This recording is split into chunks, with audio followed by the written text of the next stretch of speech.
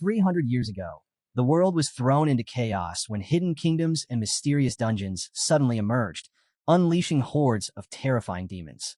These creatures declared humanity's downfall, plunging civilization into an era of destruction. But in the midst of this crisis, a new force arose, those known as job changers. These awakened individuals possessed extraordinary abilities, giving humanity a fighting chance against a monstrous invasion and pulling them back from the edge of extinction. Over time, job changers became the foundation of society, delving into these secret realms in search of power, wealth, and resources. Nations placed great importance on their training, ensuring that every citizen had the opportunity to awaken their class upon turning 18. Now, the long-awaited awakening day had arrived for a group of students. To unlock their potential, each one had to touch a glowing blue crystal. One by one, they stepped forward. Some succeeded. Li Wei from Class 3 awakened as a swordsman, while Wang Hao became a crafter. But not all were so fortunate. Wang Wei from Class 2 failed to awaken any class at all, earning the dreaded title of classless. Awakenings were divided into three main categories: combat, support, and creation. The combat category was the most coveted, as it granted the strength to battle monsters directly. In contrast, the creation category was looked down upon, as its abilities lacked direct combat potential, often leaving those who awakened it as outcasts. Excitement and tension filled the room as more students took their turns. A purple-haired student rejoiced upon unlocking the powerful magic swordsman class, while another student broke down in despair after receiving a creation-based class, knowing it would doom him to a life of ridicule. Then, all eyes turned to the next student, Jiang Chun. As he placed his hand on the crystal, something unimaginable occurred. A brilliant light exploded from the stone, sending a surge of energy soaring into the sky. The room fell silent in shock. Someone pointed at Jiang Chun, murmuring that he might be the greatest prodigy the Academy had ever seen. Whispers spread. Was this the awakening of a divine class? The crystal's glow grew even stronger, and within moments, a colossal tree of light took form in the sky, towering over the entire city.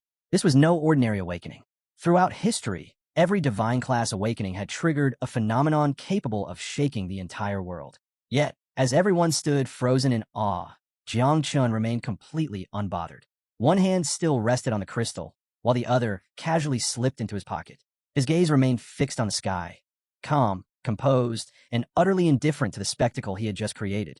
At that moment, Director Wang stepped forward, his face brimming with pride as he approached Jiang Chun. He congratulated him warmly, declaring him the Academy's greatest talent. Though he had always expected Jiang Chun to awaken a powerful combat class, he never imagined something as extraordinary as a divine rank awakening. Eager to learn more, Director Wang asked Jiang Chun about his newly awakened class. Jiang Chun turned slightly, a faint smile tugging at his lips. With a trace of amusement, he admitted that his class wasn't combat-related. The director's expression stiffened. His confident demeanor faltered as the words sank in. For a moment, he was at a loss, but he quickly regained himself and asked if it was at least a support class. Jiang Chun didn't respond immediately. Instead, he turned fully to face the director, lifting his hands to the sides. A set of ethereal, glowing plants materialized in his palms, hovering gently in the air. Then, with a calm voice, he revealed his class, the Divine Rank Creation class, Spiritual Master. He explained that his abilities revolved around enhancing plant growth and nurturing small creatures. A heavy silence fell over the hall. The astonishment on Director Wang's face deepened, his excitement from moments ago now overshadowed by concern. He let out a quiet sigh, shaking his head. No matter how rare it was, a creation class with no combat ability would always be seen as insignificant. One of the professors beside him quickly stepped forward, trying to ease the tension. He assured Jiang Chun that there was still value in his class, pointing out that spiritual masters were highly sought after in research fields. But as he spoke, he hesitated. The special recommendation they had planned for Jiang Chun was now off the table. Instead, he suggested an alternative, pursuing a research career. He even offered to help secure a different letter of recommendation. Before the professor could finish, Jiang Chun cut him off with a polite smile. He thanked him for the offer, then casually slid his hands into his pockets and walked away. He had no interest in their suggestions. Meanwhile, murmurs spread among the students. Laughter erupted as one of them turned to his friend, shaking his head in disbelief. What a joke, he scoffed. I thought he unlocked some overpowered divine combat class, but it turns out it's just a creation class. His friend smirked, raising a hand to his chin. Life's full of surprises, he mused. Everyone thought the Academy's prodigy would become a legend, but now, he's just another nobody. Jiang Chun ignored the whispers and laughter echoing behind him. With his hands still tucked in his pockets, he strode toward the exit, unaffected by the mockery surrounding him. The students continued to gossip, relishing in what they saw as a cruel twist of fate. Unbelievable, one student chuckled. Jiang Chen's been the hardest worker in the academy, always ahead of everyone. And for what? A completely useless class. Another student smirked. Meanwhile, school beauty Lin just awakened some secret combat class. She was ranked second before, but now, she might be number one. Yet, as the ridicule spread, Jiang Chun simply smiled. Just moments ago, these same people had admired him, their eyes filled with respect. Now, with a single twist of fate, they mocked him without hesitation. It was a harsh but simple truth. Strength was all that mattered in this world. As he reflected on the situation, a thought crossed his mind. Why was the creation class so despised? Raising his hand slightly, a translucent system window suddenly materialized before him. System notification. You have successfully awakened the divine rank class, Spiritual Master. But that wasn't all. Another line of text appeared beneath it. Additional awakening effect triggered. Natural calamity insect system activated. Initial mother of insects unlocked. Jiang Chun tilted his head slightly, his gaze fixed on the glowing interface. A slow smirk crept across his face. This class was anything but useless. In fact, it was exactly what he needed. His name was Jiang Chun.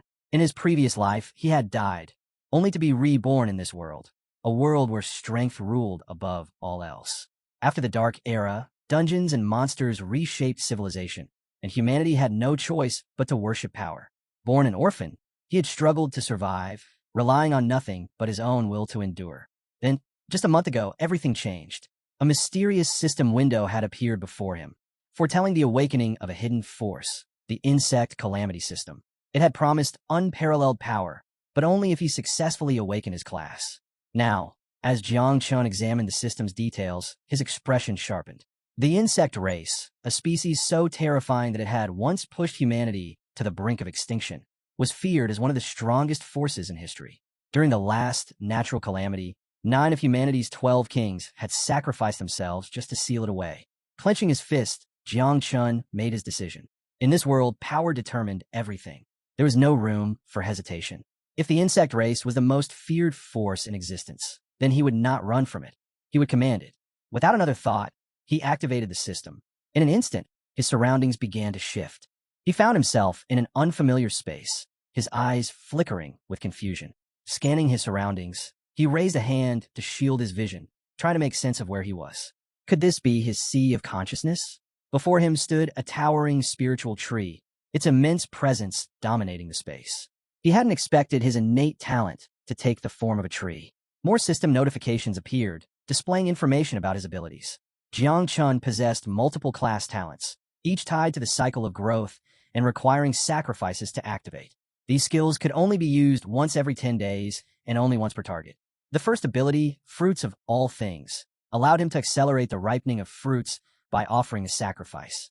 In return, a unique fruit with unpredictable effects would manifest. The second talent, Improved Growth, enhanced the growth rate of all living things by 10%. Whether it was plants, animals, or something else entirely, this ability would hasten their development. However, it came with an 8-hour cooldown. Jiang Chun rubbed his chin thoughtfully as he analyzed the system window. The system had even provided an automatic evaluation of his talents, an unexpectedly helpful feature. While these abilities weren't suited for direct combat, they could still be leveraged effectively. Just as he was weighing his options, a new prompt appeared. Would you like to summon the mother insect? Without hesitation, Jiang Chun confirmed the summon.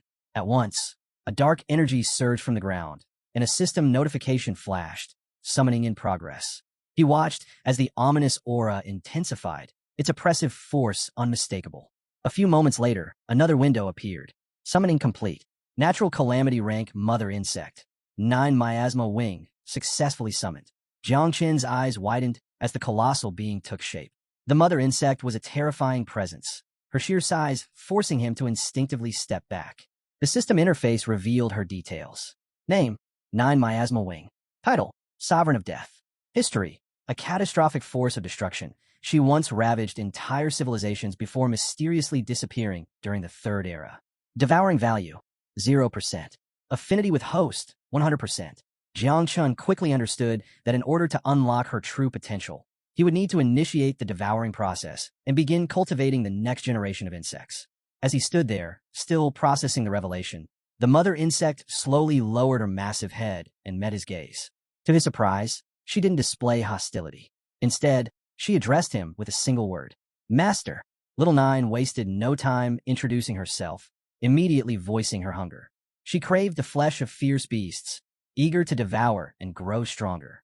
A system notification flashed before Jiang Chun, confirming that her growth rate had increased by 10%. The system also presented him with an option to enhance her using a sacrificial object. However, thanks to his unique talent, the first enhancement required no sacrifice at all. Glancing at the system window, Jiang Chun quickly made his decision. If he could upgrade her without using resources, there was no reason to hesitate. Without a second thought, he commanded the system to begin the process. A surge of radiant green light engulfed Little Nine, pulsing with powerful energy. As he watched her transformation unfold, one thing became clear: her strength depended on devouring. She would always be hungry, and keeping her satisfied would be a challenge. Suddenly, an overwhelming aura burst forth from her body, forcing Jiang Chun to brace himself. Her grotesque insect form began shifting, her exoskeleton cracking, her limbs reshaping. And then, in an instant, the monstrous being was gone. In her place stood a tall, white-haired woman clad in dark armor, exuding a chilling presence. Her cold, piercing gaze locked onto Jiang Chun as she took slow, deliberate steps toward him. Above her head, a new system window appeared, detailing her newly acquired abilities.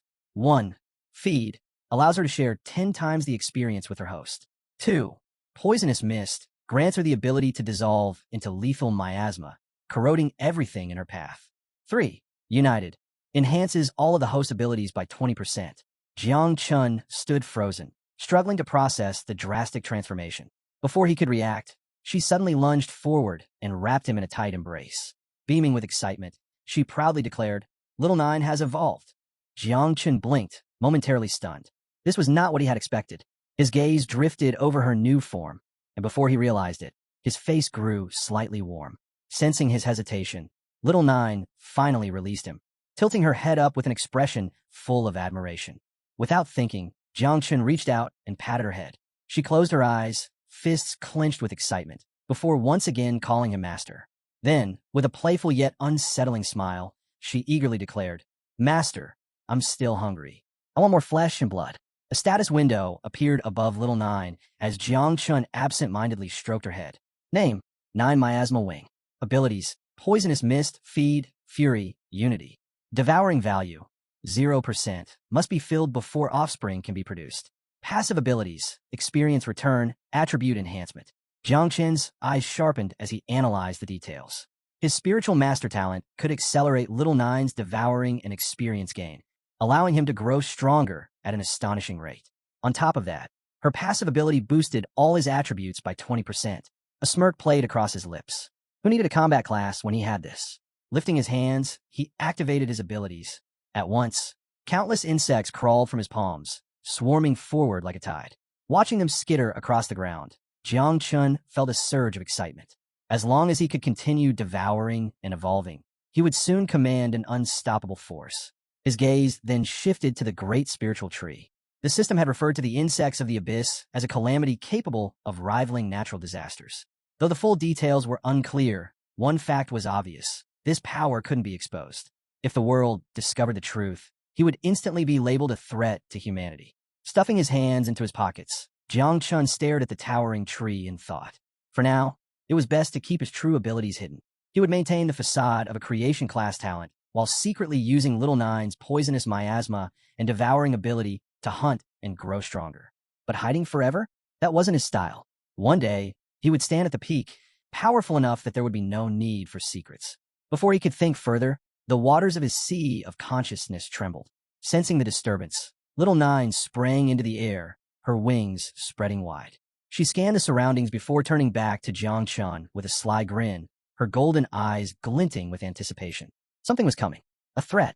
A moment later, Jiang Chun snapped back to reality, his consciousness returning to the real world. And the first thing he saw made his breath hitch. A man stood before him. He was tall, towering over Jiang Chun, with jet black hair, a rugged beard, and a long scar running over one eye. His presence was suffocating, each step forward carrying an oppressive weight. Their eyes met, and Jiang Chen's instinct screamed at him. This man was dangerous. For several tense seconds, the towering man said nothing, his sharp gaze locked onto Jiang Chen. Then, in a calm but commanding tone, he finally spoke. Was the awakening phenomenon that shook the entire city caused by you? Jiang Chen's jaw tightened. This man wasn't just strong. He was at least master rank, possibly even higher. His sheer presence was suffocating, pressing down like an invisible force. Jiang Chen instinctively became alert, scanning for any clues as to why this man had approached him. Around them, murmurs spread through the crowd. Even from a distance, the man's powerful aura radiated outward, glowing with a faint green energy. Onlookers exchanged glances, whispering about his rank. Why was someone this strong questioning Jiang Chen? Was there a conflict? The silence stretched on, the man's unwavering stare only adding to the pressure. Was he probing for a reaction? Testing him? Before Jiang Chen could respond, Little Nine suddenly appeared at his side, idly licking her finger. But the moment her golden eyes landed on the man, her expression darkened. She leaned in close, and with a voice dripping with murderous intent, muttered, "This one's a threat." Then, as if sizing up prey, she added, "But he looks delicious." Jiang Chen's pulse quickened. Something was seriously wrong. His system instantly reacted, flashing urgent warning notifications. The insect mother had identified a high-value target for devouring. Before Jiang Chen could process the situation, Little Nine shifted her stance, preparing to attack. A surge of energy exploded outward from Jiang Chen's body. A cold, sinister force rippled through the area, sending chills down the spines of everyone nearby.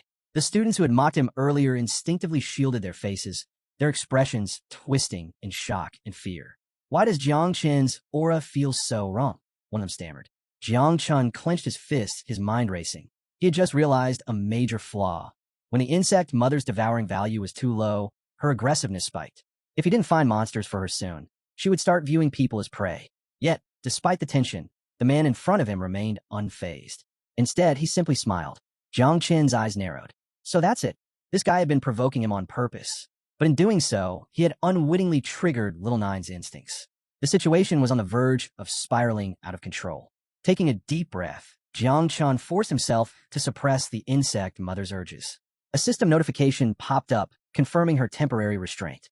But this was only a short-term fix. If he didn't start the devouring process and breed new insects soon, this would only keep happening.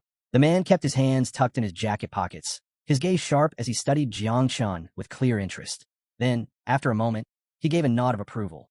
Despite having just awakened, Jiang Chen had already faced his test and even pushed back. That was no small feat. "You truly are worthy of a divine awakening," the man remarked.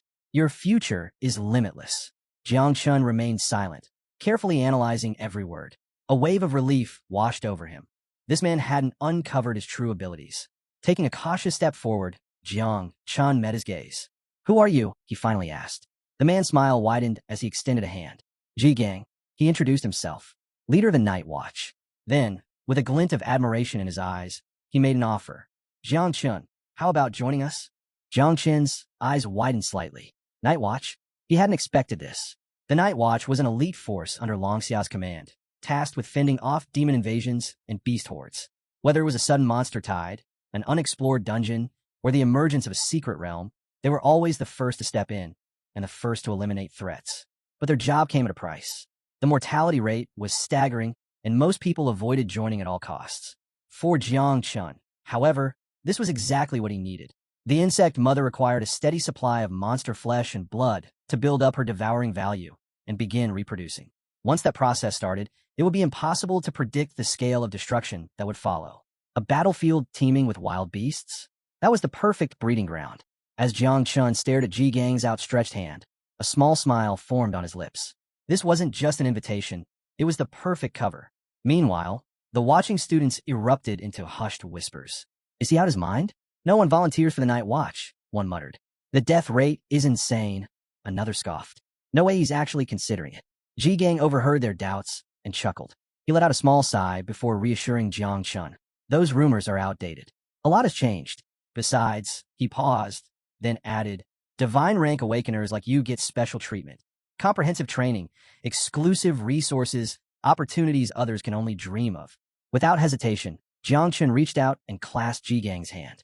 "Leader," he said firmly. There was nothing more to discuss. Looking straight into Ji Gang's eyes, Jiang Chun spoke with unwavering conviction. To restore the glory of the Night Watch, our generation must not shy away from its duty. And with that, his decision was made. He was now a member of the Night Watch. Ji Gang blinked, momentarily caught off guard.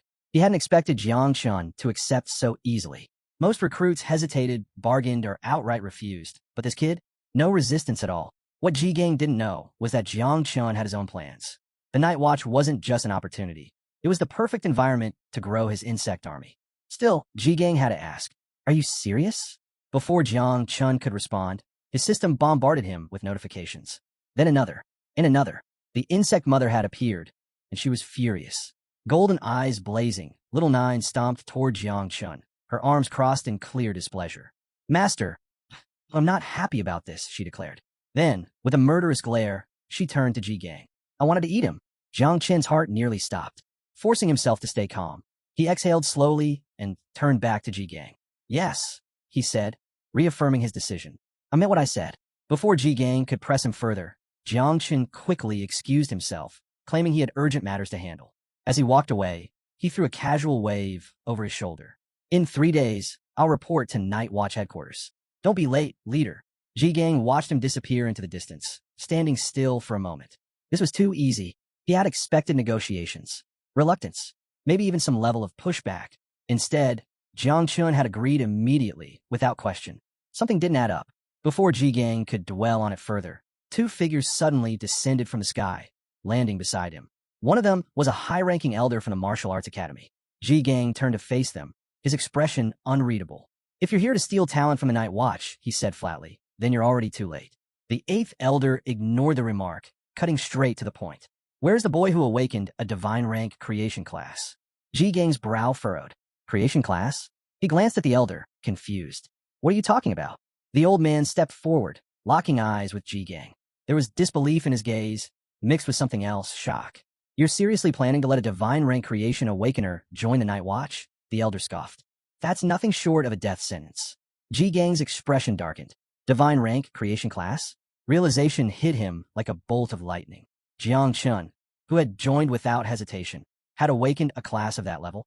Elsewhere in the city, Jiang Chun strolled through the streets, blending into the crowd when a voice suddenly called out to him. "Kid, were you the one who caused that awakening phenomenon in the main city?" He turned to see an older man, his eyes gleaming with excitement. It was Wang Yi. Jiang Chun gave a small nod. "Yeah." Before Wang Yi could say another word, a young woman with striking purple hair appeared. She placed a hand on her hip, letting out an exasperated sigh. "Lower your voice, old man," she warned. "If the wrong person hears, you might bring trouble down on yourself." Wang Yi chuckled, scratching the back of his head. "Ah, don't mind her. I just have a habit of talking too much." Jiang Chun closed his eyes briefly before offering a small smile. "It's all right, Wang Yi. There's nothing to be embarrassed about." Wang Yi studied him for a moment before exhaling softly. "Well, even if the creation class isn't suited for combat, I hear there's plenty of demand for spiritual plant cultivators. If your parents were here, they'd be proud of you." Jiang Chen's expression softened. The people in this building had helped him get by all these years. With a warm smile, he reassured them. "I won't forget any of you in the future." Wang Yi waved him off. "No need to get sentimental, kid." Then, as if suddenly remembering something, his eyes lit up. "Actually, you came at the perfect time. We're about to enter a beginner-level secret realm to gather some gear. Why don't you join us? It'll help you level up faster." Jiang Chen nodded. "Sound good. Thanks for the invite." Just then, a system notification appeared, confirming the team formation was complete. Minutes later, inside the secret realm, as they stepped through the portal, Jiang Chun took in his surroundings, hands casually resting in his jacket pockets. So this was the inside of a secret realm? Before he could take a closer look, torches lining the area flared to life, signaling that the matchmaking process was finalized. At that moment, the dungeon's monsters turned their attention toward them. They had entered the Temple of the Dead, a C-rank secret realm. A system message appeared. Guaranteed 100% drop rate for items and equipment. Experience points will be awarded upon dungeon completion. Leaving voluntarily will result in forfeiting both experience and loot. Wang Yi's expression grew tense as he observed the approaching enemies. These are undead soldiers. A bead of sweat trickled down his forehead as he processed the situation. Wait, why did the system assign us to a dungeon like this? Jiang Chun studied the advancing horde and immediately understood. This wouldn't be easy. The purple-haired girl crossed her arms, stepping forward.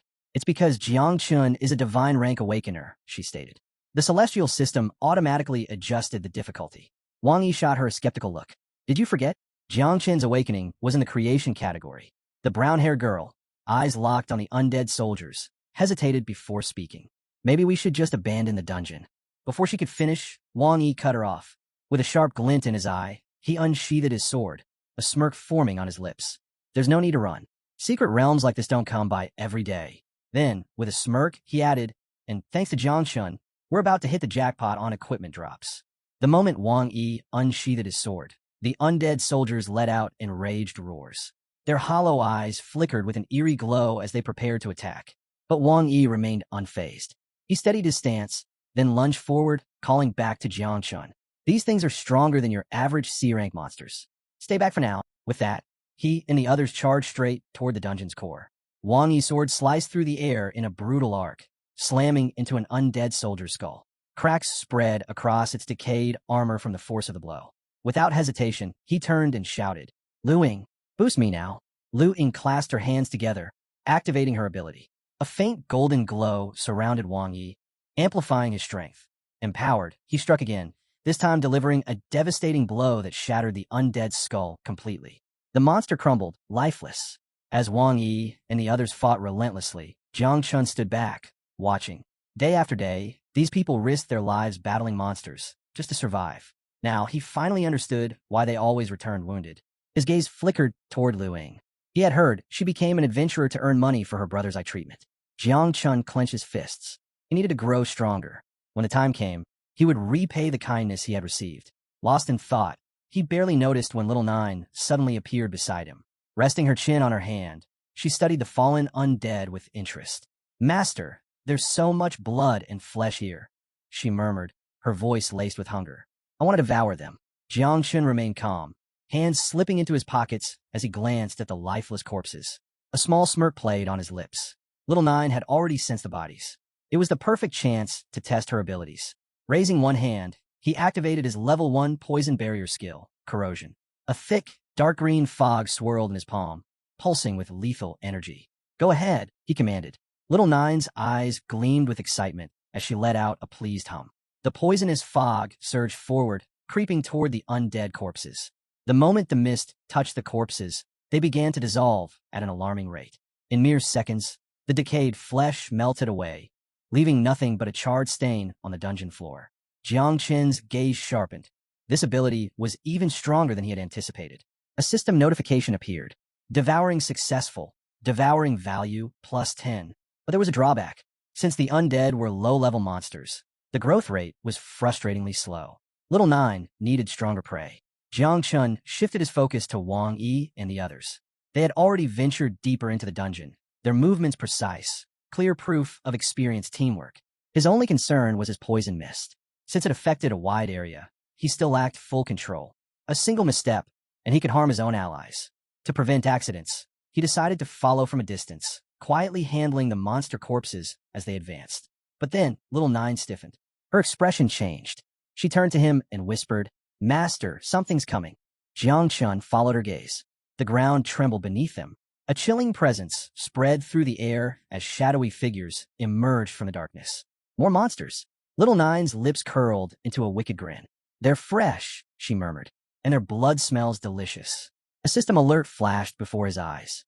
New enemy identified. Level 10 shadow lurkers. Strength, 20. Agility, 15. Defense, 10. Stamina, 5. These creatures were ambush predators, lurking in the shadows and preying on isolated targets. Jiang Qin's gaze flickered toward their names, marked in red. Did that mean their level was much higher than his? Still, when comparing raw stats, these creatures were far inferior. A status window materialized before him. Status window. Name, Jiang Chun. Title, Lord of Insects. Occupation, Divine Rank Spiritual Master. Devouring Value, Level 1. Talents, O Growth of All Things, LV.1. O Divine Evolution, LV.1. O Ancestral Tree of All Things, LV.1. Equipment, none. Companion, 9 Miasma Wing, Natural Calamity Level. Stats, O Strength, 35. O Agility, 31. O Endurance, 27. O Constitution, 20. O Combat Power, 41 stars. Abilities, O Experience Return, Passive. O Attribute Enhancement, Passive. Current devouring value, 100. Current experience, 0. Jiang Chun smirked. Time to test his skills. He turned slightly, giving Little Nine a single command. Transform into poisonous mist and follow me. Without hesitation, she obeyed. Her body dissolved into a dense, eerie fog, slithering along the ground like a living shadow. The shadow lurkers lunged. Jiang Chun remained unfazed, his expression calm. He lifted his hand, allowing Little Nine's poisonous mist to swirl around his palm. He waited. The moment the creatures closed in, he moved. With a sudden burst of speed, he dashed forward. The shadow lurkers struck first, but he slipped through their attacks effortlessly, weaving between their claws with precise movements. As he passed, he lightly brushed his hand against their bodies. A second later, the monsters froze. Their heads jerked toward the spots where he had touched them, confusion flickering in their glowing eyes. The poison had already begun to spread. Jiang Chun came to a stop, smirking. Then, with deliberate slowness, he extended his hand and clenched his fist. The poisonous mist thickened instantly, seeping deep into their bodies. Screeches of agony echoed through the dungeon as their forms withered and melted into nothingness. Jiang Chun simply watched, silent and unmoved. A series of system notifications flashed before him. Shadow Lurker defeated. Special points plus 200. Devouring value increased. He glanced at the fading remains of the creatures and let out a quiet chuckle. They didn't even stand a chance. His devouring value was skyrocketing. This was exactly the kind of growth he needed. Just as he was mulling it over, Little Nine materialized from a mist, golden eyes glowing with anticipation. Master, she purred, more blood food has arrived. Jiang Chen's smirk disappeared. From the darkness, even more shadow lurkers emerged. He stood motionless, hands tucked into his pockets, his gaze sharpening as he assessed the approaching creatures. Then a thought crossed his mind, Wang Yi and the others. His eyes narrowed. If this many monsters were lying in wait here, how many more were lurking deeper inside the dungeon? A sliver of unease settled in his mind. He needed to check on them. Without hesitation, he made a decision. This fight needed to end quickly. Little Nine, he called, his voice calm but firm. Can you handle them? In response, Little Nine's lips curled into a wicked grin. Her form shifted, emerging from a mist, her presence radiating amusement. Extending a hand toward the incoming creatures, she let out a playful hum. Leave them to me, master. These things are nothing more than weak prey. Several minutes later, Jiang Chun arrived at Wang Yi's location. The moment he saw the scene before him, his expression darkened. Wang Yi was badly injured, blood trickling down his face. He and Lu Ying were completely surrounded. Wang Yi gritted his teeth, gripping his sword with both hands, while Lu Ying raised her arms, ready to activate her ability. But the monsters weren't letting up. They kept advancing, their sheer numbers overwhelming. Wang Yi clenched his jaw, eyes locked onto the approaching horde. They're getting stronger, he muttered. At this rate, we're not making it out of here. His grip tightened on his sword before he turned to Lu Ying, his expression grave. Find Jiang Chun and leave. I'll hold them off. Lu Ying's eyes widened in shock. What are you talking about? She protested. Before he could respond, a sudden blur of movement caught his attention. An undead soldier had slipped past their defenses. Its rusted sword gleamed as it slashed through the air, heading straight for Wang Yi's head. He sensed it immediately, but it was too fast. As he spun around, a chilling realization hit him. It was too late to block. Then, a thick, dark mist erupted. The poisonous fog wrapped around the undead soldier in an instant, corroding its body at a terrifying speed.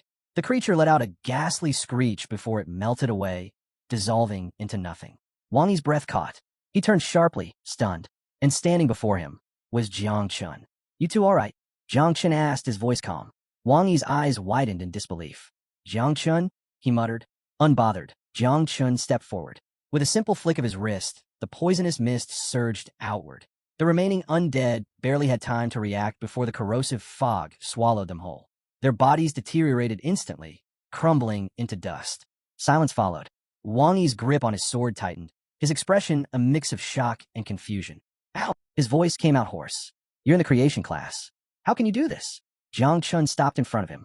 Energy pulsed faintly around him as he met Wang Yi's gaze with a knowing smile. I have a hidden ability called Poisonous Mist. To demonstrate, he raised his hand again. A thick, deadly fog coiled around his palm before expanding outward, consuming the last remnants of the undead in its path. But he wasn't done yet. His gaze shifted to Lu Ying and Yi Qian. Take Wang Yi and head for the portal. He's too injured to keep fighting. I'll cover your escape. The group froze. Lu Ying's eyes widened in shock. Wang Yi clenched his jaw. Even if you're a divine rank awakener. This is insane, Jiang Chun, he snapped. Luing quickly nodded in agreement. You should be coming with us, not staying behind alone. As they tried to reason with him, Yi Qian remained silent, raising a hand near her lips as if deep in thought. Jiang Chun turned away from them. His aura flared, sending waves of power rippling through the air. Then, without fully turning back, he glanced over his shoulder. Relax, he said smoothly. I'll be fine. And with that, he stepped forward alone. With each step, his energy intensified, a quiet force of power as he advanced toward the approaching monsters. Just then, a system notification rang out across the secret realm. Alert! Final level conditions met. The boss of the secret realm is now being summoned. Wang Yi's eyes widened. At the same time, he watched Jiang Chun moving deeper into the battlefield, closing in on the horde of undead soldiers. His instincts screamed at him to stop the boy, but before he could speak, Luing cut in. She turned to him, her expression steady yet resolute. Jiang Chun isn't reckless, she reminded him. Trust him. Wang Yi hesitated, but after a moment of thought, he sighed in defeat. With a flick of his wrist, he tossed his sword toward Jiang Chun. Take this, he said. Just make sure you return it later. Jiang Chun caught the weapon with ease, his grip firm. A smirk tugged at his lips. Don't worry, he replied. I'll bring it back. A system notification appeared.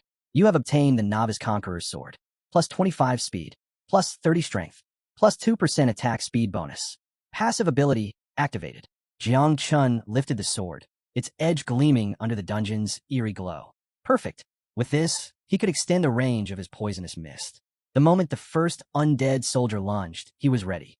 The toxic mist curled around the blade as he moved, its dark energy seeping into the metal.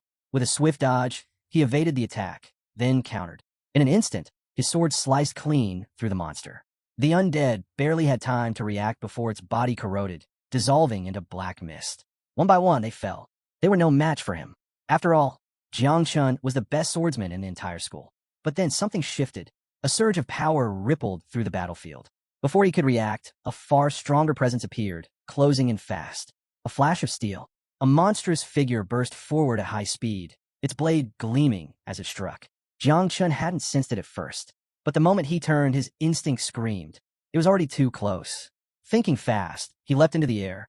The enemy's sword slammed into the ground beneath him, splitting the earth with a violent crack. Jiang Chun landed safely, but the enemy wasn't finished. Burning red eyes locked onto him, the monster gripping its sword even tighter. Then, in a split second, it attacked again. Jiang Chun barely raised his weapon in time. The impact was brutal. A powerful shockwave tore through his arms, sending a deep, jarring pain straight to his bones. Then, a sickening crack echoed through the battlefield. Jiang Chun's eyes widened. The Novice Conqueror's sword had snapped in half. The sheer gap in strength was overwhelming. The force of the attack sent him flying backward, but he quickly twisted midair, regaining control before landing in a sharp skid. He glanced down at the broken blade in his grip. The boss wasn't his biggest concern right now. The real problem? Explaining this to Wang Yi. Before he could process further, a system notification popped up. Boss monster, Undead King, level 15. Jiang Chun slowly lifted his gaze. And there it was. The Undead King stood before him, towering, clad in ominous black armor, skeletal fingers gripping a massive sword. Its hollow eyes met Jiang Chun's, radiating pure, killing intent. Then, its entire body trembled. In an instant, it vanished. Jiang Chun's pulse spiked. Where did it? Before he could react, an ice-cold presence appeared behind him. His instinct screamed. He spun around and froze. The Undead King was right behind him. Sword raised. Attack incoming. For the first time, a flicker of unease crept into Jiang Chun's mind. How? He muttered. How's it this fast? His body tensed. His thoughts raced. Then, gritting his teeth, his gaze hardened. He shouted one name. Little Nine. Just as the Undead King's blade came down, she appeared. With a swift motion, she caught the sword in her bare hand. Golden eyes burned with intensity as she met the Undead King's gaze. A dangerous glint flickered across her face before she turned to Jiang Chun. Master, may I eliminate him? She asked, almost too eagerly. Jiang Chun didn't hesitate. Do it. Little Nine's grin widened. Then, without so much as a flinch, she crushed the Undead King's sword with her bare hand. A massive shockwave erupted, rattling the battlefield. Extending her arms slightly, her aura surged outward in violent waves. Sensing the shift in power, the Undead King tensed. Weaponless, it had only one option left. Fight with its fists. Seizing the moment, it lunged at full speed, aiming for a decisive strike. But just as its attack was about to land, Little Nine's eyes snapped open. Her entire presence changed. The battlefield flooded with murderous intent. Then, from her back, razor-sharp tentacles burst forth. She had switched to pure offense. The undead king never stood a chance. Little Nine's tentacles lashed out like blades, cutting through its body with ruthless precision. First, she severed its left arm, then the right. Finally, with a single swift strike, she decapitated it. Without hesitation, she skewered the severed head on one of her tentacles and turned away, showing no interest in the corpse that collapsed behind her. Silence filled the battlefield. Jiang Chun stood motionless, watching in awe. A secret realm boss had just been annihilated, and yet Little Nine had remained completely unfazed. He couldn't help but smile. There was no doubt in his mind anymore. She was a monster. But before he could let his guard down, a bright energy crystal materialized in the air before him. His eyes narrowed. What is that? The crystal hovered, then suddenly began absorbing magic from the countless corpses strewn across the battlefield. His heart pounded as he realized something was terribly wrong. Within moments, the crystal pulsed violently, and an enormous figure emerged, towering over them at 20 times their size. A system notification flashed before his eyes. True boss identified. Undead tyrant. The undead tyrant slowly lifted its head, glowing red eyes locking onto them, its sheer presence sending a wave of dread through the air. Jiang Chun clenched his fists. So this was the real boss all along? Then his gaze shifted back to the crystal inside the creature. That was the key. Gritting his teeth, he shouted, Little Nine, destroy the energy crystal inside it. But before she could act, the undead tyrant let out a deafening roar and swung its massive mace down toward her. In an instant, she vanished. Using the force of the attack, she propelled herself off the wall, dodging with ease as the mace slammed into the ground, shattering it into countless pieces. Jiangchen barely had time to react before the giant raised its weapon again and swung. Little Nine leapt into the air, avoiding the attack just as the earth split apart beneath her. Still midair, her gaze turned cold. Without hesitation, she unleashed her tentacles, razor-sharp, and aimed straight for the undead tyrant's massive body. But to Jiang Chen's shock, the creature dodged effortlessly. His breath caught. This thing, it's huge. Yet, somehow it was unbelievably fast. He clenched his fists, his mind racing for a strategy. Then, his eyes landed on something. Several plants scattered among the debris. A chance. This was their only shot. The undead tyrant was too fast, its sheer power devastating. Every swing of its mace carried enough force to shatter the ground beneath it. Right now, it rampaged like an uncontrollable beast, its movements wild and destructive. But that also meant it had a flaw. Little Nine struck again, her razor-sharp tentacles slicing through the air, but the undead tyrant spun with inhuman speed, dodging effortlessly. Using that momentum, the massive creature lunged forward, its massive form thundering toward Jiangchun like an unstoppable force. His heart pounded. It was moving too fast. And then it leapt. Jiang Chen's head snapped up, his instincts screaming danger as the monstrous figure soared toward him, its mace clutched tightly in both hands. This was bad. But then he felt it, deep beneath the battlefield, hidden within the soil, lay dormant roots waiting to be awakened. This was his moment. The undead tyrant plunged toward him, its overwhelming force about to crash down. But Jiang Chun stood firm. He waited just a little closer. Closer. And then now, his hand shot toward the ground, and a glowing green symbol flared in his palm as he activated his spiritual master talent. In an instant, the hidden spiritual roots erupted from the earth. For massive roots surged upward, piercing straight through the undead tyrant's body, suspending it midair. The creature let out an ear-splitting roar, struggling violently, but it was already over. It was trapped. Jiang Chun stood tall, his hands still raised, radiating absolute control. His aura flared, his gaze burning with sharp determination. Without turning, he spoke, Little Nine, it's your turn. In a blink, she moved. She landed atop the immobilized beast's head, pressing one hand firmly against it while the other extended forward, claws gleaming under the dim battlefield light. Her gaze locked onto the helpless creature, her intent murderous. Understood, master. The undead tyrant's glowing red eyes widened in realization. It knew what was coming. Panic flickered across its monstrous face as it struggled, desperate to escape. But it was too late. Before it could react, Little Nine struck. A vicious grin spread across her face as she drove her claws deep into the undead tyrant's chest. Then, with a swift flick of her tentacles, she ripped its massive body clean in half. The spiritual roots crumbled away, their purpose fulfilled, and the monster's remains crashed to the ground in a ruined heap. Jiang Chun exhaled slowly, lowering his hand as he gazed at the fallen boss. For the first time, true pride swelled within him. This battle had proven something important. His abilities weren't just for support. If used correctly, he could command the battlefield just as well as any frontline warrior. Just as that thought settled, a system notification flashed before him. Growth acceleration is now on cooldown for 8 hours. The spiritual roots gradually faded, sinking back into the earth as the battlefield returned to silence. And then, from the undead tyrant's remains, a core emerged, pulsing faintly with lingering energy. Jiang Qin's gaze sharpened. Without a moment's hesitation, he lunged forward, seizing the core before it could escape. His fingers tightened around it, and with a single decisive motion, he crushed it into dust. As the fragments scattered to the ground, he stared at his palm, his expression cold and unwavering. The battle was finally over. The silence was quickly broken by a flurry of system notifications. Congratulations! You have cleared the C-rank Secret Realm, Temple of the Undead. A moment later, the system began calculating individual contributions. After a few seconds, the final rankings appear before him. Jiang Chun, Level 0, Spiritual Master, S rank. Wang Yi, Level 12, Swordsman, B rank. Lu Ying, Level 11, Warlock, A rank. And Lin, Level 10, Boxer, B rank. With the rankings finalized, the heavenly system proceeded to generate team rewards. A glowing system window materialized before Jiang Chun, displaying several weapon options. 1 dagger, 2 scepter, 3 heavy axe, 4 light axe, 5 hammer. As the spiritual roots fully disappeared beneath the soil, Jiang Chun studied the selection screen, lost in thought. After a brief pause, he reached forward and selected the dagger. A new notification appeared.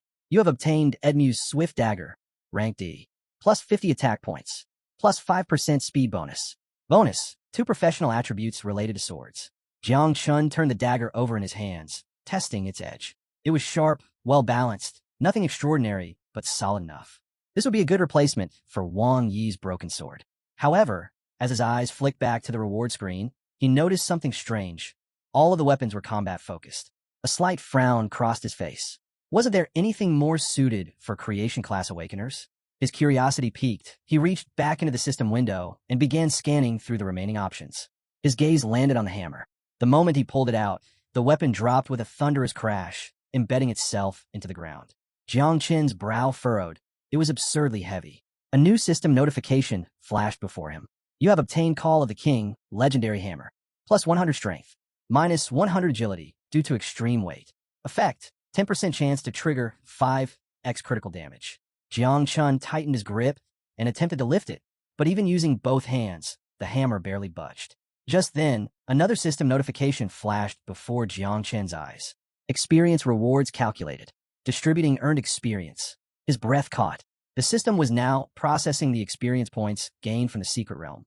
Within moments, he felt a surge of energy course through his body, a powerful transformation taking place. The weight of the hammer in his grip began to shift, growing lighter and lighter, until within seconds, he could lift it effortlessly. A new notification appeared. United ability activated. All attributes increased by 20%. A powerful aura enveloped Jiang Chun as his strength surged. With one hand, he casually held the massive hammer, while the other slipped into his pocket as if the weapon weighed nothing at all. He studied the hammer in his grip, testing its balance. Thanks to Little Nine's passive ability, his level had skyrocketed to level 6. And with that increase, the effects of United had amplified even further. Not only had all his attributes been boosted, but his physical combat prowess was evolving alongside his rising level. As he stood there, deep in thought, Little Nine suddenly tugged at his shirt, snapping him back to reality. She pointed at the glowing system window, eyes shimmering with curiosity, and asked if she could eat everything inside. Jiang Chun set the hammer down and met her eager gaze. After a brief moment of consideration, he shook his head. The equipment was meant for Wang, Yi, and the others to sell for money. If she devoured it all, she'd probably end up with a terrible stomachache. Hearing this, Lil Nine pouted. She placed one hand behind her back while touching her lips with the other, clearly disappointed. But her mood quickly shifted as her gaze landed on the massive corpse of the undead tyrant. Her eyes sparkled with renewed interest as she turned back to Jiang Chun, her voice filled with anticipation. Could she eat that instead? Jiang Chun had nearly forgotten about the boss's remains. The devouring value was too valuable to waste. His aura flared slightly as he turned to the towering corpse, considering her request. In the end, he gave a simple nod. It was hers to claim, after all. Without hesitation, Little Nine approached the enormous carcass. Jiang Chun observed her closely, realizing just how massive the undead tyrant truly was. If she relied on her poisonous mist to break it down, the process might take a while. But then, without warning, she stretched out her arms, closed her eyes, and murmured something about digging. Her body trembled for a brief moment before shifting.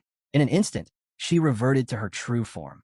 Now, standing in her monstrous, natural state, she locked onto the undead tyrant's remains with a ravenous gaze. Then, with a single, earth-shaking motion, she lunged forward. The sheer scale of her true form was beyond comprehension. Compared to her, the undead tyrant suddenly seemed insignificant. A chill ran down Jiang Chen's spine as he watched. With a deep, guttural roar, Little Nine sank her fangs into the corpse, devouring it with terrifying speed. The sheer force of her feeding sent powerful gusts of wind surging through the battlefield, scattering debris in every direction. Jiang Chun took advantage of the chaos, swiftly retrieving all the equipment from the system window before anyone could notice. With his hammer in one hand, he raised the other to shield his face from the forceful winds stirred by Little Nine's relentless feeding. Her deafening roar echoed through the battlefield, and for a brief moment, he couldn't help but think. If this had happened in the main city instead of a secret realm, there would have been no way to hide the commotion. As the last remnants of the undead tyrant vanished, a new system notification appeared, awarding Jiang Chun 400 devouring points. He peeked out from behind his arm, watching as the devouring value surged. As expected, consuming a boss-level creature provided a massive boost. If they wanted to push it even further, they would need to take down more monsters of this caliber. Before he could dwell on the thought, the sound of approaching footsteps snapped him back to reality. His expression tensed. Wang Yi and the others were on their way, no doubt drawn in by the noise Little Nine had caused. He quickly checked the devouring value. 8,876 points. So close to being full. Without hesitation, he rushed over to Little Nine, urging her to revert to her humanoid form before the others arrived. Grinning playfully, she nodded. Understood, Master. Jiang Chun sighed. What a waste. If only they had a little more time. Moments later, Wang Yi and the others reached them. Their eyes swept over the battlefield, immediately taking in the scattered equipment. Clear proof that Jiang Chun had taken down the boss on his own. Not wanting to draw unnecessary attention, Jiang Chun casually explained that his sword had broken during the fight, but to make up for it, he handed Wang Yi a dagger. The swordsman accepted it without hesitation, his expression shifting when he realized it was a rare item. Instantly, any concern over his damaged sword disappeared. This was more than a fair trade. Meanwhile, Lu Ying picked up a necklace from the loot and inspected it closely. After a brief pause, she remarked that it was also a rare item, something that would fetch a high price. On the other hand, Yi Qian was still in shock. She demanded to know how Jiang Chun had managed to defeat the boss by himself. Jiang Chun scratched the back of his head, offering a nonchalant answer. His poison just happened to be especially effective against monsters like this. But even as he spoke, his expression darkened slightly. The secret realm had now been fully cleared, meaning it wouldn't refresh again. If he wanted to continue increasing his devouring value, he would have to seek out another powerful boss. The desert seemed like the next logical destination. Wang Yi studied him for a long moment before letting out a quiet sigh. It was a shame. Someone like Jiang Chun, who had defeated a boss monster despite not even being level 1 yet, would be unbelievably strong once he truly started leveling up. If only he weren't heading toward the research department. Curious about Jiang Chen's next move, Wang Yi couldn't help but ask about his plans. Turning to him with a smile, Jiang Chen admitted he hadn't mentioned it before to avoid causing unnecessary worry, but he was preparing to join the Night's Watch. The revelation stunned Wang Yi. He immediately pressed for confirmation. Was Jiang Chen truly serious about enlisting in the Night Watch? Without hesitation, Jiang Chun placed a hand on his head and nodded. He would be leaving in 3 days. But before that, he intended to increase his level, which meant heading into the wilderness soon. The response sent a wave of shock through the group. Yi Qian covered her mouth, her eyes widening in disbelief, while Lu Ying reached out with a concerned expression. She warned him that the wilderness was far too dangerous, but before she could finish, Jiang Chun cut her off. Clenching his fist, he allowed a faint wisp of Little Nine's poisonous mist to seep through his palm. His voice was calm but resolute. He knew exactly what he was doing. Instead of worrying about him, they should be worrying about the real problem, the monsters lurking beyond the city's borders. Later that day, a few hours after their conversation, Jiang Chun boarded a train bound for the outskirts of the city. As it gradually slowed to a stop, the conductor's voice echoed through the carriage, announcing that all travelers heading into the wilderness should disembark. Stepping off the train, Jiang Chun pulled his cloak tightly around himself to avoid drawing attention. He paused, scanning his surroundings. Ahead, a long bridge stretched out before him, crowded with awakeners preparing for their respective journeys. The energy in the air was heavy. Some were eager, others tense, but all shared the same purpose: survival. Ever since awakening his system, Jiang Chun had noticed an unusual change in his appetite. He was constantly hungry. But what intrigued him even more was that, despite the unstable nature of his devouring value, he had discovered a curious pattern. His value increased slightly whenever he ate. Testing the theory once again, he pulled out a loaf of bread and took a bite. As he chewed, his system flickered, and sure enough, his devouring value ticked up by 2 points. Just then, Little Nine materialized beside him. She glanced at the bread in his hand, grimaced, and put a hand near her mouth in disgust. Her unimpressed expression said it all. His food looked terrible. Jiang Chun smirked at her reaction. If she was this picky, he would have to find something better for her. Without wasting time, he summoned a map and unfolded it, allowing Little Nine to look on as well. He hadn't expected Wang Yi to be so generous. Aside from leaving him with most of the equipment, he had also provided 2 invaluable gifts: a storage ring and a detailed map of the region. Considering that Jiang Chun was heading straight into the desert, these items would be critical for his survival. As Jiang Chun strode across the bridge, Wang Yi's warning echoed in his mind. The wilderness was deeply influenced by the Heavenly Way, a force that rendered all electronic devices useless. Out here, it was almost like an apocalyptic wasteland, where monsters roamed freely, constantly migrating between their nests. Even the most detailed maps had an extremely short lifespan. Without up-to-date intelligence, tracking down monsters, let alone powerful boss creatures, was nearly impossible. Glancing at the map Wang Yi had given him, Jiang Chun took note of the dominant creatures in the area. Firebirds and thunder rhinoceroses were the most common, their movements easily traceable due to their sheer size and elemental abilities. However, his eyes lingered on a particular section marked with a question mark.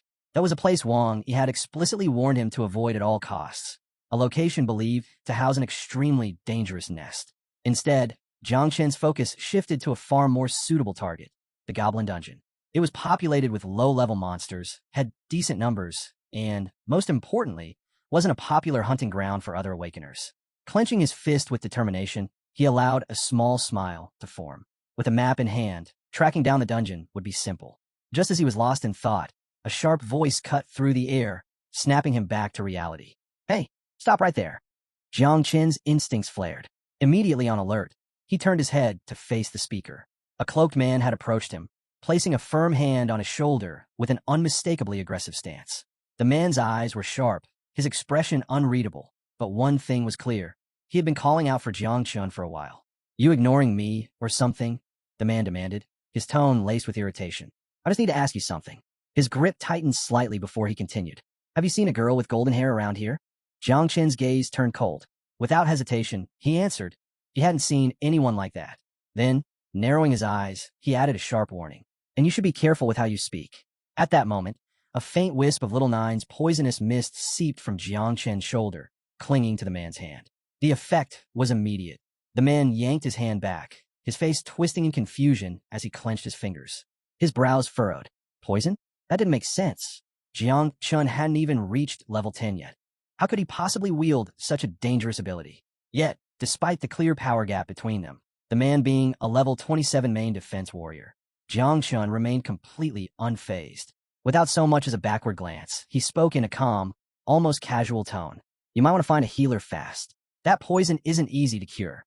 Then, with a smirk, he added, "And next time, take better care of your brain." With that, Jiang Chun turned and walked away, leaving the man standing there, teeth clenched, uncertainty flickering in his eyes. The man's face twisted with fury, his teeth clenched, and his eyes burned with rage as he barked after Jiang Chun, demanding to know who had given him permission to walk away. Jiang Chun paused mid-step. Slowly, he turned his head, his gaze now laced with a murderous intensity. The air around them grew unervingly heavy, suffocating. The man took a step forward, his aura flaring with power as he sneered, eyes locking onto Jiang Chun. "How dare you lay a hand on a Shao family?" Jiang Chun narrowed his eyes. The Shao family? Could this guy be talking about that Shao family, the one from the Battle of Heaven? Before he could fully process the thought, the man lunged forward, his full strength behind the attack. But Jiang Chun had already predicted his move. Just as the man's fist came crashing down, Jiang Chun sidestepped, leaping away in one smooth motion. The ground beneath them shattered on impact, sending debris flying, in every direction. Still airborne, Jiang Chun lifted a hand in front of his face, his gaze darkening as he studied his attacker. What exactly did the Shao family want from him?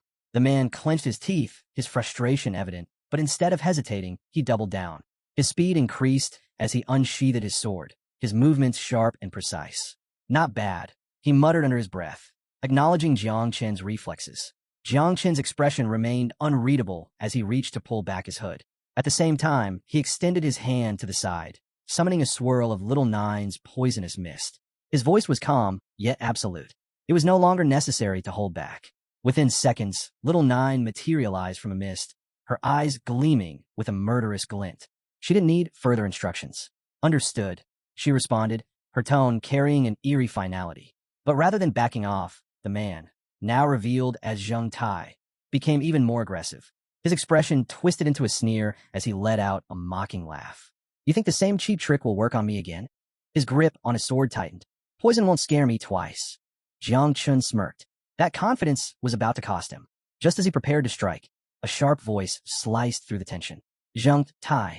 The name echoed through the air like a thunderclap. Zheng Tai froze. His entire demeanor shifted in an instant. The raw fury in his expression faded, replaced by something dangerously close to fear. Slowly, he turned his head, his jaw clenched so tightly that veins bulged along his temple. Jiang Chen didn't move. Who was this? A man with striking blue hair, dressed in a hooded cloak, had appeared behind Zheng Tai. His presence alone carried a weight of authority, his sharp eyes locking onto Zheng Tai like a predator eyeing weak prey. His expression was ice-cold, but his voice was laced with irritation as he demanded, "What the hell are you doing here?" His eyes flickered with barely restrained anger. "I told you to find someone, not start a damn scene." Zheng Tai visibly trembled. He opened his mouth to explain himself, but before he could utter a single word, the blue-haired man scoffed and turned away slightly. "Trash," he muttered, his voice filled with disgust. "All you do is cause problems." Zheng Tai's fear spiked. He barely had time to react before a brutal uppercut smashed into his chin. Blood spurted from his nose as he stumbled backward, gasping in pain. Jiang Chun watched the exchange in silence. This man wasn't just affiliated with the Shao family. He was someone with real authority. Someone far above Zheng Tai. The blue-haired man's energy flared ominously as he fixed Zheng Tai with a sharp, deadly glare. "You're nothing but a dog of the Shao family. You have no right to even speak our name." Zheng Tai, still dazed from the hit, could do nothing but tremble. Then, realizing there was no other option, he dropped to his knees, bowing his head in submission. His voice shook as he apologized profusely, swearing that he wouldn't make the same mistake again. Now that the confrontation had de-escalated, Jiang Chun calmly pulled his hood back on, his expression unreadable as he observed the two men. Something was off. He had never sensed the blue-haired man's presence before. That alone told him all he needed to know. This guy was far more dangerous than the so-called warrior he had just dealt with. As Zheng Tai shakily got back to his feet, the blue-haired man turned his attention toward Jiang Chun. His tone, surprisingly, was polite. "Apologies," he said smoothly. "My dog has a bad habit of biting things. Consider this a formal apology. I'd be happy to make amends." Jiang Chun didn't even hesitate. "No need," he replied simply. The man smiled, taking a step closer. "Are you heading to the desert?" His aura subtly intensified, his gaze locking onto Jiang Chen's. "Want to travel together?" For a long moment, Jiang Chun said nothing. Then, without a word, he turned his back and walked away. The blue-haired man watched him go, his expression unreadable. He didn't try to stop him, nor did he seem offended. Instead, he found Jiang Chun interesting. He already knew the truth. Jiang Chun had awakened the divine class ability known as Spiritual Master. Once Jiang Chun had disappeared into the distance, Zheng Tai hesitantly approached, his voice cautious. "Should I keep searching for the target?" The man barely glanced at him before shaking his head. "No, by the time you find her, it'll already be too late." His tone was cold yet certain. "Besides, I already have a clue. The girl escaped the city. She's probably trying to cross the desert to reach the next station." With that, he raised a hand and pulled down his hood, revealing his full face. As he began walking away, he gave one final order: make sure she never arrives. Zheng Tai pressed both hands against his chest, lowered his head, and closed his eyes in submission. "Understood," he responded solemnly. The world had changed. Once, humanity had spread across the planet, building vast cities and civilizations. But with the arrival of the awakened era, everything was upended. Waves of beasts, secret realms, and dungeons emerged, invading human territories. Ancient settlements were either abandoned or repurposed into fortresses designed to withstand chaos. Now, only the awakened, those who sought strength, ventured into these forsaken lands, fighting monsters to level up and claim wealth. These perilous regions were now known as the Wildlands. Jiang Chun moved steadily through the desolate ruins, occasionally encountering mutant rats scurrying in the shadows. Hours passed, and eventually, he arrived at a crumbling, abandoned sector of the city. He paused, scanning his surroundings. Did I get lost? His original destination was the Goblin Beast's nest, but after what felt like an eternity of walking, the sun had already set, and he still hadn't reached it. Meanwhile, Little Nine, who had grown increasingly restless from hunger, took matters into her own hands. She hunted down a stray rat, perched herself atop Jiang Chen's head, and took a bite. But the moment she tasted it, her expression twisted in pure disappointment. Chewing slowly, she reached a heartbreaking realization. Not all food was worth eating. Jiang Chun continued onward, but something became increasingly clear. The monsters here were weak. None of them provided a meaningful boost to his devouring value. If he didn't find a proper beast boss nest soon, this entire trip would be a waste. And with his impending enlistment into the Night Watch, he couldn't afford to waste time. Lost in thought, his expression darkened. Then, without warning, the sky shifted. Heavy storm clouds rolled in, plunging the ruins into darkness. Within seconds, rain began to fall. Jiang Chun extended his hand, allowing the raindrops to collect in his palm. Immediately, he sensed something unusual. The rain carried traces of magical fluctuations. His eyes flickered with intrigue. This wasn't ordinary rainfall. It was proof that beast slayers had been operating nearby. A mistake in navigation had led him straight to what he had been looking for, the beast nest. Now, all that remained was hunting down a monster strong enough to finally fill his devouring bar. At that moment, something in the darkness stirred. A giant spider had been lurking nearby, and now it had sensed his presence. Moving slowly, it descended from the shadows, its many gleaming eyes locking onto Jiang Chun with unmistakable killing intent. Jiang Chun turned his head, meeting the creature's piercing gaze. The two stared at each other in tense silence. Then, Little Nine materialized beside him, her sharp eyes narrowing. Her voice was calm, yet laced with anticipation. Do you want me to handle it? Jiang Chun lifted his chin slightly, studying the monster before him. Despite its massive size, its actual level wasn't high. It was just big. Without breaking eye contact, he responded calmly, no need. As if taking those words as a challenge, the spider slammed into the ground with a heavy thud, its razor-sharp legs flexing as it prepared to strike.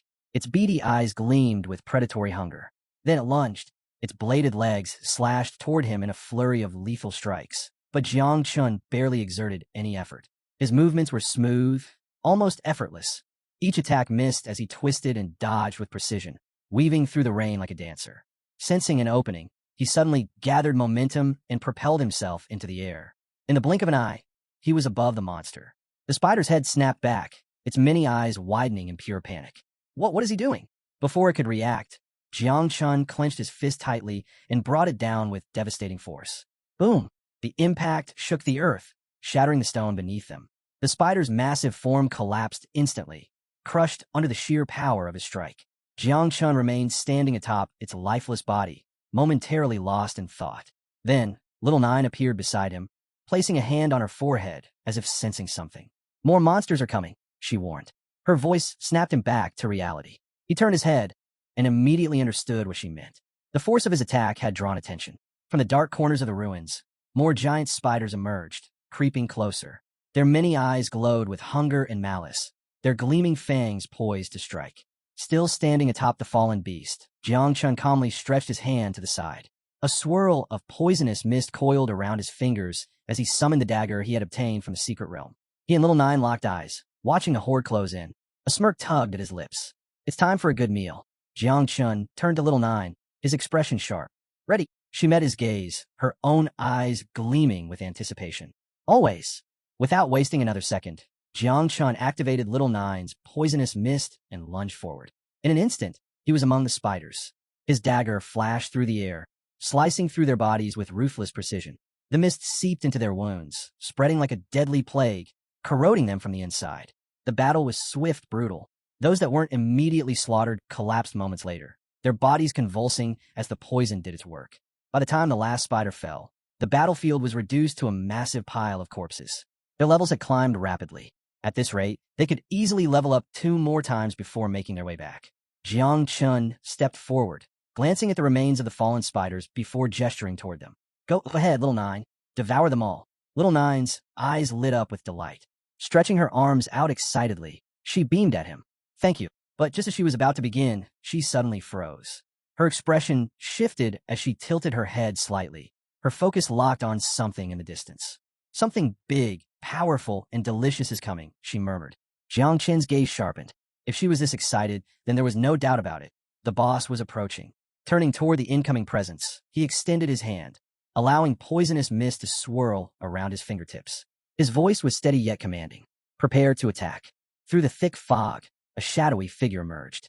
Without hesitation, little nine obeyed, launching herself forward like a predator striking its prey. Then, a sharp cry of pain tore through the air. Jiang Qin's brow furrowed. That didn't sound like a monster. His eyes flicked toward the source of the sound, and what he saw made him pause. A woman. Little nine had miscalculated. Instead of attacking the boss, she had struck an unknown woman, shredding part of her clothing in the process. Within seconds, the stranger collapsed to the ground, unconscious. Jiang Qin remained still, observing her closely. What kind of magical creature is this? Several seconds passed before the woman stirred. Her eyes fluttered open, filled with confusion as she gazed blankly up at the darkened sky. Where am I? She wondered. Slowly, she pushed herself upright, pressing one hand against her forehead as if trying to gather her scattered thoughts. She had no memory of how she ended up in this place. Jiang Qin approached and casually sat beside her, resting his elbows on his knees. He closed his eyes briefly before flashing a relaxed smile. You're awake. The sound of his voice sent a jolt through her. Her body tensed as her mind raced. Who is he? Without a moment's hesitation, she scrambled to her feet, instinctively putting distance between them. She assumed a defensive stance, her wary eyes never leaving him. Who are you? Don't come any closer. Jiang Qin stood up as well, but remained completely calm. Facing her directly, his voice remained even and measured. Relax. I'm just a job changer. I came to the desert to hunt monsters. He paused briefly before adding, I have no intention of harming you. The woman hesitated, her sharp gaze scanning him. But then, her expression suddenly shifted. A spark of recognition flashed in her eyes. She clutched her chest with one hand while pointing at him with the other. I know you. You were the one who attacked me. Her voice carried both shock and certainty as she stared at him intently. Jiang Qin let out a small, uneasy laugh. Closing his eyes for a moment, he gave a polite smile and admitted, That was my mistake. I thought you were a monster. Hearing this, she spun toward him, her lips pursed in a pout. Seriously?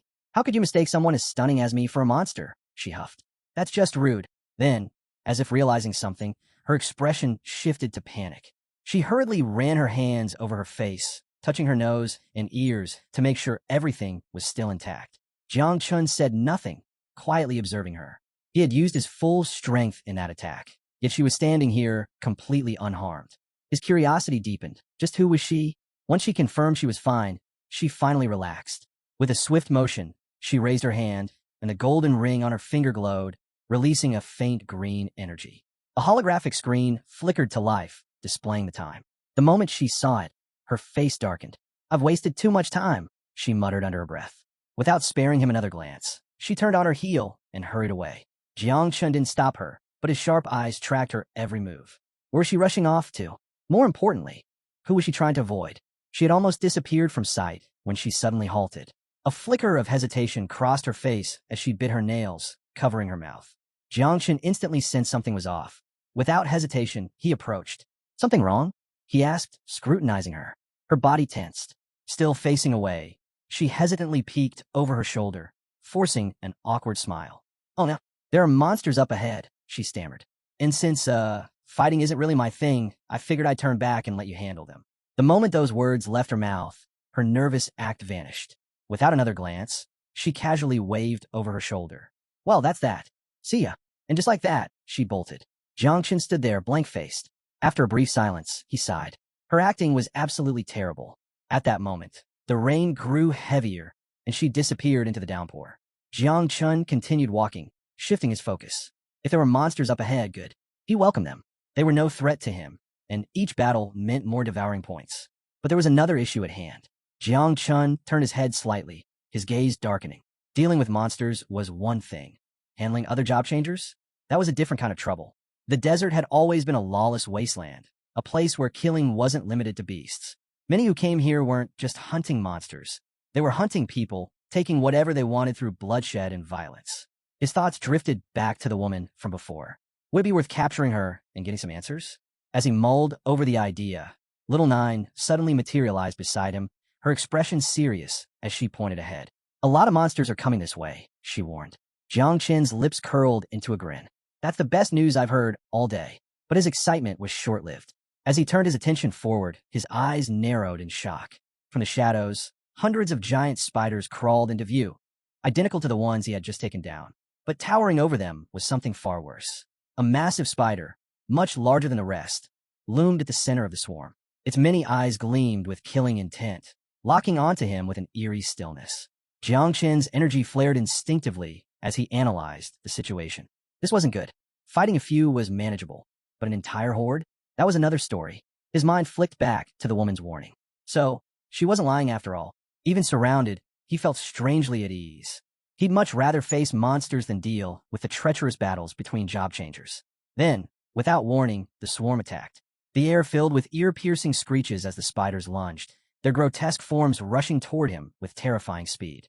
Jiang Qin's grin returned. Run? Why would he? These creatures were walking treasure troves of devouring points. His hands tightened around his daggers as his energy surged, a suffocating aura spilling out around him. Little Nine, he commanded, his voice calm. Release the poisonous mist. Understood. A thick, venomous fog seeped from his daggers, curling through the air like a living entity. The first wave of spiders reached him. Their fangs glistened, their jaws stretching wide, ready to tear into him. Jiang Qin didn't flinch. For a moment, he stood perfectly still, letting the mist coil around him. Then, one of the spiders lunged. In an instant, Jiang Qin vanished. Reappearing midair, he swung his blade in a single, fluid motion. The spider split clean in half. Its body dropped to the ground in two lifeless pieces, the poison seeping into its wounds before it could even react. Still hovering, Jiang Qin swept his gaze across the swarm. Something wasn't right. These spiders were faster than before. Why? Before he could process it, another one lunged, its speed far beyond what he expected. Jiang Qin immediately sensed the incoming attack. He glanced back, slightly surprised by how quickly the spider had closed the gap. But unfortunately for the creature, catching him off guard was impossible. Just as it lunged, he moved. In a single, fluid motion, his daggers flashed through the air, slicing effortlessly through its body. The spiders remained scattered across the ground, lifeless before they could even react. Seconds later, Jiang Qin landed with a steady stance, both daggers still dripping with venomous mist. His gaze swept over the fallen bodies around him, taking in the aftermath. But something felt off. Lowering his gaze, he noticed a faint sting against his skin. A thin cut ran across his abdomen. It was barely a wound, but the fact that one of them had managed to land a hit at all was a problem. Something had changed. Suddenly, the smaller spiders surged forward. This time, they weren't just attacking at random. Their movements were precise, coordinated. Jiang Qin narrowed his eyes. They were working together. He quickly scanned the swarm, searching for the cause. Then he spotted it. A massive spider looming in the darkness, far larger than the rest. Unlike the others, its 6 glowing eyes burned with intelligence. The boss. It didn't take long for Jiang Qin to piece things together.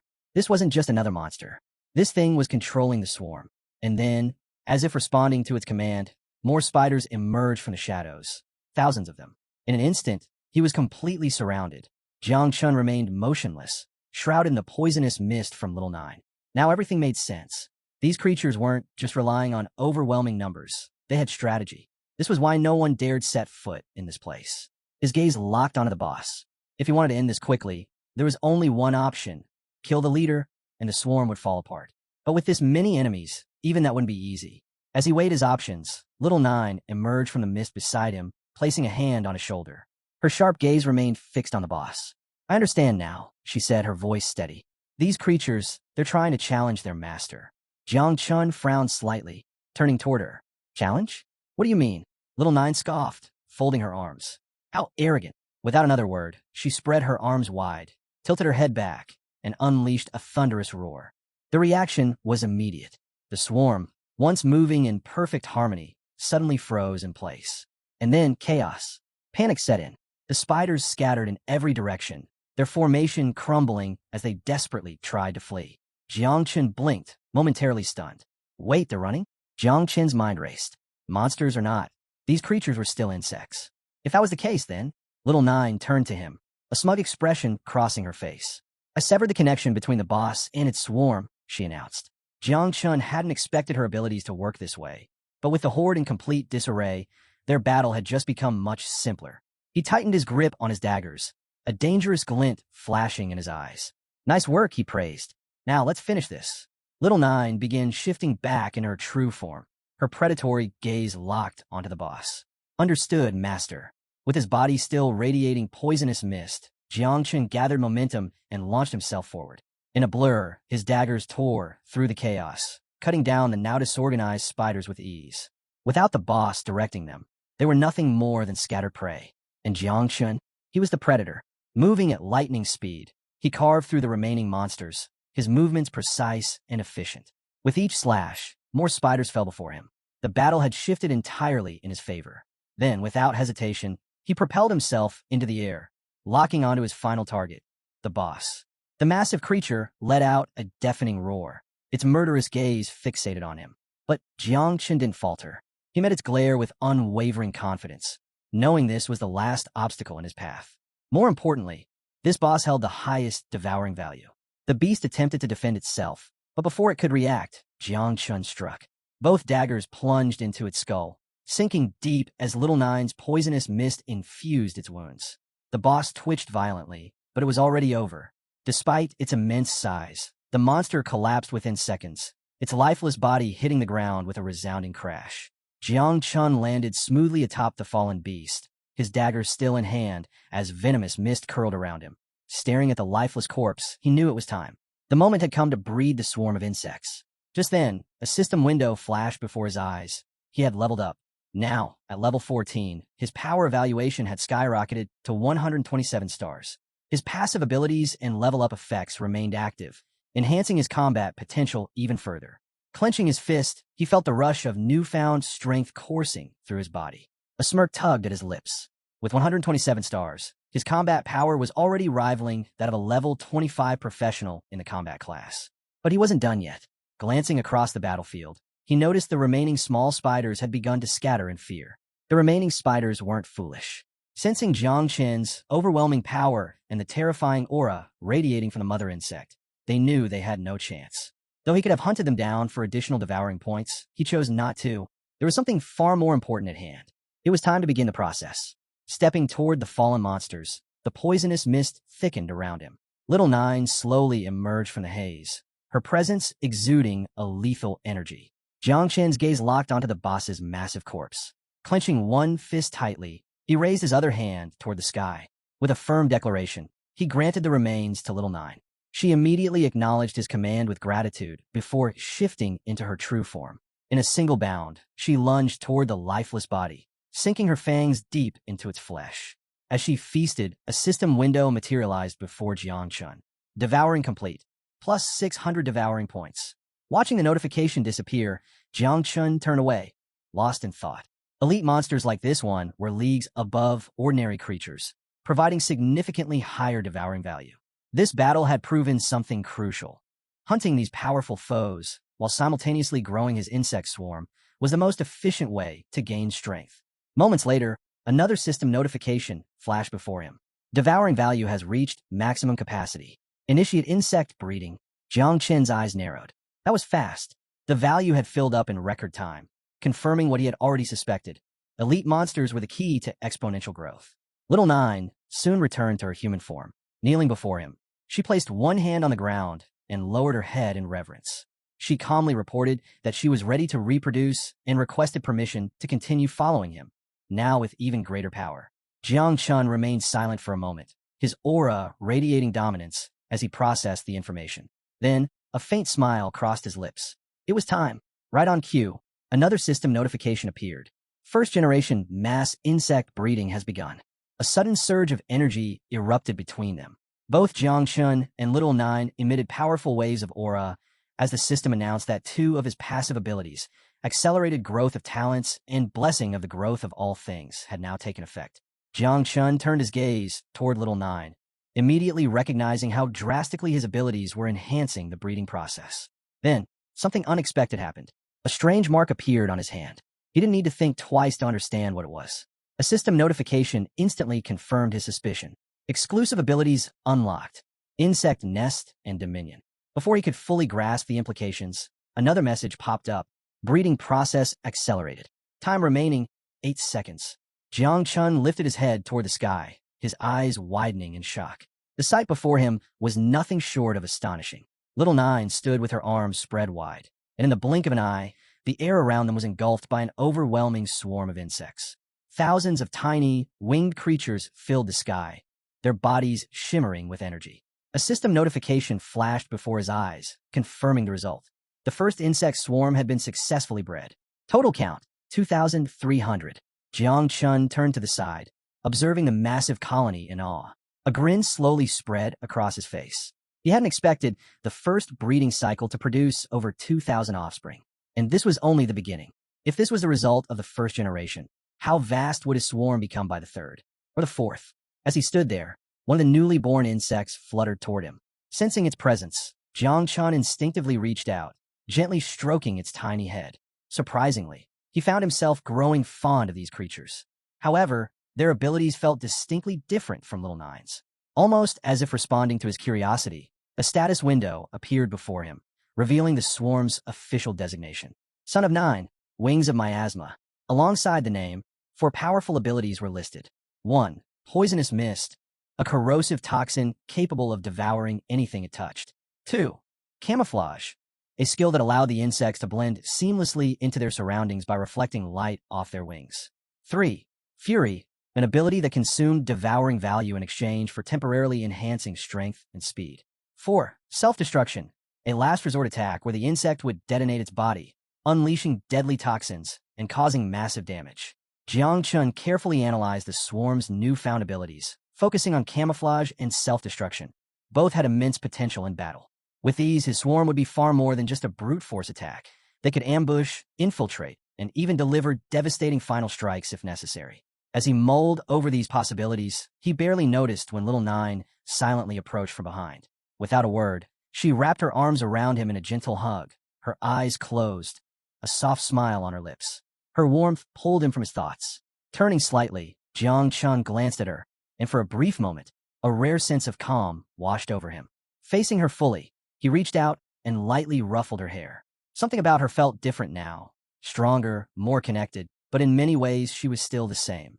With a bright, joyful expression, Little Nine placed her hands over her chest and informed him that the insect breeding process was complete. Then, without hesitation, she clasped his arm with both hands and made an unexpected request. She wanted to rest. Jiang Chun raised an eyebrow. Rest? He hadn't expected that. Before he could ask for clarification, Little Nine's body began to fade. Startled, he looked down at his hand, watching in confusion as she completely disappeared. A system notification popped up at that moment, explaining what had happened. Little Nine had returned to the insect nest. Jiang Chun stared at the mark on his hand, then let out a small chuckle of relief. So that's how it worked. The system space was truly remarkable. It could house entire insect swarms, meaning Jiang Chun no longer had to worry about them being exposed to outsiders. With this ability, his forces could remain hidden until the perfect moment. Insect Nest was already at its maximum level, which meant it couldn't be upgraded any further. But even as it was a game changer. However, what intrigued him more was his other newly acquired skill, Dominion. He needed to test it. Extending his hand to the side, he activated the ability. Immediately, a suffocating aura erupted from his body, sending an invisible shockwave through the air. His eyes glowed ominously as the power surged within him. The insects surrounding him reacted at once. One by one, they turned toward him, their gazes filled with an eerie, murderous intent. But Jiang Chun wasn't intimidated. Instead, he met their stares with an unwavering intensity. Then, he raised his hand toward the sky. The moment Dominion was fully unleashed, the swarm responded in perfect synchrony, absorbing completely into his control. A realization struck him. Manipulating this ability was as natural as moving an arm. But what truly fascinated him was the depth of his connection. Not only could he command his insects with absolute authority, but he could also see through their senses. His perception expanded in an instant. The entire area became clear. Every shadow, every hidden movement, every lurking danger was now laid bare before him. Monsters filled the landscape, hiding in wait for their next prey. Jiang Chun turned his head slightly, observing through the eyes of his insects. A smirk formed on his lips. They were just as eager as he was. With a deadly glint in his eyes, Jiang Chun locked onto the monsters. The poisonous mist of Little Nine coiled around him as he issued a simple command. Attack! Thousands of insects swarmed forward in unison. Their first act of destruction? A nearby abandoned building. Within moments, the structure collapsed into rubble, the deafening sound echoing through the landscape. The impact was deliberate. It served one purpose: to lure the hidden monsters out of hiding. And as expected, it worked. One by one, creatures stirred from their hiding places, drawn by the commotion. Some turned their heads curiously, while others immediately began closing in, eager to investigate. Jiangchen saw no reason to wait any longer. With Little Nine's poisonous mist swirling around him, he advanced. The monsters quickly realized something was wrong. Their instincts screamed at them to run, but it was already too late. Before they could retreat, the deadly mist surged forward, engulfing them in seconds. The corrosive toxin clung to their bodies, seeping into their flesh. Agonized cries filled the air as they struggled in vain, their bodies rapidly dissolving into nothingness. The mist devoured them whole, and Jiangchen, he simply kept walking. Jiangchen walked toward the fallen creatures, his gaze locked onto their remains. With his swarm at his command, there was barely any need for him to lift a finger anymore. The poisonous mist had become even deadlier, consuming its targets faster and more efficiently. And with dominion, his shared vision with the insects ensured that no common monster could hide from him. As he watched the mist dissolve the corpses, a satisfied smile crossed his lips. Soon, he would have enough devouring value to breed even more insects. That thought reminded him. He hadn't checked how much was required for the next breeding cycle. Opening the system window, he expected to see the usual calculations. Instead, his eyes widened in shock. Something unexpected had appeared on the interface. What was this? Before he could process it, the scene suddenly shifted. Not far from Jiangchen's location, inside an abandoned warehouse, a hooded man with green hair burst through the entrance. His face was pale, his breathing ragged. Without wasting a second, he rushed forward and dropped to one knee before his leader. The tall, braided-haired man narrowed his eyes. "You're late," he said coldly. "Now, tell me, what's really going on in the spider's nest?" The green-haired subordinate swallowed hard, struggling to find his words. His voice trembled as he finally spoke, revealing the unthinkable truth. The entire spider's nest had been annihilated. A complete, merciless massacre. Not a single monster had survived. The room fell silent. Frustrated, the leader made a quick decision. If they couldn't complete their mission, they would recoup their losses another way, by robbing some unfortunate souls on their way back. One of the men beside the leader stiffened, his body tense with unease. A nervous sweat formed on his brow. Something about this situation felt off.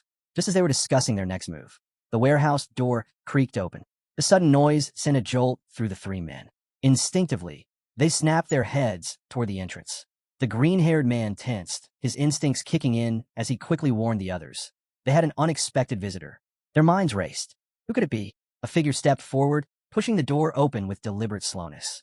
His calm, steady voice echoed through the dimly lit warehouse. "Finally, I found some professionals." The leader's eyes narrowed. "Who are you?" The newcomer, Jiangchen. Without hesitation, he strode toward them, his movements unhurried, exuding quiet confidence. As he walked, he dropped something onto the ground with a dull thud, a severed arm. Extending his hand casually, he spoke in a composed tone. There was no need to be alarmed, he assured them. He wasn't here to start trouble, just to level up. In fact, he was even looking to trade food.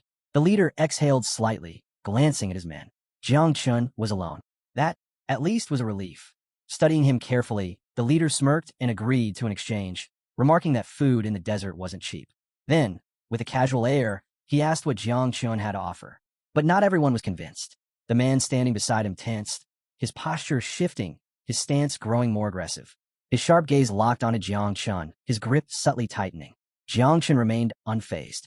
Stepping closer to the leader, he met his gaze directly, his expression calm.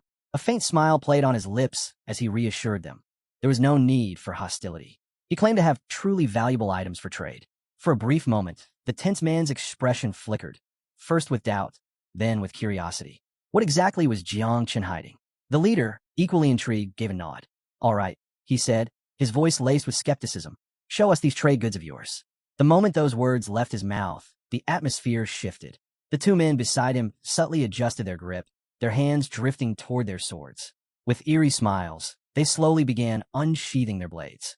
Jiangchen barely reacted. He simply tilted his head slightly, watching them from the corner of his eye, and let out an amused chuckle. As expected, he had never trusted them to begin with. Without hesitation, he activated his ring. Raising his hand, he released its contents. In the blink of an eye, several wolf spiders emerged. Their gleaming eyes locked onto the men, piercing, predatory, and ready to strike. Jiang Chun turned his back on them, his voice laced with mockery. "So do my products interest you?"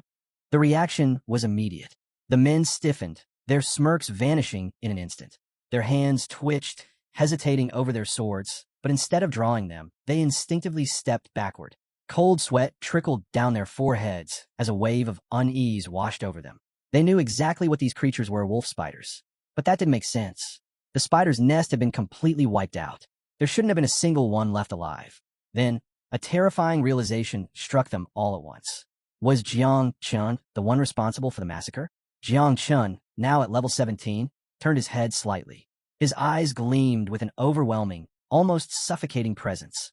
A knowing smirk curled on his lips as he spoke again. "Don't think I don't know what you were planning." Then, with complete nonchalance, he strode over to a nearby rock and sat down, resting an arm on his knee. The silence that followed was unbearable. After a brief pause, he spoke again, his tone far too calm for comfort. "I'm in a bad mood right now, so I'd suggest you pick up your things and get lost." The three men didn't need to be told twice. In a blind panic, they grabbed their belongings, spun around, and bolted for the exit. As they ran, they shouted apologies over their shoulders, swearing they meant no harm and promising never to cross paths with him again. Minutes later, once the warehouse had fallen silent, Jiang Chun lazily stretched out his hand.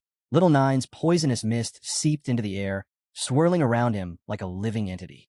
He issued a single command, summon the swarm. Still seated on the rock, he lifted an arm and let the mist release 2 of his insects. The creatures fluttered into the air, their murderous gazes scanning the surroundings for any hidden threats. Jiang Chun reached for a discarded bowl nearby, sipping the leftover soup from a man who had fled. His hunger had worsened, and he realized he should have expected this.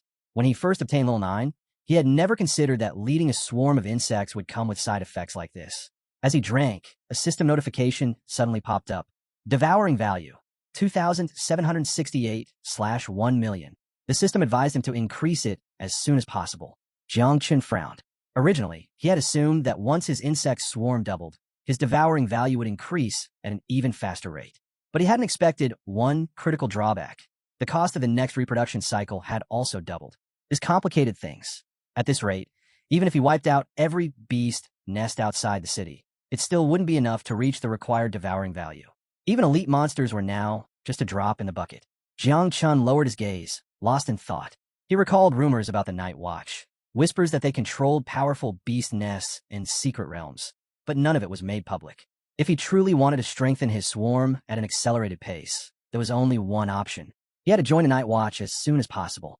His gaze shifted to his hand, where Little Nine still hadn't stirred. Seeing this, he quickly concluded that the burden of reproduction must have been immense, far greater than he initially expected. Then his instincts flared. Someone was approaching. Jiang Chun's expression darkened as he snapped his head to the side. His body tensed, his muscles coiling like a spring, ready to strike at a moment's notice. The scent of battle thickened in the air. Someone was being pursued. Seconds later, a girl, her presence nearly undetectable under an invisibility spell, stumbled into the warehouse. Before she could react, she crashed directly into him. The impact knocked her off balance, sending her tumbling to the ground. Jiang Chun's eyes narrowed. It was her. Supporting herself with one hand, she winced, pressing the other against her head. Jiang Chun frowned in confusion. Why was she here? Lifting her head, the girl's gaze locked onto his, recognition flickering in her eyes. Then fear. "Don't tell anyone you saw me here," she pleaded, her voice barely above a whisper. Jiang Chun was caught off guard. He turned to her, shock flashing across his face. She had been so close, and yet he hadn't sensed her presence at all. His mind worked quickly, piecing things together. The person being hunted, the one that blue-haired man had been chasing, was her. He had to get her out of there. But before he could move, he felt it. Another presence. Jiang Chun's body stiffened. His gaze shifted toward the warehouse entrance. It was too late. Moments later, several figures entered the warehouse. Leading them was Zheng Tai, and beside him stood a man with striking blue hair, a member of the Shao family. As they stepped forward, Zheng Tai's eyes landed on Jiang Chun. Recognition dawned in an instant, and a chill ran down his spine. Panic flickered across his face as he hurriedly pointed at Jiang Chun, urgently informing his leader. "It's him, the same person we encountered before." The blue-haired man casually slipped a hand into his pocket, a smirk tugging at his lips. Amused, he praised his subordinate for having such a sharp sense of smell. Meanwhile, Jiang Chun remained unfazed. Without a word, he sat back down on a nearby rock, resting his hands on his knees, and waited. The blue-haired man took a slow, deliberate look around the warehouse. Aside from Jiang Chun, who sat there as if he were casually camping alone, the place was completely deserted. Zheng Tai's expression darkened, his anger barely restrained as he glared at Jiang Chun. He wasted no time demanding answers. Had a girl entered the warehouse moments ago? His voice carried a clear warning. If Jiang Chun didn't respond immediately, this time there would be no mercy. Before Zheng Tai could escalate the situation, the blue-haired man raised a hand, signaling for patience. Zheng Tai hesitated but reluctantly stepped back. Then, with quiet amusement, the man took a seat on a rock directly in front of Jiang Chun. His sharp gaze studied him carefully. Jiang Chun's energy signature was unmistakable, spiritual masterclass. But what truly piqued the man's interest was the speed of his level growth. Less than a day ago, Jiang Chun had been significantly weaker. Yet now, level 16. Impressive. Intrigued, the man decided to set that thought aside for now. There was a more pressing issue to resolve. Leaning slightly forward, he unsheathed his sword, the cold steel gleaming in the dim light. Without hesitation, he aimed it at Jiang Chun's neck. His expression turned serious. "Tell me," he said casually, "did a girl with black hair pass through here?" Behind him, his subordinates remained silent, watching the exchange carefully. Jiang Chun met his gaze without the slightest hint of fear. In that instant, he understood something. This man's aura was overwhelming, far beyond level 30.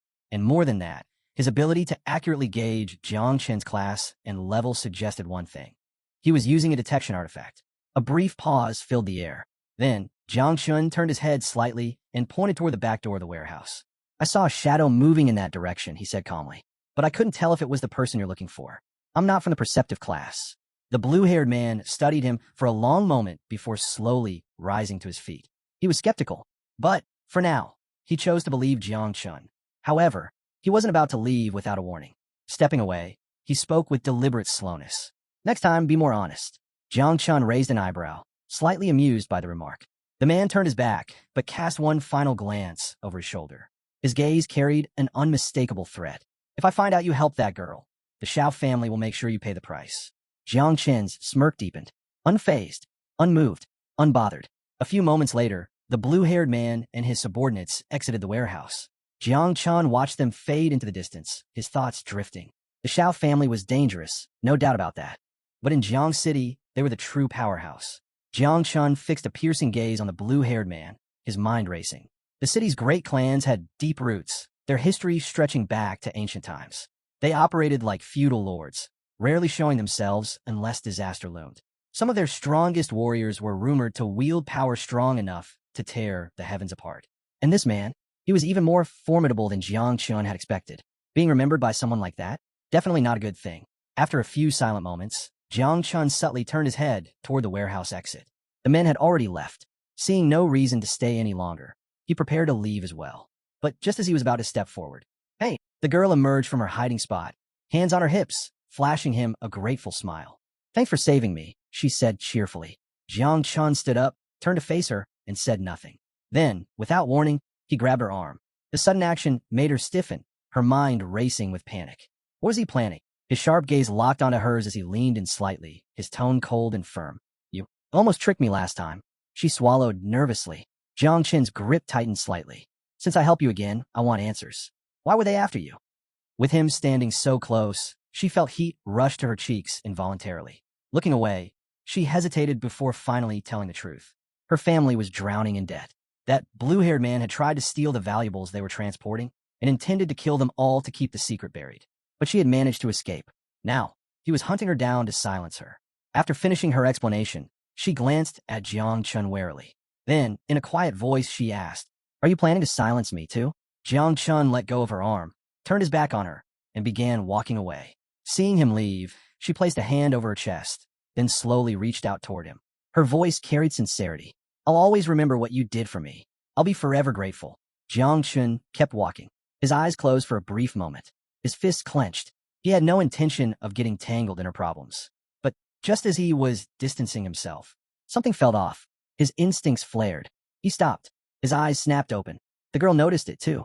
Her face paled as she whispered in alarm, Someone just cast a barrier spell around the warehouse. Outside, an unseen figure gave the order. Within seconds, the shadows began to move. Jiang Chun turned his gaze toward the warehouse entrance. Escape was no longer an option, and even if the girl claimed she didn't know him, their enemies wouldn't believe her. Activating insect perception, Jiang Chun scanned the surroundings. A cold realization settled in. There was no way out. They were completely surrounded. His expression darkened as he slowly turned toward the entrance, bracing himself for the fight ahead. The girl, sensing the incoming danger, clutched her chest in fear. Then, like a storm rolling in, the blue-haired man and his subordinates reappeared. Their presence was suffocating, the air thick with unmistakable killing intent radiating from their bodies. The blue-haired man locked eyes with Jiang Chun, his expression twisted with anger. He had seen through the lie. Without hesitation, his voice came like a blade, hand over the girl. His words dripped with venom, his disgust apparent as he spat out his next sentence. "You bastard. You really thought you could deceive me." Jiang Chun stood motionless. His gaze remained fixed on the blue-haired man, his expression unreadable. Meanwhile, the girl's face drained of all color the moment she saw him. Panic set in. Fear gripped her like a vice. Her voice trembled as she finally spoke. "This man, he already stripped the Luo family of everything we owned. And yet, that still wasn't enough for him." Summoning what little courage she had left, she clenched her fists and demanded, "Why are you so determined to kill me?" The blue-haired man regarded her with eerie calm. Then, with a mocking chuckle, he responded, "Do I really need a reason?" Jiang Chen's gaze subtly shifted to the girl. "Luo family?" His eyes deepened as he studied her intently. From their position on the second floor of the abandoned warehouse, Jiang Chun and the girl watched the blue-haired man and his subordinates standing below on the first floor. She clenched her fists, extending one arm defensively. Her voice carried unwavering resolve as she warned, "If you kill me, the Luo family will never forgive you. They'll hunt you down. You'll never live in peace." Jiang Chun, standing just behind her, simply let his arms fall to his sides. Watching, the blue-haired man suddenly threw his head back and laughed. His subordinates followed, smirking at her words. Mocking her, he scoffed. "You actually believe the Luo family has the power to seek revenge?" One hand rested on his waist while he covered his face with the other, his laughter echoing through the warehouse. The very thought that a second-rate family with a bit of wealth considered themselves a threat was hilarious to him. Then his tone darkened. His next words made the girl's blood run cold. "Without the protection of the Shao family's ancestors a century ago, your Luo family would have been wiped out long ago." One of the subordinates drew his sword while the others continued mocking with smug grins. Zheng Tai stood with his arms crossed, watching Jiang Chun with an amused expression. The blue-haired man slowly lowered his hand from his face and lifted his head, his sharp gaze locking onto the girl. To the Shao family, she and her kin were nothing more than insignificant peasants, disposable, like cattle awaiting slaughter at their whim. Jiang Chen's eyes darkened, his hatred simmering beneath the surface. The sheer arrogance of this man was infuriating. Smirking, the blue-haired man suddenly raised his hand, and a surge of red energy flared to life, crackling as it spiraled toward the sky. His gaze remained fixed on the girl as he taunted her. What could the Luo family possibly uncover if nothing remained of them? In an instant, the energy expanded, forming an impenetrable barrier around the abandoned warehouse. The dragon prison formation, a technique exclusive to the Shao family. The girl's breath hitched as realization dawned. She clutched her chest, her hands trembling in fear. There was no escape. Jiang Chun lifted his head, studying the barrier. Though the situation was dire, he couldn't help but acknowledge the blue-haired man's skill. This was no ordinary opponent.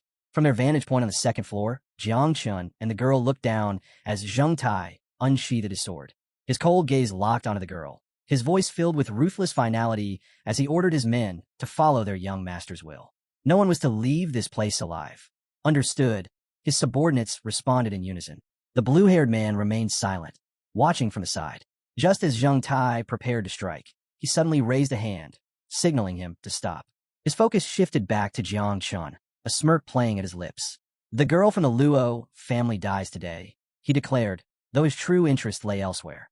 He had already realized Jiang Chun wasn't just an ordinary fighter. He possessed the divine rank creation class. His smirk deepened as he glanced at Jiang Chun with newfound intrigue. Unlike most, he understood the value of a spiritual master. With an air of casual confidence, he extended a hand and made his offer. If Jiang Chun handed over the girl, his life would be spared. Not only that, but he would be granted the opportunity to serve under the Shao family, an offer that promised him the chance to claim everything under the sky. With a confident smile, the blue-haired man posed his question. So what do you say? The girl, hands resting on her waist, froze in disbelief. Jiang Chun, on the other hand, let his arms drop to his sides, his expression unreadable. For a brief moment, he remained silent. Then, a quiet chuckle slipped past his lips. Lowering his gaze, he shook his head before muttering a mocking remark. The Shao family truly had a talent for making such offers. The girl immediately turned toward him, her heart pounding. Was Jiang Chun actually considering it? Panic flickered in her eyes as uncertainty gripped her. But then, his demeanor shifted entirely. His gaze snapped up, sharp and filled with murderous intent. Take your Shao family and go to hell. His voice dripped with contempt, his fists tightening at his sides. Almost instantly, a thick, poisonous mist began to seep from his body, its eerie aura spreading through the air. The toxic energy coiled around him like a living force, making his stance unmistakably clear. I refuse. His tone grew even colder. If you want to fight, come and get it. The girl gasped and instinctively stepped back, pressing her hands to her chest. The venomous aura curling around Jiang Chun sent a chill down her spine. She didn't understand what was happening, but one thing was clear. This was no ordinary ability. The blue-haired man's smirk disappeared, his expression twisting with anger. To reject his offer so brazenly, it was nothing short of an insult. His voice turned icy as he barked a single command. Kill him. Without hesitation, his subordinates launched into action. Blades were drawn, boots struck the ground, and within moments, figures surged forward, leaping through the air with deadly precision. Among them, Zheng Tai's sharp eyes locked onto Jiang Chun, his voice cutting through the chaos as he warned his comrades. Be careful, this one won't fall easily. As the enemies closed in, Jiang Chun stood motionless, his piercing gaze tracking their every move. There was no sign of fear, no instinct to retreat, just calculated stillness. In mere seconds, they reached the second floor. Zheng Tai's eyes narrowed as he caught sight of the poisonous mist still lingering around Jiang Chun. Wasting no time, he barked another warning. Jiang Chun was capable of using poison. A direct assault would be dangerous. Realizing that a fight was inevitable, the girl quickly took shelter behind Jiang Chun. At that moment, the poisonous mist around him dissipated. Instead, he raised his hand, and a surge of vibrant green energy crackled to life around him. His gaze locked onto Zheng Tai, unwavering as he revealed something shocking. Not only could he wield poison, but he possessed an even greater talent ability. The girl, still behind Jiang Chun, instinctively stepped back, pressing a hand to her chest. Confusion filled her mind. She had no idea what kind of ability this was. Then, without warning, green spiritual roots burst from the ground, twisting and spreading like living vines. Zheng Tai gripped his sword tightly and lunged forward, ready to strike. But the moment he glanced down and saw the massive roots surging toward him, his movements faltered. His eyes widened in disbelief. What is this? Before anyone could react, the roots coiled around him and his subordinates, trapping them in place. Panic erupted as they struggled against the sudden entanglement, their confusion mounting. Meanwhile, Jiang Chun stood firm, his hands still outstretched. With an air of calm authority, he explained, this was his ability, the evolution of all things. The roots constricted even tighter, wrapping around Zheng Tai's body with increasing force. He clenched his teeth, gripping the vines in a desperate attempt to break free. His mind raced. A divine rank class? He had known Jiang Chun could use poison, but this was something else entirely. Realizing he had no time to waste, Zheng Tai tightened his grip on his sword and, summoning all his strength, slashed at the roots.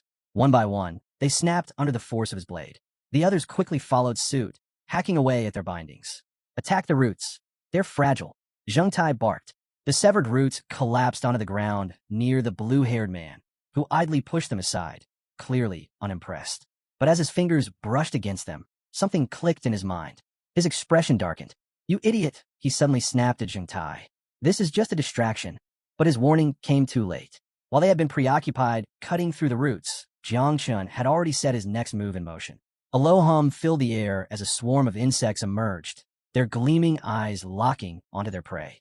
Poisonous mist began to swirl around Jiang Chun once more as he calmly extended his hand to the side, his intent unmistakable. You're already too late. The girl, still on the ground, leaned back on her hands, her head tilting upward. The moment she saw the swarm, her eyes widened in shock. Meanwhile, Zheng Tai's subordinates remained focused on cutting the last of the roots, completely unaware of the imminent danger. Then, Zheng Tai turned slightly, only to freeze. His breath caught in his throat. Sweat gathered on his forehead, as his gaze locked onto the incoming swarm. What are those things? Before he could react, the insect surged forward with blinding speed, descending upon him and his men in a relentless assault. Reacting on instinct, Zheng Tai raised his sword to block the oncoming attack, but his confidence shattered just as quickly as his weapon. The swarm tore through the blade, as if it were nothing more than brittle parchment. He froze in disbelief, his wide eyes fixed on the broken hilt in his trembling grip. Jiang Chun had just destroyed his sword. A cold sweat formed on Zheng Tai's forehead as he took a closer look. This wasn't just poisonous mist. No, it was something far worse. These weren't mere toxins. They were summoned creatures. A sinking dread settled in his gut. Before he could fully grasp what was happening, something loomed behind him. A faint chittering noise sent shivers down his spine. His instincts screamed at him, his body stiffening as a chilling presence crept closer. He snapped his head up just in time to see it. An insect, mandibles wide open, ready to strike. Panic overtook him. His voice broke into a desperate scream. This isn't poison, it's monsters. But his warning came too late. Jiang Chun remained still, his hand outstretched as he controlled the swarm with an eerie precision. His gaze never wavered from Zheng Tai, cold and merciless. A slow, knowing smirk tugged at the corner of his lips. He had them exactly where he wanted them. Just as the insect lunged for its prey, a sudden force crashed down onto Zheng Tai's shoulder. A foot. A voice followed, dripping with disdain. Trash. Get lost. Zheng Tai barely had time to process what was happening before confusion clouded his face. Even Jiang Chun was momentarily taken aback. Standing over Zheng Tai, effortlessly holding him down, was none other than the blue-haired leader of the Shao family. Without hesitation, the man unsheathed his sword with a single hand. Then, in one fluid motion, he launched himself forward. A fiery orange aura ignited around his body as he shot toward Jiang Chun with blistering speed. This was the first form of the king's 9 forms. Jiang Chun remained silent, his form still shrouded in Little Nine's poisonous mist. Nearby, the girl gasped, her hands flying to her mouth. Fear widened her eyes as she watched the scene unfold. Jiang Chen's head lifted slightly. In that moment, a realization hit him like a crashing wave. This man was faster than the mist. His expression tensed, his teeth clenched, and a bead of sweat traced down his temple. There was no time to think. Summoning his energy, the blue-haired man activated one of the Shao family's most formidable techniques, chasing dragons. In an instant, a massive dragon, forged entirely from spiritual energy, materialized before him. Its blazing eyes locked onto Jiang Chun, filled with pure, destructive intent. Then it struck. The sheer force of the attack obliterated the ground where Jiang Chun had stood, reducing it to rubble. Smoke and dust billowed through the warehouse, swallowing everything in a dense, suffocating cloud. The blue-haired man stood at the center of the devastation, his sword extended without a hint of hesitation. His sharp gaze remained locked on the swirling smoke, a smug grin creeping onto his face. Bastard, he muttered under his breath. He had known from the start that Jiang Chun would be a challenge. But in the end, it didn't matter. Jiang Chen's level wasn't high enough, and his speed couldn't compare. With this sword alone, he was certain he could finish the job. But then, as the dust began to settle, something changed. His body tensed. His breath caught in his throat. Because when the smoke finally cleared, he saw something that made his blood run cold. Jiang Chun was still standing. The only reason he was alive was because of the girl. She had used her hidden profession ability, Earth Eternal Shield, just in time to conjure a barrier. But the strain was clear. Her trembling hands were still outstretched, her face pale as cracks spread across the shield's surface like fractured glass. Blood trickled from the corner of her lips as she turned to Jiang Chun, her voice barely above a whisper. It hurts. Jiang Chen's eyes widened. He had never realized she was a defensive type. Meanwhile, the blue-haired man, who had all but dismissed her existence, now seethed with rage. His attack had been stopped. His teeth clenched, his gaze darkened, and without a second's hesitation, he prepared to strike again. But Jiang Chun saw his chance. Without wasting a moment, he extended his hand to the side, releasing a thick poisonous mist. Then, with a swift movement, he landed on the ground, ready to counter. Just then, a panicked voice rang out. Be careful! One of the blue-haired man's subordinates collapsed on the ground, reached out desperately. The leader barely turned his head before realizing what the warning was about. Dozens of Jiang Chen summoned insects were closing in fast. Reacting in an instant, he reached for the nearest subordinate and yanked him forward. The man barely had time to gasp before he found himself thrown ahead, used as a human shield. The swarm, too single-minded to recognize the trick, sank their fangs into the unfortunate man instead. A blood-curdling scream tore through the warehouse. The sheer force of the attack sent both bodies flying backward. When the chaos settled, the blue-haired man dropped to one knee, his sword digging into the ground for support. Blood dripped from his mouth as he coughed, his gaze lowered. From the second floor, Jiang Chun watched in silence, his expression unreadable. But inside, a single thought ran through his mind. What a disgusting bastard. Without hesitation, he had sacrificed his own subordinate. The fallen man, now lying in a pool of his own blood, let out a weak, ragged cough. His chest had been torn open, his body on the verge of collapse. Yet somehow, he was still clinging to life. The blue-haired man turned slightly, casting a brief glance at his dying subordinate.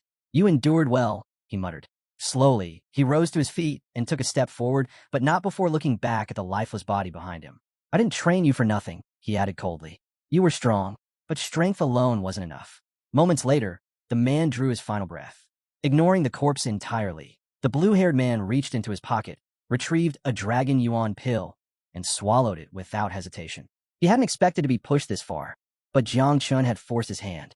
The pill's effects kicked in almost instantly. His energy surged, a wave of power pulsing through him. With slow, deliberate steps, he advanced toward Jiang Chun, dragging his sword along the ground. The blade scraped against the stone, its sharp edge carving a harsh, grating sound into the air. Small rocks trembled and lifted from the ground, responding to his overwhelming aura. Jiang Chun's senses sharpened.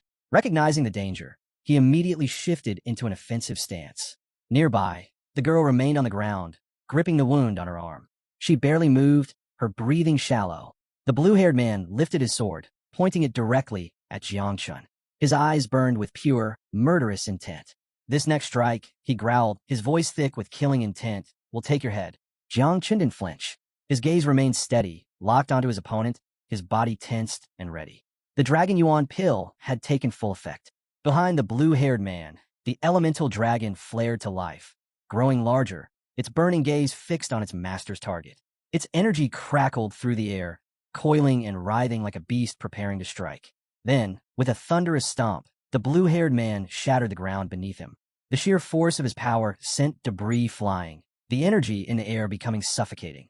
His grip tightened around his sword. This time, he would finish Jiang Chun for good. Jiang Chun's eyes flickered toward the massive dragon. For the first time, doubt crept into his mind. Could he withstand this attack? The moment of hesitation was all the blue-haired man needed. In a single motion, he unsheathed his sword once more. This time, he activated the second form of the Nine King Styles, Descending Dragon's Cut.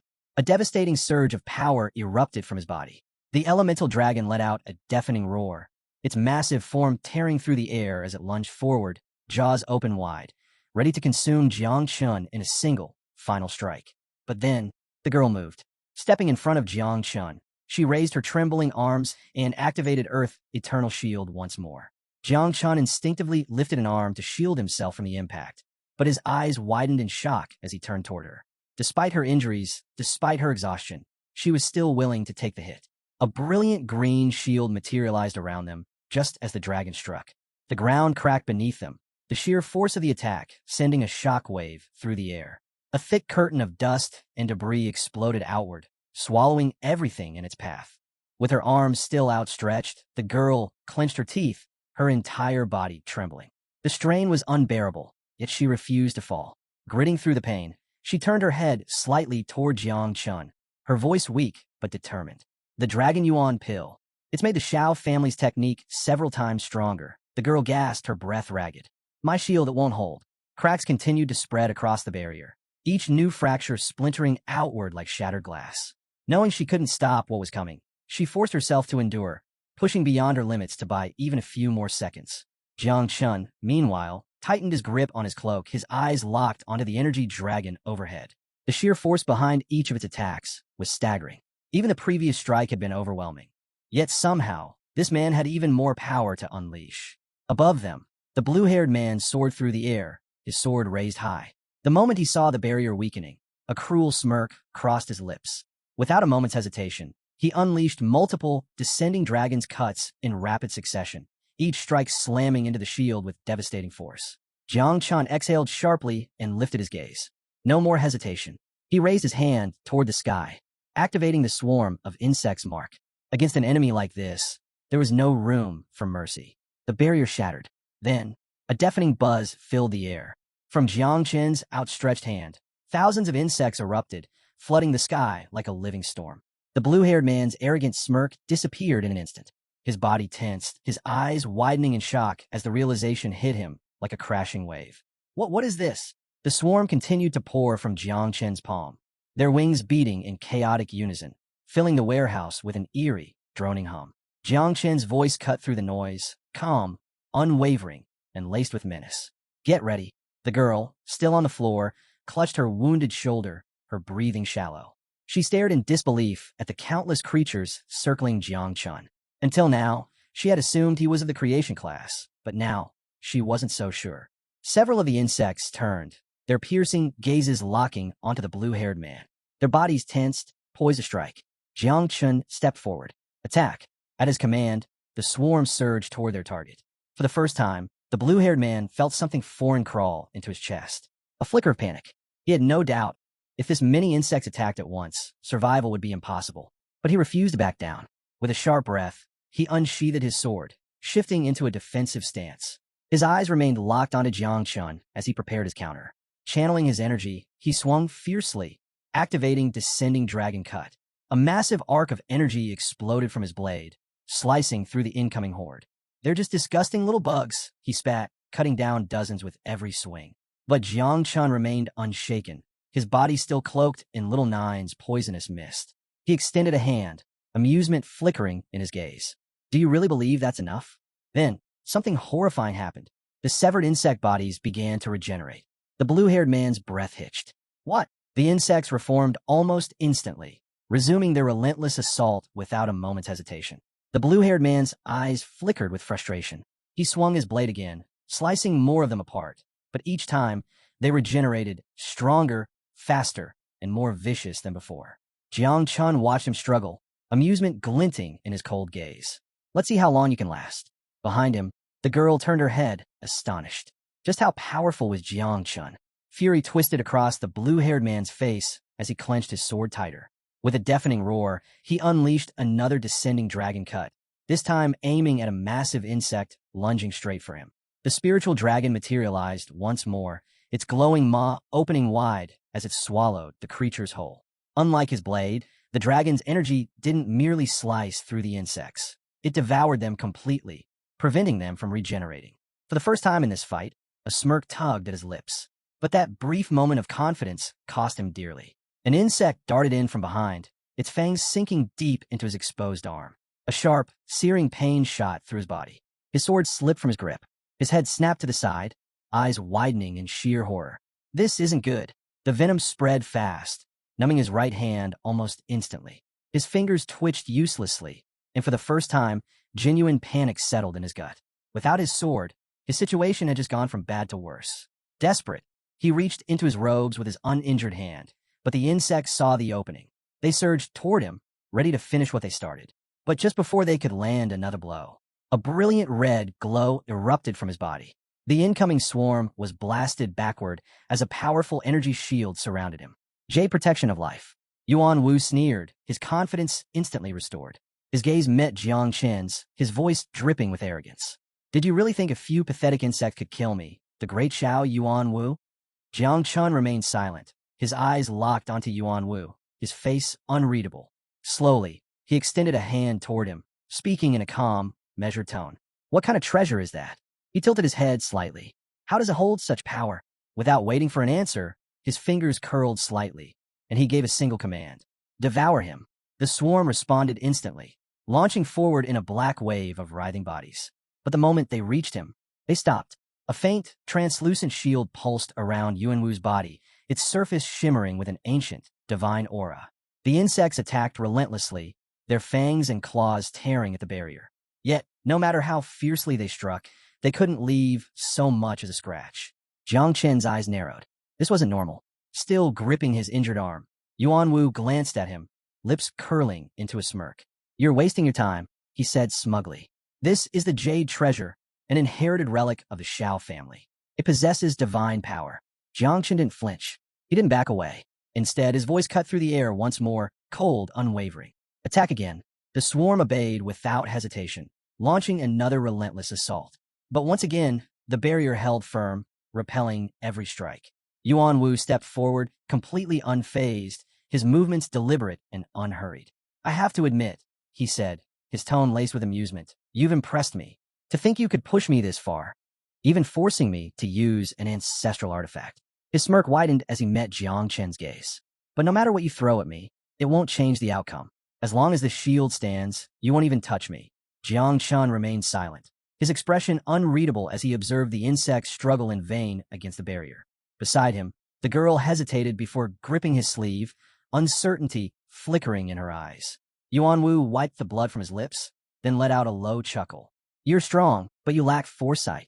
Taking another step forward, his confidence only grew. I'll make you an offer, he continued smoothly. Swear loyalty to the Shao family, and I'll grant you the Shao surname, an honor most would kill for. His eyes gleamed with superiority. Think carefully. This is a once-in-a-lifetime opportunity. Jiang Chen didn't respond right away. Instead, he simply stared at Yuan Wu, his expression calm, almost as if he were considering the offer. Several moments passed in silence. Then his gaze darkened. A quiet, simmering fury lurked beneath the surface as he looked at Yuan Wu, a man so intoxicated by his own power that he failed to realize the danger closing in on him. The girl glanced at Jiang Chen, noticing the subtle shift in his demeanor. Her brows furrowed in confusion. What was he thinking?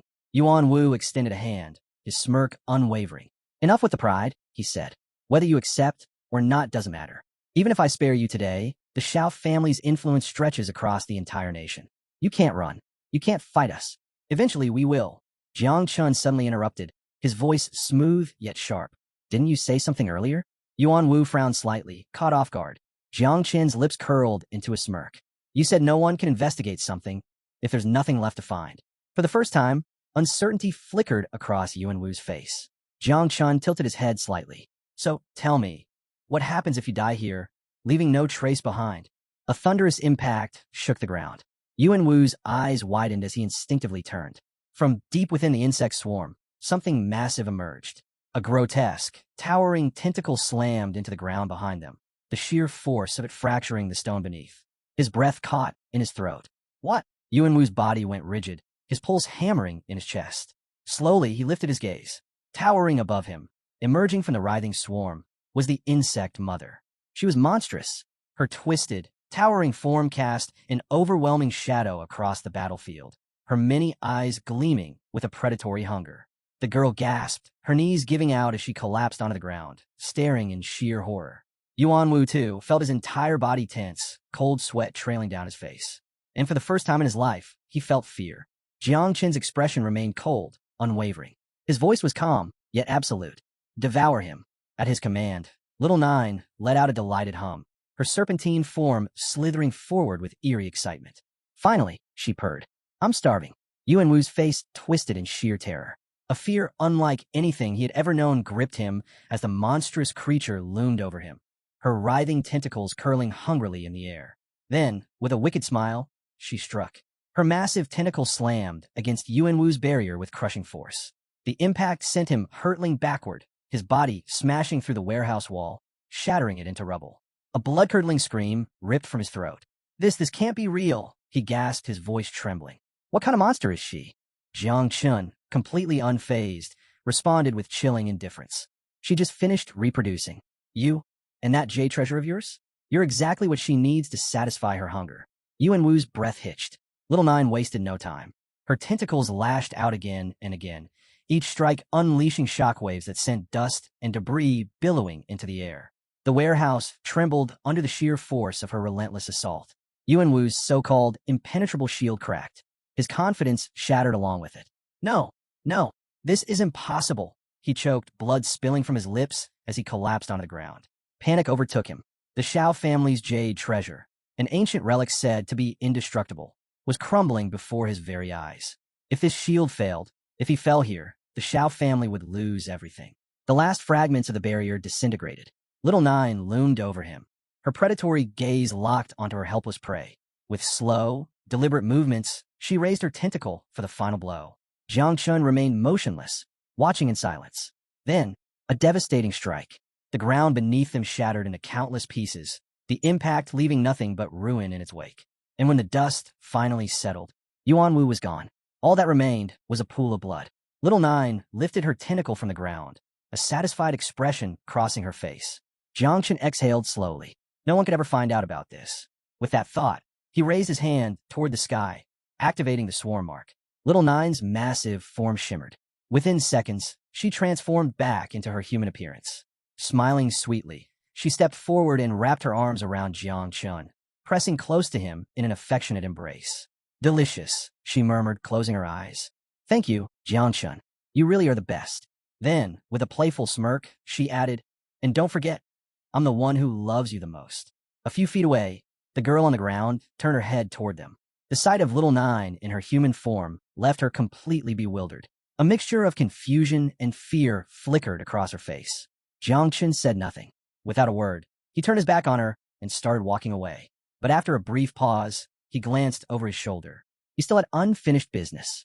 The girl tensed instantly. Her heart pounded as a chilling realization set in.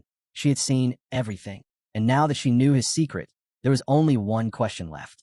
Would he let her live? Jiang Chen's gaze darkened as he studied her, deep in thought. His body tensed slightly, and a faint wisp of Little Nine's poisonous mist curled into the air. Behind him, several insects emerged from the shadows, their sharp eyes locking onto the girl. Their intent was unmistakable. He took a slow step toward her. Give me one good reason, he said quietly, his tone unreadable. Why I shouldn't kill you right now? The girl's breath hitched. Panic overtook her. Without a second thought, she dropped to her knees, trembling. Reaching into her pocket, she pulled out a handful of gold coins, her entire fortune. Head bowed, she held them out with both hands, her voice unsteady. This is everything I have, she stammered. It's worth millions, practically my entire life. Please take it. Take all of it. Just let me live. Jiang Chen picked up a gold coin, rolling it between his fingers as he examined her. She seemed sincere, but sincerity alone wasn't enough. She had seen too much, lied too many times. Killing her would be the safest choice. Sensing the danger, she suddenly sprang to her feet, eyes shut tight. With one hand raised toward the sky, she swore loudly. If I'm lying, may the heavens strike me down with 5 thunders. My name is Luo Sandow. Jiang Chen arched a brow, mildly amused yet skeptical. Luo Sandow? He wasn't even sure that was a real name. After all, deception seemed to come naturally to her. Without hesitation, she stepped closer and held out an identification card. Her expression was serious, her gaze unwavering. I'm telling the truth, she insisted. I don't know what my parents were thinking when they gave me this name, but I'm not lying. Jiang Chen took the card and lifted it for a closer look. His eyes landed on the image. A round-faced, chubby girl stared back at him. He blinked. His gaze flickered between the photo and the girl standing before him. Are you sure this is you? Luo Sandow let out a dramatic sigh. Grabbing strands of her hair, she twisted them into makeshift ponytails. Puffing up her cheeks, she closed her eyes and struck a pose. That was 2 years ago, she exclaimed. I hadn't grown yet, and I hadn't lost weight either. Jiang Chen stared at her for a long moment. Then, a deep, genuine laugh erupted from him. He turned away, shaking his head as he laughed out loud. Even the insects hovering behind him seemed momentarily confused. Jiang Chen took a deep breath, regaining his composure. His laughter faded, and his expression turned serious as he looked at Luo Sandow once more. Still, he said, his voice calm yet firm, I can't trust you. His gaze darkened. This secret is something only the dead can keep. Before he could finish his sentence, Luo Sandow suddenly leaped forward.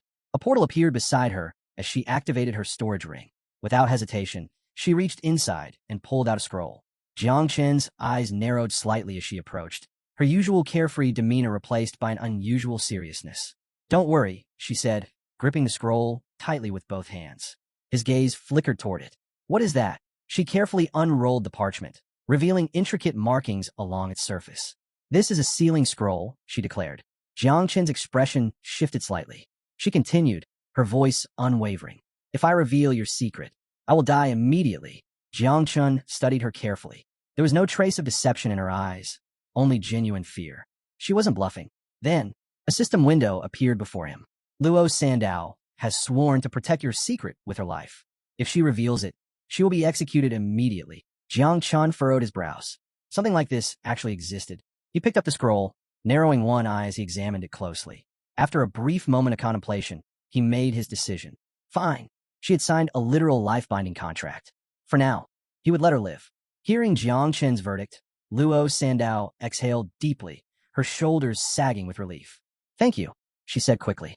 Jiang Chen, however, turned his head toward her, his expression unreadable. "How much does this scroll cost?" he asked. She tapped a finger on her cheek, thinking for a moment before responding. Around 10 million. Jiang Chen's grip on the scroll tightened. His eye twitched. This meant she had just used the most valuable item in her storage ring. Luo Sandow noticed a sudden shift in demeanor and immediately panicked. She waved her hands frantically, forcing out a nervous laugh.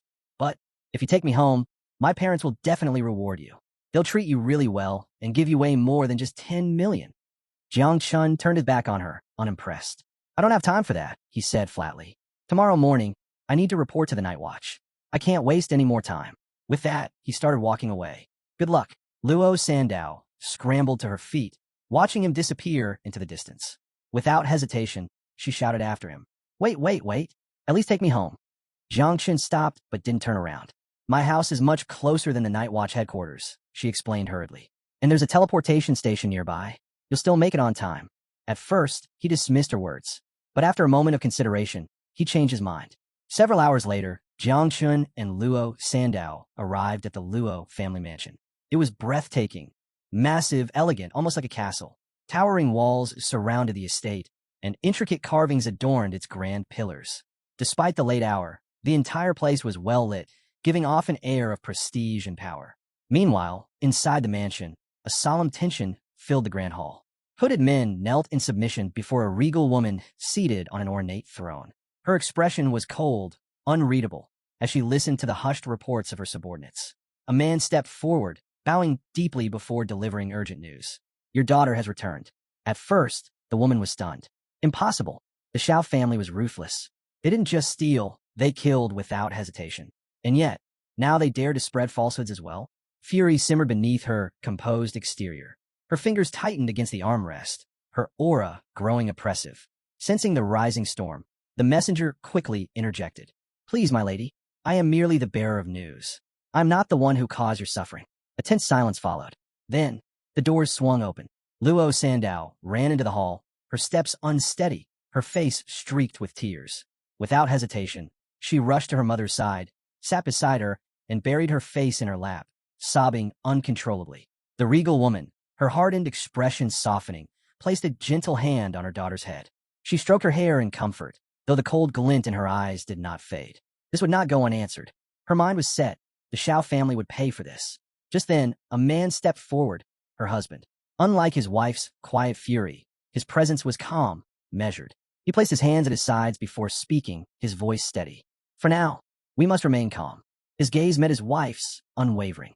"The most important thing is that Luo Sandow has returned safely." Taking a deep breath, he continued. "The Shao family is one of the most powerful forces in this country. We cannot afford to act recklessly. We are merchants, not warriors." Jiang Chun stood silently to the side, watching the scene unfold. So, her real name really is Luo Sandow. Moments later, Luo Sandow's father turned toward him. With a respectful nod, he handed Jiang Chun a black card. "Take this." Jiang Chun took the card, turning it over in his hand as the man smiled, closing his eyes slightly. "This is our token of gratitude," he said warmly. "Thank you for saving our daughter." His tone grew firmer. "Do not lose this card. It may come in handy in the future." At that moment, Luo Sandow's mother shifted her gaze toward Jiang Chun. The fury from earlier had faded, replaced by a graceful warmth.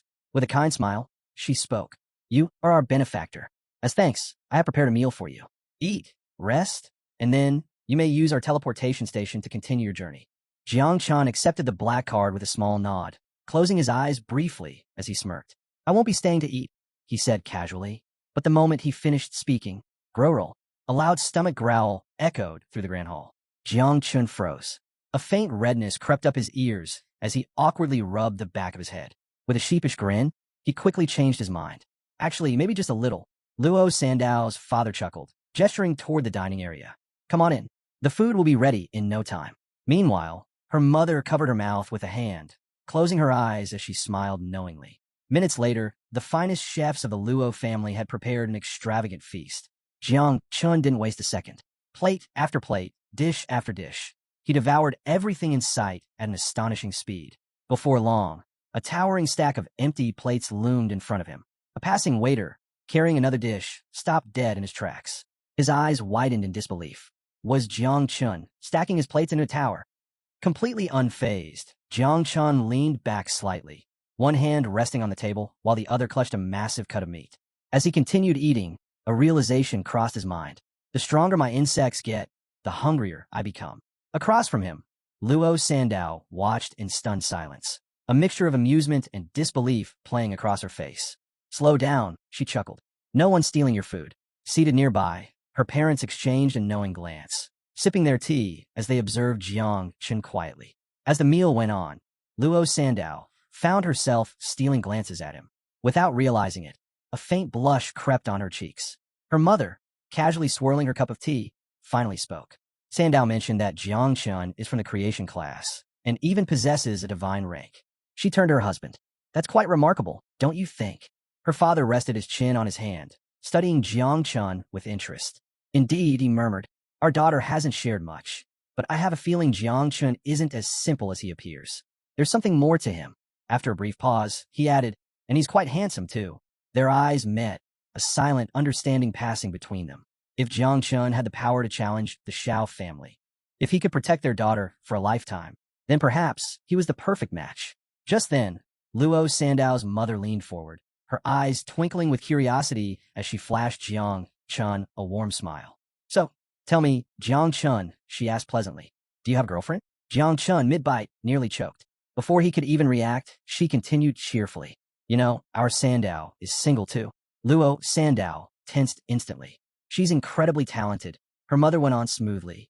A brilliant businesswoman, a financial expert, and, of course, extremely responsible. Her father, now standing behind Jiang Chun, gave him an enthusiastic thumbs up. And her figure is quite. Wait, what? Jiang Chun turned slightly, sensing something was very, very off. Absolutely stunning, her father finished proudly. Her measurements are 36-24-36. Luo Sandow practically exploded. Dad, but he wasn't done. In fact, he added excitedly, we've even picked out names for your future children. Jiang Chun had just taken a sip of water when, puffed, he spat it out instantly. Coughing violently, he slammed his glass onto the table, his eyes wide in sheer disbelief. Meanwhile, Luo Sandow turned as red as a ripe tomato. Her hands flew to her burning cheeks as she shrieked internally. What is even happening right now? Without hesitation, Jiang Chun shot up from his seat and bolted from the dining hall.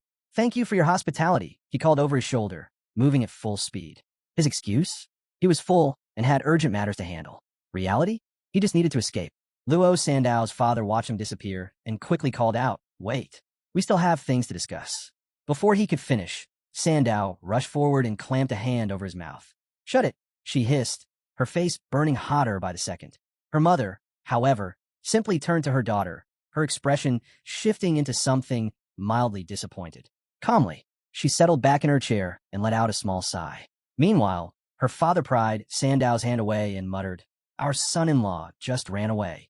Then, with a teasing smile, he added, as his wife, shouldn't you chase after him and at least say goodbye? Sandow's entire body stiffened. Before she could argue, her mother chimed in smoothly. No need to worry, she said with a knowing smirk. He has the black card. No matter where he runs, we can track him. Sandow immediately grabbed her knees, clenched her eyes shut, and let out a frustrated scream. Just stop talking. Lowering her head, she groaned, her thoughts spinning wildly. Yes, Jiang Chun was powerful. Yes, he was ridiculously good-looking. But he was also downright terrifying. Then again, even if he was terrifying, there was no denying how strong and handsome he was. Meanwhile, within the Shao family estate, Xiao Yuan Shan, the head of the family, sat rigidly in his chair, fingers digging into the armrests. His face darkened as he received the news. His grandson, Xiao Yuan Wu, was dead. A dangerous fire flickered in his eyes. His voice was ice-cold as he gave his order. Find out who's responsible. Immediately, his suspicions landed on Xiao Zhenluo, another formidable figure within the family. Without hesitation, he instructed his other grandson to send men to investigate him. As one of his subordinates knelt before him, another figure casually stepped into the room. Xiao Beihan, hands tucked into his pockets, he strolled forward, amusement glinting in his eyes. With a smirk, he lifted a hand to the side and spoke. Grandfather, let's be real here. Yuan Wu was already over 20 and had barely reached level 30 of the second transformation. His tone was indifferent as he continued. He was dead weight. Then, turning slightly, he glanced at his grandfather and shrugged. Is his death really worth mourning? Xiao Yuan Shan remained seated, resting both hands on his knees as he studied Shia Bon carefully. After a long silence, he finally spoke. "You're right. Yuan Wu was nothing special, nowhere near your level." His voice was calm, but cold as he leaned forward slightly. "But in the end, he was still my grandson." His eyes darkened, a dangerous glint flashing across them. "When disciplining a dog, you must always consider its owner." His fingers curled slightly as he continued, his tone sharp. "I want to know, who in this country had the audacity to kill someone from the Shao family?" Shia Bon's smirk widened at those words. Stepping forward, he slowly raised his hand, letting a sinister, dark energy swirl around his palm. "Grandfather, there's no need to trouble yourself over something so minor." He turned his hand slightly, watching the energy shift between his fingers. "Once we're done wiping out the Tianjiao camp, it won't matter who did it." His smile grew sharper. "I'll take care of it." Meanwhile, Jiang Chun had already arrived at the Night Watch office. Pushing open the heavy doors, he stepped inside. The dimly lit room was filled with figures waiting for him. Among them, Ji Gang and several high-ranking officers. Ji Gang turned, slightly surprised by Jiang Chen's arrival. Jiang Chun introduced himself as the newest member of the Night Watch, casually scratching the back of his head as he glanced around. He couldn't help but wonder why so many people were gathered. Ever the charismatic leader, Ji Gang stepped forward with a welcoming grin. He placed a hand on Jiang Chen's shoulder while dramatically extending his other arm outward. "We've all been waiting for you." Jiang Chen was caught off guard by the unexpected attention. Without wasting time, Ji Gang began introducing him to the team's key members. First was Yun Xiaoku, a level 45 healer in the second stage. Ji Gang teased that she used to be the youngest, until Jiang Chun took her spot. Flustered, Yun Xiaoku stole a glance at Jiang Chun, her cheeks tinged red. She had to admit, he was the most attractive teammate she'd ever worked with. Next was Duan Fang, a level 49 archer, also in the second stage. Stoic and confident, he placed one hand on his hip and gave a polite salute with the other. "Welcome to the team." Then came Chu Bulang, a level 49 warrior whose small stature belied his incredible strength. A natural talker, he stood before Jiang Chun with a wide grin, his eyes closed in amusement. "It's an honor to have someone of your divine-level skill on our team." Finally, Ji Gang introduced Tanjin, the sub-commander, a level 61 master in the third stage and a formidable fire class expert. She carried herself with both authority and warmth. She approached with a playful smirk, ruffling both Chu Bulang and Jiang Chen's hair. "Just call me Aunt Tang," she said with a smile. "And don't worry, I'll make sure you eat well every day." Jiang Chun humbly introduced himself as a spiritual master from the creation class, downplaying his worth despite his divine-level power. He knew all too well that the creation class was often undervalued, and he had no intention of boasting. Sensing his self-doubt, Ji Gang dismissed such concerns with a wave of his hand, scoffing at the opinions of narrow-minded critics. He assured Jiang Chun that his abilities were respected here, no matter what others thought. Tanjin, ever the warm presence, chimed in with a bright smile. She reminded Jiang Chun that what made him special wasn't just his power, it was his choice to join the Night Watch. With a reassuring nod, she declared that from now on, this team was his family. The mood shifted as Ji Gang addressed an important matter. If Jiang Chun wanted to enroll in the prestigious Tianjiao training camp, he needed to reach level 20. He hesitated for a moment, uncertain of Jiang Chen's current status. But with calm confidence, Jiang Chen revealed that he was already level 17. An impressive feat considering he had only switched jobs 3 days ago. Ji Gang's eyes widened in surprise. Gripping Jiang Chen's shoulders, he let out a hearty laugh, his face lighting up with excitement. He had been right to recruit him. With Jiang Chen's divine talent, reaching level 20 in just 3 days would be effortless. Without another thought, he made the decision. Jiang Chun would be enrolled in the Tianjiao Genius Camp. But just as the energy in the room soared, everything suddenly fell quiet. Ji Gang slowly opened his eyes, turning his head as he noticed the shift in atmosphere.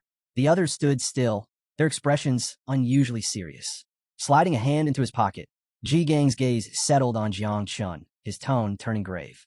He asked if Jiang Chun had made any powerful enemies in the past 3 days. Without waiting for a response, he revealed that an unknown third-grade master was using divine class abilities to track his whereabouts. Jiang Chen's eyes darkened as he lowered his gaze, his mind racing. Could it be someone from the Shao family? The thought sent a chill through him. Meanwhile, Ji Gang, ever the leader, wasted no time taking action. Crossing his arms, he instructed Yun Xiaoku to handle the situation. Without hesitation, Yun Xiaoku raised her hands toward the sky. Almost instantly, a surge of green energy pulsed outward, forming a protective barrier around their headquarters. The air shimmered as the energy expanded, securing the space from any outside interference. Turning to the group, she explained that the barrier would prevent any form of espionage, allowing them to speak freely. Jiang Chun stood motionless, silently observing the display of power. What kind of ability did Yun Xiaoko possess? Her energy spread rapidly, reinforcing the barrier until it enveloped the entire area. Ji Gang stepped forward, placing a reassuring hand on Jiang Chun's shoulder. With a warm smile, he spoke gently, asking if there was something Jiang Chun was keeping from them.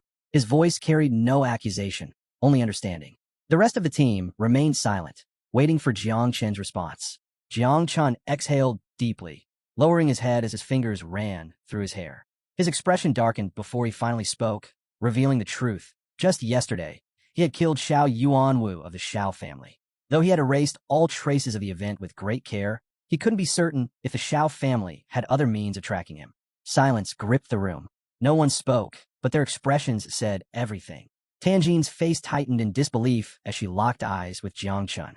Her voice carried urgency as she asked if he had truly eliminated a member of the Xiao family. Ji Gang's reaction was just as intense. His eyes widened as he reached out slightly, his voice edged with shock. He questioned whether Jiang Chun had really killed Xiao Yuanshan's grandson, a cultivator who had reached the terrifying 8th stage of cultivation. The weight of the revelation settled over the group like a storm. Xiao Yuanwu had been no ordinary opponent. How had Jiang Chun, at his level, pulled off such a feat? Jiang Chun, seeing their stunned reactions, let out a quiet sigh and ran a hand through his hair in frustration. Had he just dragged them all into trouble? But Ji Gang showed no fear. Crossing his arms, he addressed the team with a steady voice. He reminded them that the Xiao family had long been infamous for their corruption, their younger generation causing countless problems over the years. From his perspective, Jiang Chun had done the world a favor by taking out someone like Xiao Yuanwu. His expression remained serious as he acknowledged the power of an 8th-stage master. But from what he had heard, Yuanwu was the weakest and least favored among Xiao Yuanshan's descendants. That being the case, there was a chance that the old master wouldn't personally intervene. Tanjin placed one hand on her waist while extending the other toward Jiang Chun, her gaze unwavering. With absolute confidence, she assured him that if the Xiao family sought revenge, the Night Watch would stand by his side. After all, they weren't weak either. Jiang Chun looked at Ji Gang, warmth flickering in his eyes. A rare smile formed on his lips. For the first time, he felt something he had never truly known, a sense of belonging. As an orphan, he had relied on the kindness of neighbors, but this was different. This felt like home. However, Ji Gang had other concerns. Turning his back to Jiang Chun, he took a few steps away, lost in thought. Even if Xiao Yuanwu had been incompetent, reaching the 2nd level of cultivation meant he wasn't entirely weak. Then, as if struck by realization, Ji Gang suddenly spun around. Stepping forward, he grabbed Jiang Chun firmly by the shoulders, his gaze sharp with disbelief. His voice was demanding as he asked the question on everyone's mind. How had Jiang Chun, a level 17 Awaken of the Creation class, managed to kill a level 30 combat class cultivator? Jiang Chun hesitated, rubbing the back of his head in discomfort. A nervous sweat formed as he raised a hand, signaling Ji Gang to calm down. He admitted that, in that critical moment, someone had stepped in to help him. Ji Gang immediately leaned in, pressing for details. Who had come to his aid? With a strained smile, Jiang Chun finally revealed the truth. It was the 3rd daughter of the Luo family from Jiangnan. She had awakened a hidden defense class. A heavy silence fell over the group. Their eyes locked onto Jiang Chun, stunned by his words. The Luo family? The wealthiest merchants in Jiangnan? Could he really be referring to Luo Sandow? Ji Gang wasted no time. He grabbed Jiang Chun by the shoulders and started shaking him, bursting into laughter. Even if the Luo family wasn't known for producing warriors, their immense wealth made them a formidable power. If Jiang Chun ever found himself in danger, having them as allies would be a massive advantage. Still being shaken, Jiang Chun could only sweat nervously, wondering what had gotten into Ji Gang. But then, something shifted. A powerful surge of purple energy erupted from Jiang Chun's body. Ji Gang's laughter cut off instantly. His hands released Jiang Chun as his eyes widened in shock. A single bead of sweat rolled down his face. If Luo Sandow had awakened a defense class, then she lacked offensive abilities, which meant the one who had actually killed Yuanwu was Jiang Chun. As if reading Ji Gang's thoughts, Jiang Chun raised his hand. A dark mist of poison swirled ominously in his palm, its presence heavy in the air. Without hesitation, he revealed the truth. He wasn't just an awakened of the creation class. He had also mastered a 2nd, hidden class, poison. Duan Fang, who had been silently observing from behind, took an involuntary step back, his face reflecting his disbelief. He wasn't alone. The entire group stood frozen, struggling to process what they had just witnessed. Ji Gang, however, wasn't finished. He reached out again, attempting to shake Jiang Chen's hand, half laughing as he asked just how many more secrets Jiang Chen was keeping. Jiang Chen quickly pulled his hand away, warning him that the poison mist was highly lethal. Even Ji Gang might not be able to withstand its effects. The group remained tense, their eyes locked on Jiang Chen. But before he could say another word, Ji Gang suddenly grasped his hand without hesitation. Closing his eyes, he smiled reassuringly and told Jiang Chen not to worry. He knew how to handle poisons. As the venomous mist from Little Nine touched Ji Gang's skin, Tanjin's eyes sharpened. She observed the scene closely, tension evident in her gaze. What kind of poison was this? A few moments later, Ji Gang finally released Jiang Chen's hand, only to notice the spreading poison already creeping across his skin. His expression hardened. This was bad. Jiang Chen sighed, placing a hand on Ji Gang's shoulder and shaking his head. With his eyes closed, he muttered that Ji Gang had really gone too far this time. But Ji Gang didn't seem the least bit concerned. Gripping his own wrist, he glared at Jiang Chen and snapped at him to stop making a fuss. He hadn't even tried to resist the poison in the first place. Behind them, Tanjin chuckled softly, her amusement clear as she closed her eyes. Meanwhile, Chu Bulang crouched near Ji Gang's poisoned hand, studying it intently. His curiosity was obvious. What kind of poison was this? Realizing the situation was escalating, Ji Gang turned abruptly and called out to Yun Xiaoku for help. Without hesitation, she deactivated the protective barrier around her, its green energy fading away. Placing a hand near her mouth, she laughed lightly before agreeing to assist. Jiang Chen, however, felt the need to remind Ji Gang once again. This poison wasn't something to take lightly. He sat down on the couch, resting one hand on his knee while extending the other to the side, showing how the poison's effects still lingered. Yin Xiaoku approached with a calm smile, closing her eyes before raising both hands toward Jiang Chen's affected hand. A soft glow radiated from her palms as she worked to cleanse the poison. As she healed him, Ji Gang turned his gaze toward Jiang Chen, his expression unreadable. Then, after a brief silence, he forced a smile and admitted that the poison was actually quite impressive. The more skills Jiang Chen had, the better it would be for him in the long run. Chu Bulang, who had been quietly observing from a distance, moved closer. He rested both hands on the arm of the sofa, watching Jiang Chen intently without saying a word. Once Yin Xiaoku had completely neutralized the poison, Ji Gang's demeanor shifted. His usual confidence faded into something more serious as he met Jiang Chen's gaze. He acknowledged Jiang Chen's talent, but strongly advised against enrolling in the Tianjiao camp. With the Xiao family now involved, it was simply too dangerous. The camp might offer valuable resources, but a prodigy from the Xiao family would undoubtedly be there as well. The risks far outweighed the benefits. Behind him, Tanjin crossed her arms and nodded in agreement, closing her eyes as if to seal the decision. But Jiang Chen wasn't convinced. A puzzled expression crossed his face as he asked Ji Gang what exactly he meant by resources. Still rubbing his wrist, Ji Gang patiently explained. The camp provided access to rare materials, fierce beast blood, advanced equipment, and other valuable items. But for those who ranked among the top participants, the real rewards were far greater. Mysterious fruits and scrolls leading to hidden realms. Jiang Chen's eyes widened in shock. Was Ji Gang serious? His mind raced, weighing the possibilities. If what Ji Gang said was true, then these resources were far beyond what he could obtain by simply hunting fierce beasts in the wild. Perhaps the insects could even reproduce again. That thought lingered as he met Ji Gang's gaze, his resolve unwavering. Surrounded by the faint traces of poisonous mist, he firmly declared his decision. He was enrolling in the camp. Danger didn't scare him. He had complete confidence in his abilities and knew he could protect himself. Ji Gang studied him for a long moment before exhaling a sigh. Raising a hand, he signaled for Jiang Chen to wait. He needed time to think this through. Meanwhile, in the middle of the vast West Lake, an imposing temple stood in isolation, its very presence exuding power and reverence.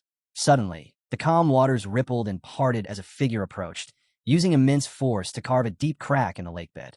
The surrounding water trembled as the man strode forward, making his way toward the temple.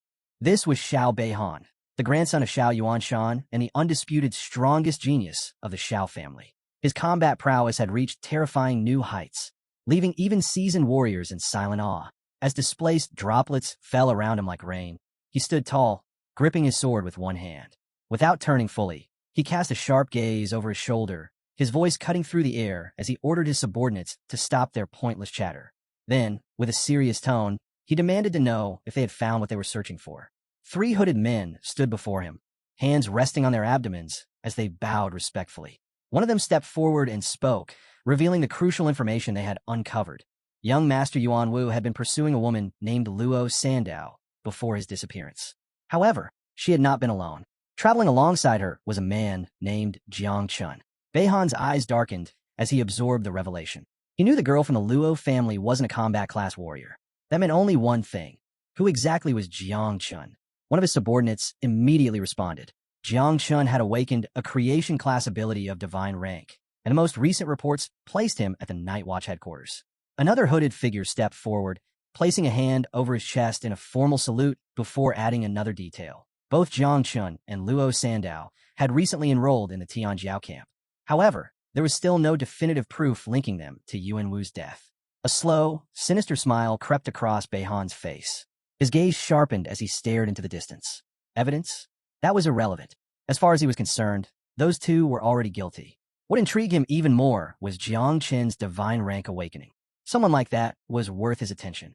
But with them already heading to the camp, there was no need for him to personally seek them out. His mind settled with cold determination. 3 days from now, he would eliminate them both at the camp. Back in Ji Gang's office, the atmosphere was thick with contemplation. He and Jiang Chun sat on the sofa, the weight of their earlier conversation still hanging in the air. Ji Gang rested one arm on his knee while extending the other to the side, his gaze carefully studying Jiang Chun. Despite already arranging for Jiang Chen's enrollment in the Tianjiao camp, Ji Gang couldn't shake his concerns. However, he had taken precautions.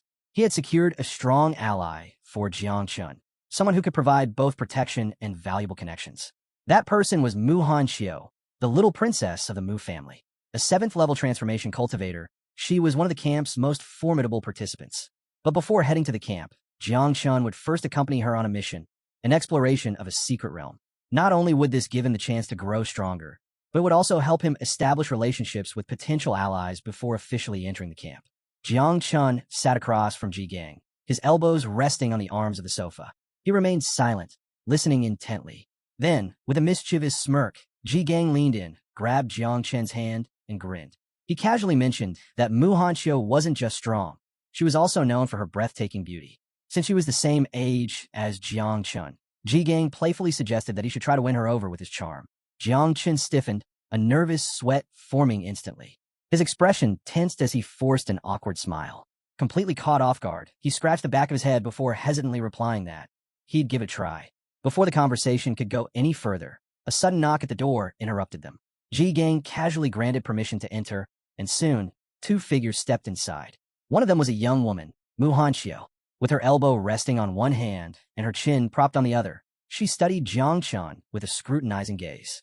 Wasting no time, she stated plainly that Ji Gang had asked her to escort someone to a secret realm. Beside Muhan Chio, a man with a laid-back demeanor placed his hand behind his head, closing his eyes with a smile as if he found the whole situation amusing. Muhan Chio, however, turned to Ji Gang with an impatient look, questioning whether he had changed his mind about their arrangement. Ji Gang, ever the smooth talker, responded with a charming smile, saying it was an honor to meet her in person. Muhan Chio crossed her arms, glancing at the ground in mild confusion, while the man next to her continued to stand there, his hand on his head, still smiling as if enjoying the moment. Watching their odd reactions, Jiang Chun couldn't help but wonder what exactly was going on. Both he and Ji Gang stood up. Without hesitation, Ji Gang draped an arm over Jiang Chen's shoulder, his other hand resting casually on his waist. With a confident stance, he explained his delayed response. Yesterday, he had been angry with Muhan Chio's grandfather, which was why he hadn't given an answer. But today, he was willing to agree to the arrangement, with one special condition. Muhan Chio would have to take Jiang Chun with her. Jiang Chun's expression shifted immediately, surprise flashing across his face as he tried to grasp the situation. Muhan Chio placed a hand on her hip and stepped forward with a confident stride. She reminded Ji Gang that she had already given him a level 30 secret realm scroll. Then, raising an eyebrow, she asked if he still intended to add more conditions. Ji Gang remained relaxed, giving a small shrug. Everyone has their own conditions, he replied casually. Muhan Chio considered this for a moment before coming to a conclusion. Ji Gang wasn't trying to push her. He was simply looking for someone reliable to help Jiang Chun level up. Since Jiang Chun couldn't enter a secret realm lower than level 50, it made sense why Ji Gang was insisting on her assistance. Meanwhile, the man behind her walked forward, placing his hands behind his back. His amused smile never wavered as he silently observed the conversation. Turning her full attention to Jiang Chun, Muhan locked eyes with him. Without hesitation, she asked what level he was and what class he had awakened. Jiang Chun met her gaze calmly and answered without flinching. He was level 17 and had awakened the creation class. Hearing this, Muhan placed a hand on her waist, pointed at him with her other hand, and openly scoffed. Her expression filled with disdain as she dismissed him outright as trash.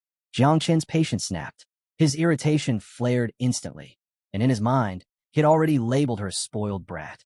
Before Jiang Chun could respond, Ji Gang's mood shifted instantly. His expression darkened, his fists clenched, and pure rage burned in his eyes. Without hesitation, he snapped, calling Muhan an empty-headed brat and demanding that she show some respect. He reminded her that Jiang Chun had awakened a hidden divine rank ability, something far from trash. The air in the room grew tense, but before Ji Gang could take action, the man beside Muhan swiftly stepped in. Moving quickly, he grabbed Ji Gang around the waist, closed his eyes, and with a forced smile, urged him to calm down. He explained that Muhan outburst wasn't personal. She was just lashing out because her boyfriend had recently dumped her. Muhan flinched slightly at his words. She turned her head away, and for the first time, hesitation flickered in her eyes. Perhaps she had gone too far. Jiang Chun, still processing Ji Gang's unusually intense reaction, felt a mix of surprise and confusion. Since when did Ji Gang get this worked up on his behalf? Feeling the weight of the situation, Muhan quickly turned toward Ji Gang. Closing her eyes, she extended both hands in a formal gesture of apology. Her voice was noticeably softer as she sincerely asked him to let it go. Jiang Chun rubbed the back of his head, finding the whole exchange strange. But despite the tension, there was still a mission ahead. The secret realm they were headed to was called the Village of Light, a level 30 realm with strict entry conditions. Only 5 people below level 50 could enter. The objectives were clear: eliminate all the monsters, defeat the boss, or destroy the sacrificial altar. Several hours later, the group arrived at the portal leading to the Village of Light. Duan Fang stood at the front, resting a hand on his waist as he turned to face everyone. His expression was serious, and without wasting time, he asserted his authority. This time, he would be the leader. His instructions were firm. If anyone got separated or found themselves in danger, they were to return immediately to the teleportation point. The chances of the realm becoming unstable were low, but they couldn't take any risks. If anything went wrong, retreating was the top priority. Muhan stood with her arms crossed, listening silently. A faint, amused smile played on her lips, as if the entire situation entertained her. Meanwhile, Chu Bulang stepped toward Jiang Chun, reaching a hand toward the glowing portal. With a smirk, he closed his eyes and casually mentioned that a level 30 secret realm scroll was worth at least 1 billion. A clear reminder of just how valuable this opportunity was. Yin Xiaoku stood nearby, one hand resting on her elbow, silently observing the conversation. Muhan, however, had other thoughts. Turning to Jiang Chun, she shot him a smug look before calling him a newbie. With a condescending tone, she warned him not to start crying once they entered. She didn't want him holding the team back. Jiang Chun simply stared at her without responding. With that, the group stepped into the portal. As they vanished into the swirling energy, Chu Bulang turned back with a reassuring grin, casually telling Jiang Chun not to worry. He'd protect him. Jiang Chun took a step forward, but despite this being only a level 30 secret realm, an uneasy feeling crept over him. Something about this place felt off. After several minutes, the group emerged into a vast, open landscape. They stood atop a lush green mountain, surrounded by thick forests and rolling hills.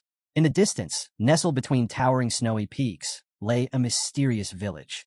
The view was breathtaking, almost too peaceful. Standing at the back of the group, Chu Bulang admired the scenery, commenting on how beautiful the village looked. But as his gaze wandered, a question lingered in his mind. Where were the monsters? Jiang Chun remained silent, his eyes locked on the eerie village below. Duan Fang, his hand still resting on his waist, studied the scene carefully. After a moment, he made an unsettling observation. The monsters were likely hiding inside the villagers' houses. Without hesitation, he decided they would need to search each house one by one. The group cautiously made their way down the mountain toward the village. As they walked, Duan Fang reassured them not to worry before quickly assigning roles. Chu Bulang would take the vanguard position, drawing enemy attention.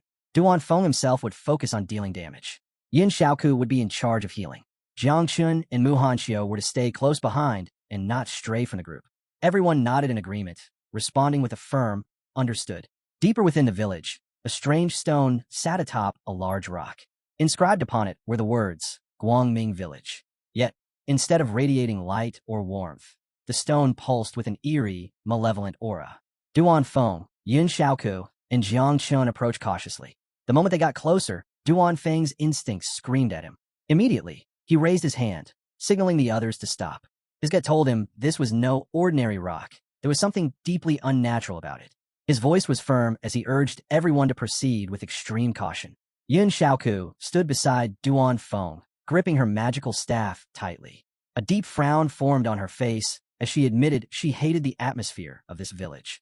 Something about it felt wrong, as if something unnatural lurked beneath its surface. Jiang Chun said nothing, his sharp gaze fixed on the unsettling scene before them. After a brief pause, Yin Xiaoku made a decision. Before they moved any further, she would apply a purification buff over the entire village. Closing her eyes, she extended a hand toward the sky. Instantly, a surge of blue magical energy erupted from her palm, spreading like mist through the air. The entire area became bathed in shimmering magical dust, coating every surface with a faint glow. Jiang Chun instinctively raised a hand to his face, watching as the glittering particles danced around him. A flicker of surprise crossed his expression. This buff was powerful, far stronger than he had expected. It didn't just clear the mind, it also boosted attributes and energy significantly. Suddenly, an ominous wind howled through the village. The atmosphere shifted in an instant. A dense, swirling cloud of smoke gathered in the sky, twisting violently as the once clear air darkened. The sky above turned a deep, blood-red hue, casting an eerie glow over the landscape. The village lanterns, which had been lifeless moments ago, suddenly flickered to life. Shadows danced across the stone walls, moving unnaturally as if they were alive. Above them, the evil energy thickened, pulsating like a living entity. Everyone tensed. Their instincts screamed that something was terribly wrong. Duan Fang's sharp eyes locked onto the source of the disturbance, the mysterious stone they had examined earlier. In that instant, a horrible realization struck him. This wasn't just an ordinary artifact. It was the very source of the corruption. His expression turned grim as he whipped around, his voice urgent as he shouted for everyone to run. But before he could finish, the stone unleashed a powerful force. A sudden, invisible pull gripped Duan Fang, dragging him toward the stone like a vortex. Caught off guard, he struggled, fighting against the unnatural force, but it was too late. His body was yanked forward, the energy swallowing him whole. With his final breath before disappearing, he yelled desperately, "Stay away from the stone. Call for reinforcements immediately. This is a mutation." Then he was gone. A blinding light shot down from the sky, crashing into the center of the village. The impact sent a shockwave outward, forming an immense magical barrier that rapidly expanded, sealing off the entire area. There was no escape. At that moment, multiple system windows flashed before everyone's eyes. Warning! The secret realm, the beautiful town, has undergone a mutation. It is now classified as the Village of the Dead. Difficulty level, Nightmare. New completion conditions. Eliminate all the undead in the Village of Light. Kill the final boss. A final system message followed. The light fades away. Darkness flourishes. That is when the door to the kingdom of death will finally open. The thick smoke suddenly dispersed, and before Jiang Chun could react, he found himself teleported into a dimly lit house. His breath came unsteady as he processed the system messages flashing before him. His mind raced. This wasn't just an increase in difficulty. The realm had jumped straight from normal to nightmare level. Worse, the group had been scattered. A drop of sweat slid down his cheek. He clenched his fists. At level 17, facing nightmare-level enemies alone was suicide. He quickly recalled Duan Fang's strict orders. If you get separated or find yourself in danger, return to the teleportation point immediately. Jiang Chun wasn't about to take any reckless risks. He made a snap decision. Getting out of here was the priority. Without hesitation, he turned toward the wooden wall. Gathering his strength, he launched a powerful kick. Crack! The wooden planks splintered apart. But instead of an exit, he found himself in another dimly lit room. The unsettling atmosphere made his skin crawl. Faint lamps swayed eerily from the ceiling, casting flickering shadows across the floor. Scattered throughout the room were old, decayed coffins, their lids covered in thick layers of dust. But what caught Jiang Chen's attention was the framed painting hanging on the wall. It was a portrait of an old man, Something about it sent a chill down his spine. The man's expression was blank, lifeless. But then, the old man in the painting moved. His lips curled into a sinister smile. Jiang Chen's body tensed instantly. His instinct screamed at him. Something was terribly wrong. Is this an illusion? He wondered. Before he could react, a loud creak echoed through the room. One of the coffins shifted. The lid slowly slid open, and from within, a clawed hand emerged, its razor-sharp fingers glinting under the dim light. Jiang Chun spun around, his muscles coiled, ready to react. His confusion deepened. What the hell was happening? Then, the silence shattered. The other coffin suddenly burst open. From within, several necromancers emerged. Their skeletal frames were wrapped in tattered robes, dark energy radiating from their bodies. Their hollow eyes glowed with a haunting light as they fixated on him. The system instantly identified them. Level 30 necromancers. Abilities: charge, decapitate, corrosion. Main characteristic: immune to normal physical attacks. Jiang Chen's heart pounded. Immune to physical attacks. That meant swords, fists, and conventional weapons were useless. The necromancers moved fast, their clawed hands twitching as they closed in on him with unnatural speed. But Jiang Chen wasn't about to stand there and wait for death. His expression darkened as he raised his hand. A thick, purple mist began to swirl in his palm. The poisonous mist of Little Nine. His gaze locked onto the approaching enemies. If normal attacks don't work, then I'll just use poison. The hunt begins, Little Nine's feast. Just as the necromancers prepared to strike, Jiang Chun moved first. With lightning speed, he unleashed the poisonous mist of Little Nine, flooding the entire room in seconds. The thick, toxic fog spread rapidly, enveloping the undead figures in its lethal embrace. Without wasting a second, Jiang Chun bolted out of the house, leaping effortlessly onto the roof of a nearby building. From his vantage point, he kept a sharp eye on the house below, waiting to see the effects of his attack. Then they emerged. The necromancers walked straight out of the mist, completely unharmed. Their skeletal bodies remained intact, their eerie, glowing eyes still fixed on him. Jiang Chun frowned. So it was as he suspected, poison was still considered a physical attack, making it useless against them. He needed another approach. If he wanted to deal with these creatures properly, he had to find Yin Shaoku as soon as possible. Only a mage's magic could truly counter the undead. As he weighed his next move, a familiar presence stirred beside him. Little Nine had manifested. Clenching her tiny fist close to her chest, she stared down at the necromancers with an intense, hungry gaze. Drool trickled from the corner of her mouth as she eagerly licked her lips. "Can I eat them?" she asked, her voice filled with excitement. Jiang Chun turned to her, momentarily caught off guard. He hadn't expected that reaction. With a confused expression, he hesitated before asking, "Wait, you can devour necromancers? Wouldn't that still count as a physical attack?" Meanwhile, the necromancers advanced, their hollow eyes locked onto him with eerie determination. Little Nine's body pulsed with a dark, twisting aura. Her gaze remained fixated on them, like a predator sizing up its prey. Then, a wicked grin stretched across her face. "I can eat them. They're delicious." Jiang Chun studied her carefully before giving a slow nod. "All right, give it a try, but don't push yourself. If you get into trouble, I'll get you out." Little Nine's grin widened into something almost sinister. Without another word, she launched forward at terrifying speed, her expression twisting into something hungry. From the rooftop, Jiang Chun watched closely. She was fast. Before the necromancers could even react, Little Nine tore through them, her strikes razor-sharp and precise. She ripped them apart with an almost playful aggression, devouring them piece by piece. The battle ended in moments. Once it was over, she casually sat down on the ground, pulling her knees together and resting her chin on her hands. Closing her eyes, she let out a satisfied sigh, smiling like she was in heaven. To her, the necromancers weren't enemies. They were just a delicious meal. Jiang Chun, watching from above, couldn't help but be amazed. His mind drifted back to what he knew about Little Nine's origins. She came from the abyss, meaning she was, at her core, an undead being herself, a creature of darkness. Now that he possessed divine evolution, she would only continue to grow stronger, eventually becoming the mistress of the abyss, a being whose very essence would surpass these low-level necromancers entirely. Remembering this, Jiang Chun made a decision. Stretching out his hand toward the battlefield below, he let his body release the poisonous mist of Little Nine once more. A smirk formed on his lips as he looked down at her. If she could devour these necromancers, then it was time for the others to feast as well.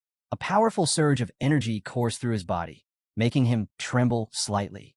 Then, in an instant, thousands of insects erupted from his body. The swarm of dark, Venomous creatures spread like a plague, descending upon the necromancers without mercy. Their movements were swift, calculated, and precise. Jiang Chun issued a single command. Spread out. Feast. But don't let the others see you. Like a well-coordinated army, the insects obeyed without hesitation, tearing into the necromancers and devouring them whole. System notification. Your spiritual pets have killed 3 low-level necromancers. You have gained 15,210 points. Little Nine has devoured additional necromancers. She has gained 4,602 points. As the last of the necromancers vanished beneath the writhing swarm, another system window materialized before Jiang Chun. Congratulations. You have leveled up. Level 17, level 18. +1 to all attributes, +10 potential points. Jiang Chun stepped back inside the house, his eyes gleaming with excitement. Extending one hand to the side, he clenched the other into a tight fist, feeling the raw power surging through him. A satisfied grin spread across his face. This is insane. In mere seconds, he had racked up over 500,000 experience points and leveled up instantly. This secret realm wasn't just a challenge. It was a paradise tailored for him. With the necromancers wiped out, Jiang Chun turned his gaze back toward the old man's painting. Before, the old man had been smiling, but now, the smile was gone. The old man's expression had twisted into one of sheer terror, his entire body trembling inside the frame. Jiang Chun placed his hands on his waist, smirking as he mockingly asked, "Why aren't you smiling anymore?" At that moment, Little Nine materialized beside him. Glancing outside, she casually reported, "Everything's already been eaten." Jiang Chun flashed her a thumbs up. "Good work." Then, he turned back to the trembling photo. With a sly grin, he asked, "Hey, can you eat this too?" Little Nine's eyes gleamed with hunger. She stared at the painting as if it were her next meal. The moment the old man in the painting saw Little Nine's hungry gaze, his trembling intensified. And then, bang! The photograph exploded into pieces. Both Jiang Chun and Little Nine flinched, momentarily caught off guard. A system window popped up. "Congratulations. You have successfully scared off the level 35 Elite Death Guardian. You have earned 8,701 experience points." As the shattered remains of the photograph fell to the ground, Jiang Chun and Little Nine stood there, staring at the pieces. A strange sense of disappointment settled over them. For some reason, they both felt a little let down. Elsewhere in the village, Duan Fang was fighting for his life. With a powerful swing, he smashed a necromancer across the face with his bow, sending it staggering backward. More undead swarmed toward him, their glowing eyes fixed on their prey. Teeth clenched, Duan Fang gripped his bow tightly, using it as both a weapon and a shield. He swung fiercely, striking another necromancer hard enough to send it crashing to the ground. Suddenly, one lunged at him from behind. Reacting instantly, he twisted his body and used the sharp string of his bow to slice clean through its outstretched hand. His heart pounded. If I didn't have a longbow, I wouldn't even be able to fight these things. As he continued battling, his mind drifted to the others. Most of them were strong enough to hold their own, but Jiang Chun, he wasn't even level 30 yet. Duan Fang clenched his jaw. If something happened to Jiang Chun, how would he even explain it to Ji-Gang? Just as that thought crossed his mind, a system window appeared in the sky. Teammate has killed a lower-level Spectre and an elite rank Guardian, level 35. You have earned 12,161 points. Duan Fang's head snapped up. His body froze. Wait, what? A Spectre? An elite Guardian? A level 35 boss? His hands trembled as his mind raced. Who? Who could have done this? Before he could process it, another horde of necromancers rushed toward him. No time to think, he turned and ran. As he sprinted, his mind replayed the system message. Someone was wiping out monsters instantly. And that person had to be insanely strong. At first, he suspected Chu Balang, but no, his combat stats were too passive. Then, he considered Yin Xiaoku, but while she was a mage, she wouldn't have been able to take down so many enemies this fast. Finally, he thought of Muhan Chio. Was she this powerful? If so, then there was hope. The necromancers closed in fast, forcing him to pick up his pace. At least now, with a hidden powerhouse on their team, there was a real chance to save the others. Still, he could only hope that Jiang Chun could hold on a little longer. Somewhere else in the village, a lone figure staggered through the darkness, one hand clutching a deep wound on her shoulder. Blood dripped from the corner of her mouth, her body covered in scratches and bruises. It was Muhan Chio. Behind her, a horde of necromancers relentlessly pursued her, their hollow eyes glowing with eerie malice. She was barely holding on. Every step felt heavier than the last. Her strength was fading fast, and even her primary ability, speed, had become useless in her current state. Her breaths came in ragged gasps. She didn't want to die. I can't die here. I still have to participate in the young talent camp. I have to revitalize my family. But no matter how much she struggled, her hope was slipping away. For the first time, she wanted to go home. Tears welled up in her eyes as she forced herself forward, her legs trembling beneath her. Then, something strange happened. The necromancers behind her stopped chasing. In fact, they turned and ran. Muhan's eyes widened in shock. What's going on? Was it one of her teammates? Did someone just wipe them out? Summoning the last of her strength, she pushed forward, forcing herself to move faster. A few moments later, she reached the end of an alley. But then, a thick purple mist began to drift around the corner. The moment she felt its presence, her heart pounded. This energy, it's powerful. A wave of relief washed over her. If this was coming from one of her teammates, then I'm saved. She just had to hold on a little longer. But luck wasn't on her side. Her legs finally gave out. She collapsed onto the cold ground, arms barely supporting her weight as more blood dripped from her wounds. Her vision blurred. This isn't good. The necromancers closed in. Their skeletal hands reached for her, their deathly aura suffocating. Panic surged through her as she stretched her hand forward, her eyes filled with desperation. Help, please. And then, Jiangchen appeared, his sharp gaze locked onto her, his expression unreadable. Muhan's breath hitched. The necromancers. They were running away from him. Her trembling hand reached for him, her mind struggling to process what she was seeing. What? How is he this strong? But the undead weren't going to wait. They lunged. With the last of her strength, she desperately reached for Jiangchen. Save me. For a brief moment, Jiangchen remained silent, staring at her with a look of deep thought. Then, just as the necromancer's claws dug into her arm, he grabbed her wrist. With one powerful motion, he yanked her away from danger.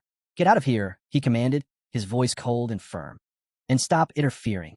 Before she could even process what had happened, he threw her back. She hit the ground hard, tumbling across the dirt until she finally came to a stop. Groaning, she pushed herself up, wiping the dirt from her face. Her breathing was heavy as she lifted her gaze to him. Jiangchen, you're insane. But then, the air changed. Jiangchen, crackling through the air. Muhan's eyes widened in disbelief as she watched him extend his hand. Before she could process what was happening, a massive swarm of insects burst forth, sweeping toward the necromancers like a living tide. The undead barely had a moment to react before the swarm descended, tearing them apart with ruthless efficiency. Behind Jiangchen, Muhan sat frozen, her heart pounding. Poisonous mist coiled around him, blending with the writhing insects under his command. The sheer dominance he displayed left her shaken. Was this really the same so-called failure from the creation class? Ji Gang had mentioned Jiangchen possessed the second class, but she had never given it much thought. Until now. This wasn't just some insignificant trick. This was raw, terrifying power. A realization settled over her, and an unfamiliar warmth spread through her chest. She placed a hand over her mouth, unable to take her eyes off him. In that moment, admiration bloomed into something deeper. She was falling for him. 30 minutes later, the rest of the team regrouped, their battle with the remaining necromancers finally over. Chu Buelang slumped over, resting his hands on his knees as he struggled to catch his breath. Damn, these necromancers weren't messing around, he muttered between gasps. Duan Fang, however, wasn't as relieved. He rubbed his temple, deep in thought. Something about this whole situation felt wrong. He hadn't encountered a single necromancer since leaving that house. Why? Yin Xiaoke tightened her grip on her staff, turning toward Duan Fang. Could it be that Muhan can control necromancers? She suggested hesitantly. It was a wild guess, but considering the circumstances, it wasn't entirely impossible. They had no idea if she had some hidden ability. Nothing about this battle had felt normal.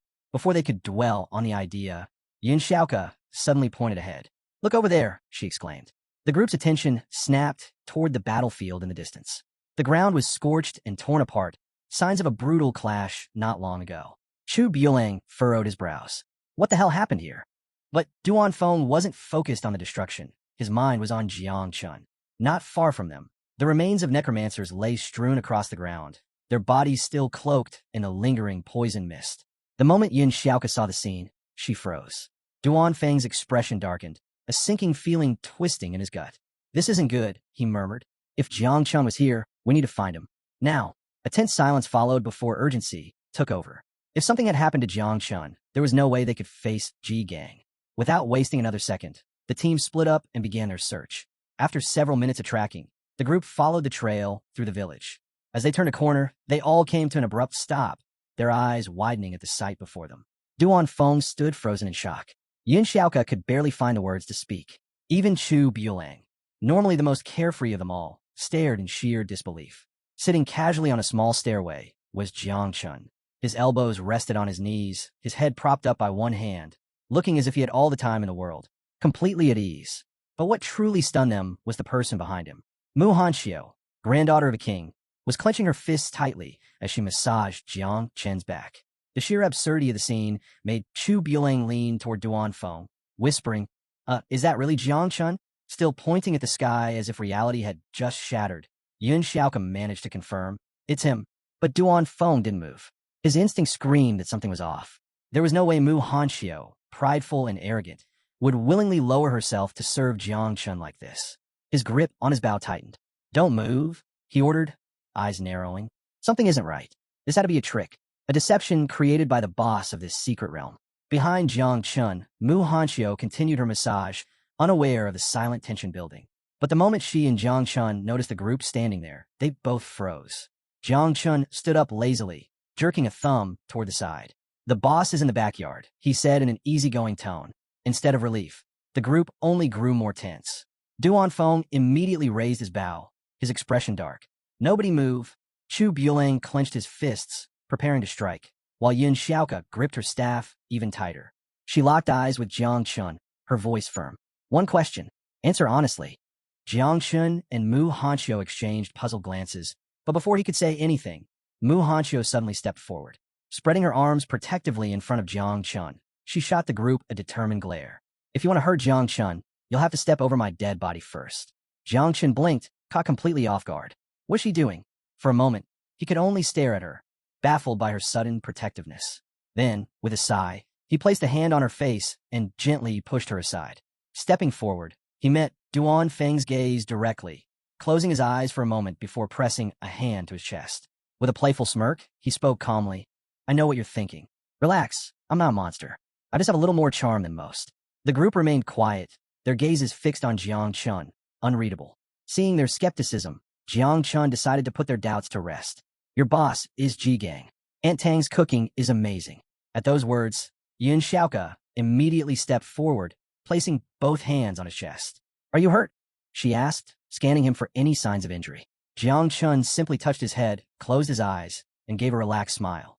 Seeing this familiar expression, Chu Buelang let out a long sigh of relief, finally easing up. Duan Fang, however, still looked wary. Meanwhile, Mu Hanxiu, who had been hiding behind Jiang Chun, tightened her grip on the edge of his cloak, her face burning with embarrassment. Don't be mad at me, she mumbled, barely audible. I was just being obedient. Duan Fang's sharp eyes landed on her. Tell the truth and stop lying. His directness caught the others off guard. Even Yun Xiaoka raised an eyebrow, surprised by his blunt tone. But before anyone could react, Duan Fang smirked. I see. So this is Jiang Chen's real talent, winning over women. Chu Buelang snorted, shaking his head. Hopeless. Jiang Chen's face darkened. Enough already, he snapped, exasperated. Aren't we supposed to be fighting the boss? The group chuckled, finally letting go of their teasing. Yeah, let's go. A short while later, they reached the backyard of the village. Jiang Chun stepped forward, determination in his eyes, and delivered a powerful kick to the door. Bang! The heavy door swung open, revealing the battlefield beyond. The air grew tense as they stepped inside, their footsteps cautious. And there it stood. A towering figure loomed before them, its crimson eyes glowing with a murderous aura. The boss of the secret realm. Its massive form barely shifted as its cold gaze locked onto Jiang Chun. A system window materialized before them. Boss encounter, the undead god. Rank boss. Level 40. Jiang Chun tilted his head up, staring at the monstrous entity before him.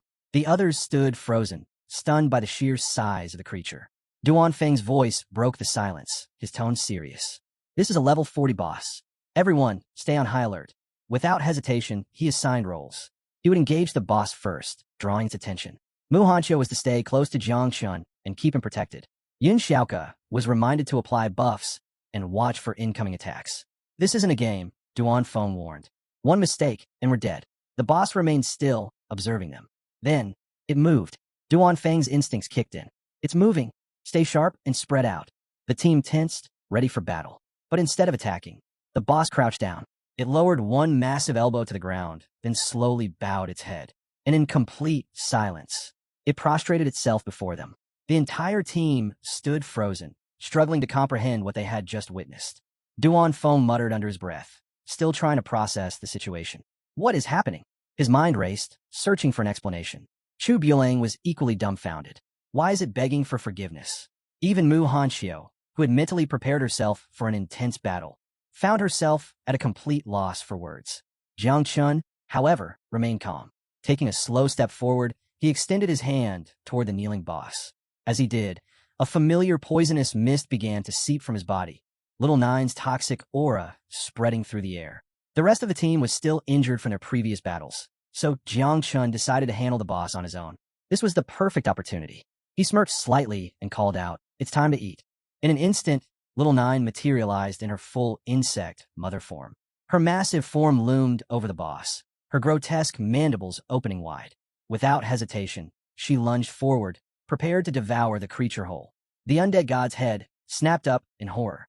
Its glowing red eyes darted to the side, as if searching for an escape. But it was too late. Little Nine's jaws clamped down, engulfing the boss entirely in a single, terrifying gulp. Silence fell over the battlefield. Jiang Chun watched with a quiet smile as his pet finished her meal. A series of system notifications appeared before him. Congratulations. You have slain the boss, god of the undead. Rewards, 76, 61, 90 experience points. A second message followed.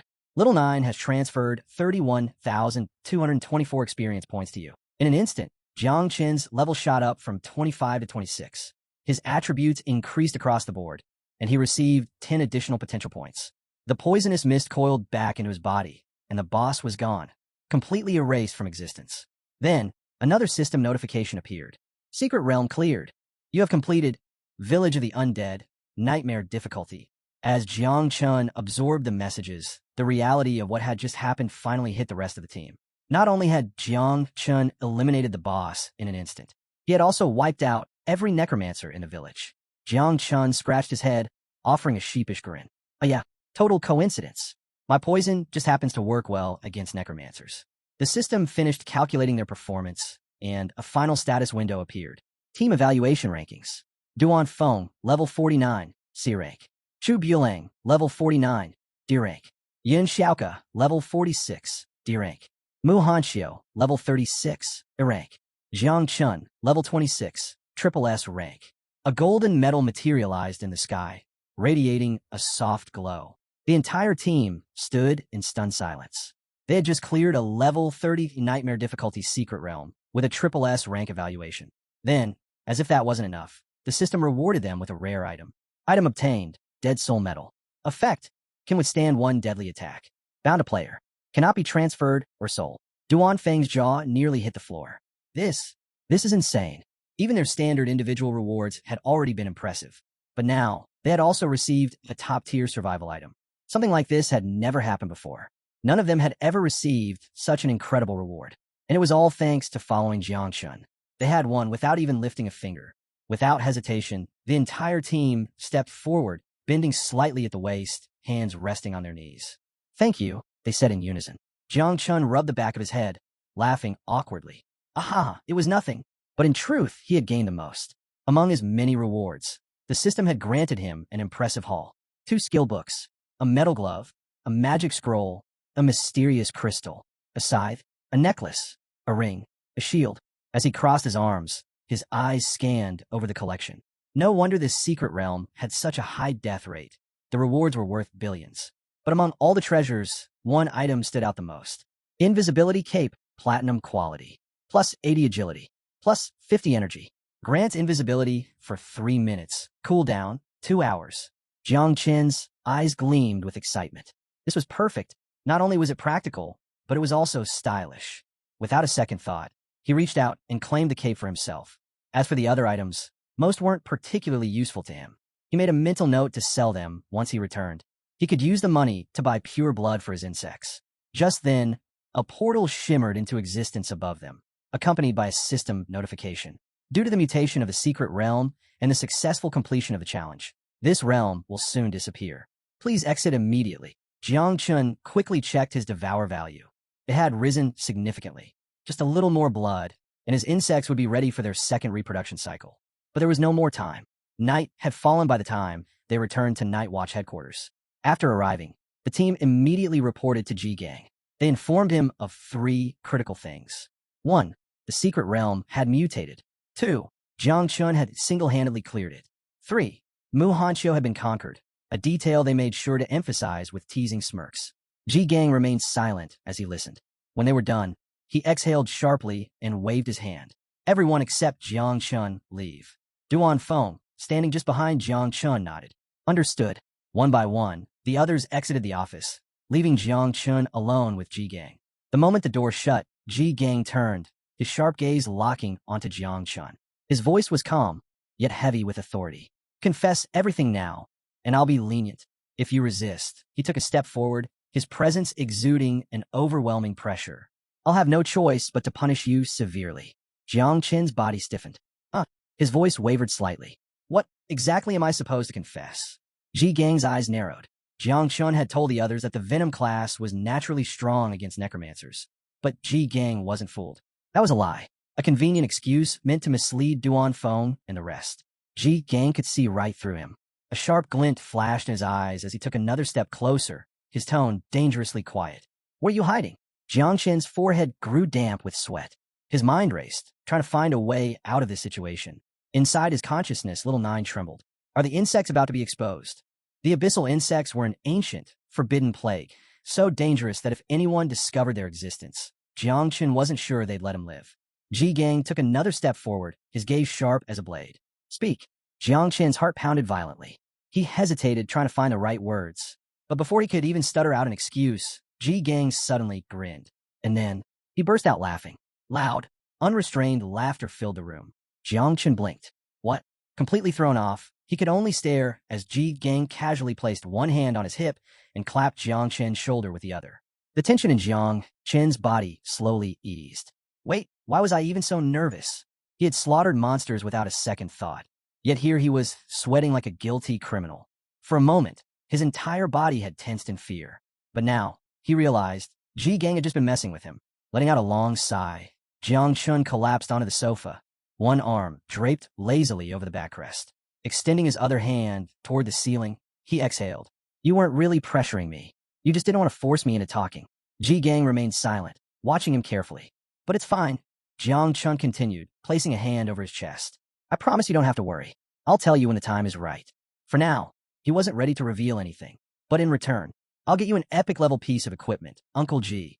Ji Gang's laughter started up again. An epic-level piece of equipment? Did Jiang Chun even understand how rare that was? Jiang Chun smirked at his reaction. I'm serious. Ji Gang's laughter slowly faded, and the atmosphere shifted. His expression hardened as he raised a hand toward the ceiling, activating a magic circle. The air grew heavy. It's good that Jiang Chun has a hidden ace up his sleeve, but there are things he still needs to understand. A moment later, thud. 3 corpses wrapped in bandages crashed onto the floor in front of Jiang Chun.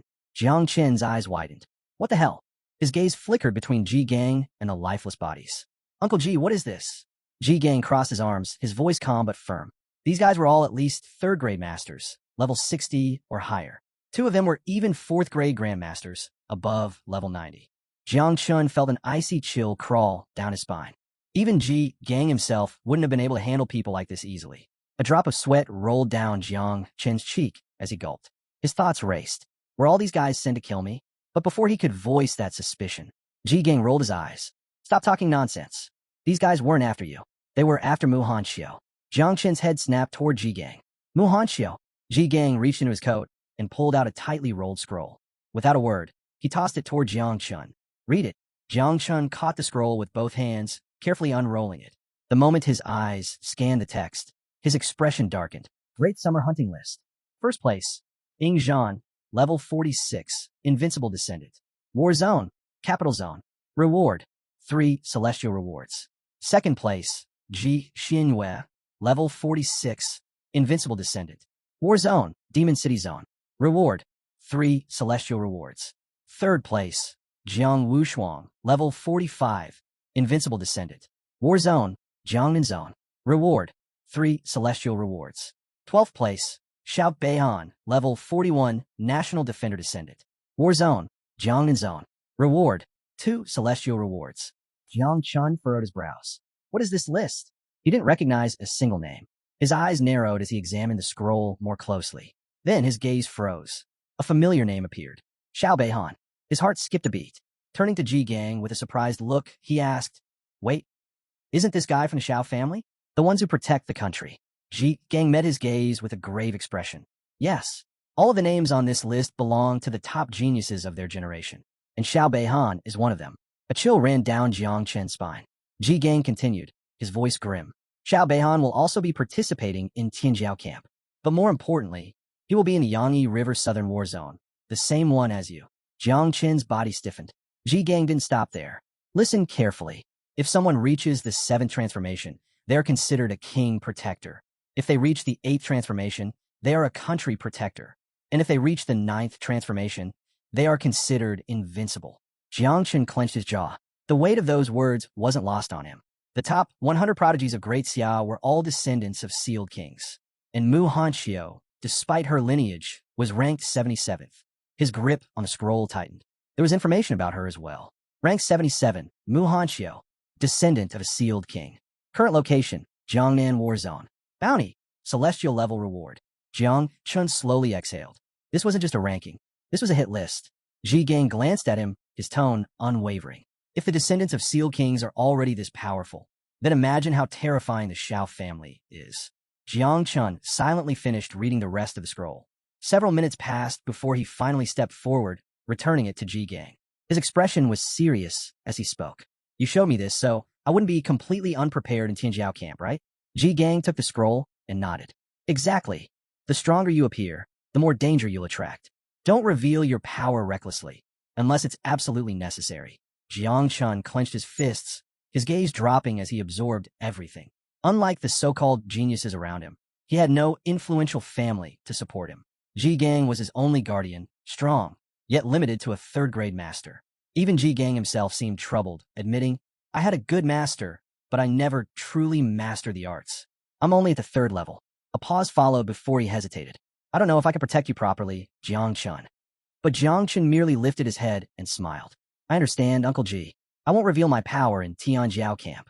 Deep down, he recognized Ji Gang wasn't just allowing his secrecy. He was actively shielding him.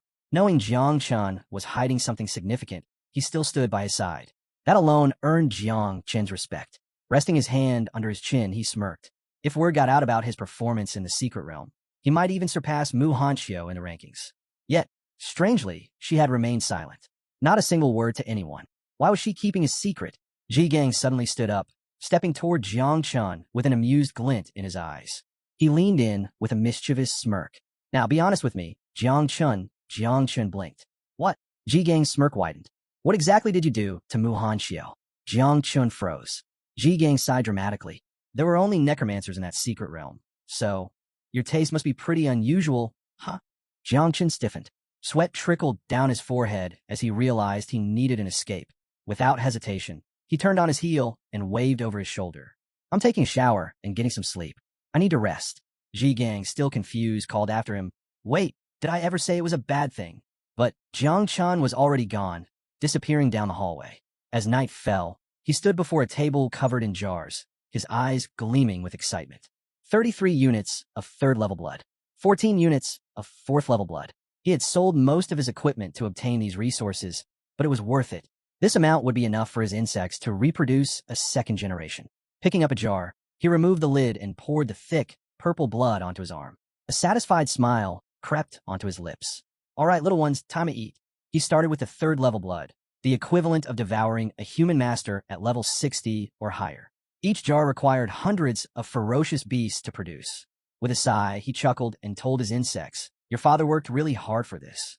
At that moment, Little Nine appeared, climbing onto Jiang Chen's head and fixating on the blood coating his arm. Her glowing eyes gleamed with hunger. "I want to eat too," she whined. Jiang Chen glanced up, amused. "Not yet. You still have a long way to go before you can reproduce." The instant she heard that, her pout deepened. Her tiny hands clutched his hair as tears welled in her eyes. Then, like a spoiled child, she burst into exaggerated sobs. Jiang Chen exhaled in resignation. "Fine." He plucked her off his head and casually tossed her onto the table. In an instant, she brightened, grabbing a jar of blood with excitement. "You're the best, Dad," she giggled, popping the lid open.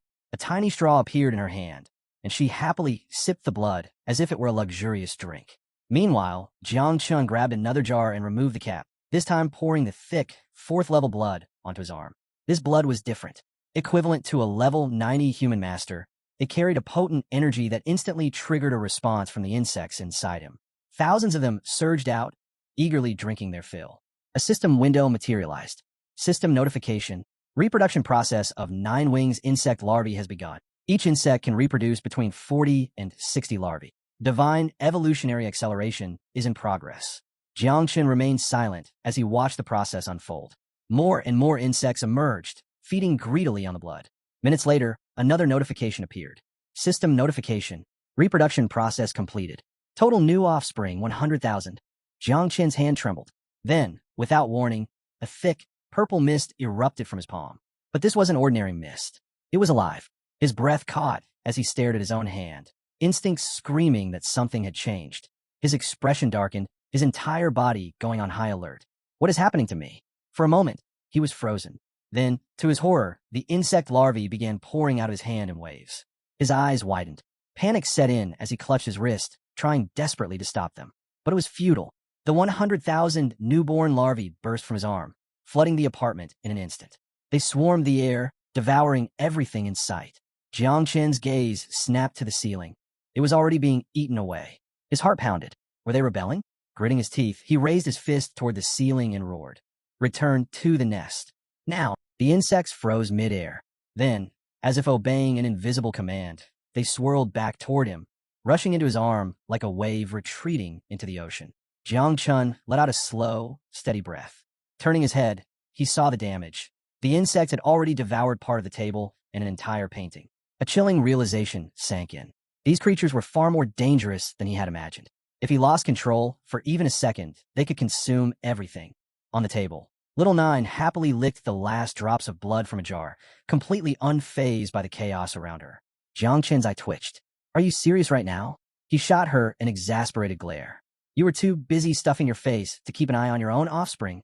But Little Nine ignored him entirely, letting out a satisfied sigh as she hugged the empty jar like a child after a big meal. Jiang Chen groaned. She's hopeless. Shaking his head, he turned his attention to his status window. A glowing system panel appeared before him. Jiang Chen status.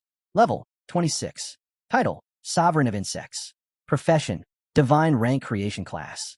Talents, Growth of All Things, Level 1. Divine Evolution, Level 1. Ancestral Tree. Unawakened. Another status window flashed open, this time for Little Nine. Little Nine's status. Level 21. Title, Insect Mother, 9 Wings of Miasma. Disaster Rank. Offspring Count, 100,000 units. Combat Power, 197 stars. Jiang Chen's eyes widened. Her combat power had skyrocketed. At 197 stars, she was already approaching the level of a 3rd-level master. A grin spread across his face. This is insane. The growth rate is too fast. His body buzzed with energy as he clenched his fist. Everything is ready. Tomorrow, he would enter Tianjiao camp. Once he reached level 30, he could finally complete Little Nine's 2nd reproduction cycle. His mind drifted to the possibilities. The next mother insect, a dangerously alluring presence. His smirk deepened. Things are only going to get more interesting from here. Meanwhile, at the Night Watch headquarters, Tanjin sat across from Ji Gang, her brows furrowed in concern. Are you seriously thinking about calling Chana Wang for this? There was disbelief in her voice. Is it really necessary to make such a fuss over Jiang Chun? Ji Gang lounged on the sofa, one hand resting on the armrest while the other supported his chin, his gaze unreadable. I'm doing this just in case. Tanjin's expression tensed. Ji Gang's voice dropped. In the Yangtze River Southern War Zone, Jiang Chun will cross paths with Xiao Beihan, the prodigy of the Xiao family. He tapped his fingers against the sofa. But that's not the real problem. His voice grew colder. The real danger is Tianjiao camp itself. Tanjin stiffened at his words. Ji Gang's eyes darkened. There are no secrets in Tianjiao camp. His tone was heavy, almost cautious. And there's something about Jiang Chun that terrifies me. Tanjin frowned. You're exaggerating. Ji Gang shook his head. No, I don't think I am. He leaned forward, voice dropping to a near whisper. It's his poison. His expression turned grave. Jiang Chun is hiding many secrets. Tanjin's breath hitched as she locked eyes with Ji Gang. And for the first time, she saw something unsettling. Fear. A chill crept down her spine. Are you trying to scare me? She asked, her voice unsteady. Old memories surfaced, clouding her mind. She recalled the events from 600 years ago, a time when the Devourer had plunged Great Xia into chaos. To counter the threat, the kingdom had established the forbidden professions, banning and exterminating those who practiced them. Anyone found wielding these abilities was executed on sight. The thought alone sent another shiver through her body. She stood abruptly, eyes sharp with unease. If Jiang Chun really had a forbidden profession, it would have been detected the moment he awakened, she argued. You're overthinking this, Ji Gang. But Ji Gang remained silent, his hands clasped together, gaze locked on the ground. His expression held nothing but pure terror. I hope she's right. I hope I'm just being paranoid. The next morning, Jiang Chun stepped out of his apartment and made his way toward a dense forest. Holding a map in both hands, he squinted at the markings. Which way is the right one? He frowned. Had he gotten lost again? Before he could figure it out, a frantic voice pierced the morning air. Help! Someone help me! Jiang Chun turned his head, brows knitting together. Who the hell is screaming this early in the morning? He looked toward a towering tree nearby. A sword was stabbed into the ground at its base.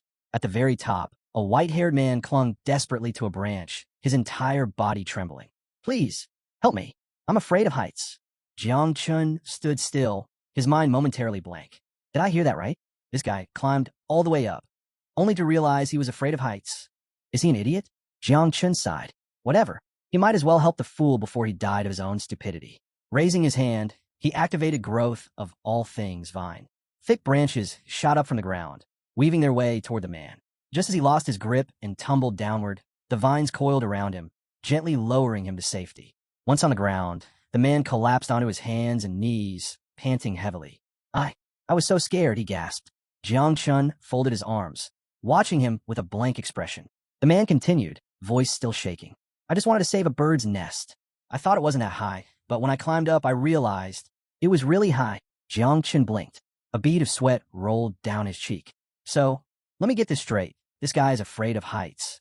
Yet he still climbed a massive tree. Just to save a bird's nest? He inhaled deeply. This man is definitely an idiot. The older man dusted off his clothes and extended a hand toward Jiang Chun, offering a pleasant smile. Thank you for saving me. Then, as if getting stuck in a tree was the most normal thing in the world, he casually added, So, what do you want in return?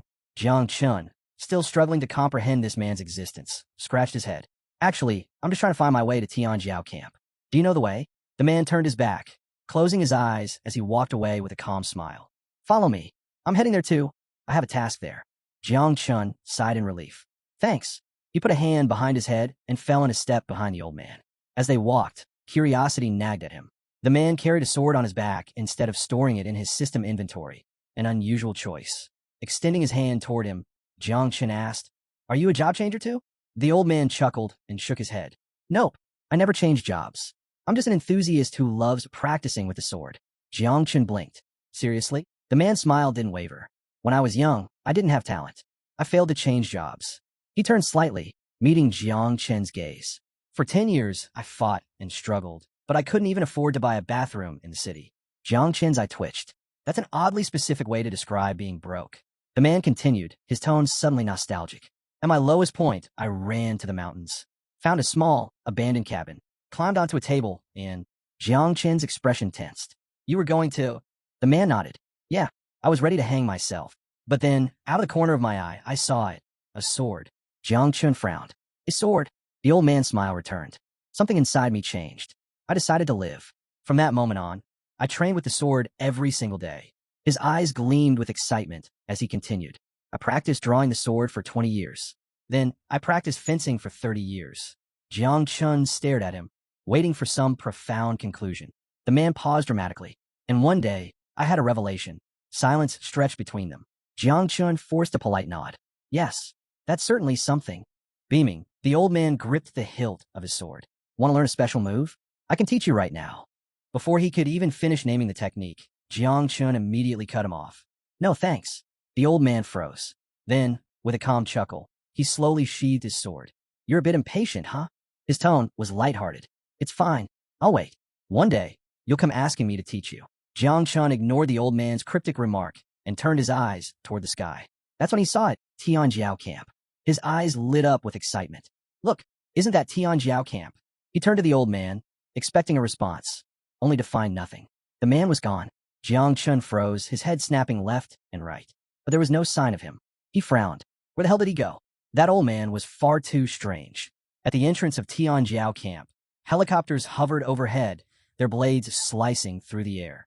A long line of participants stretched toward the registration desk, where a receptionist addressed the crowd with a sharp, professional tone.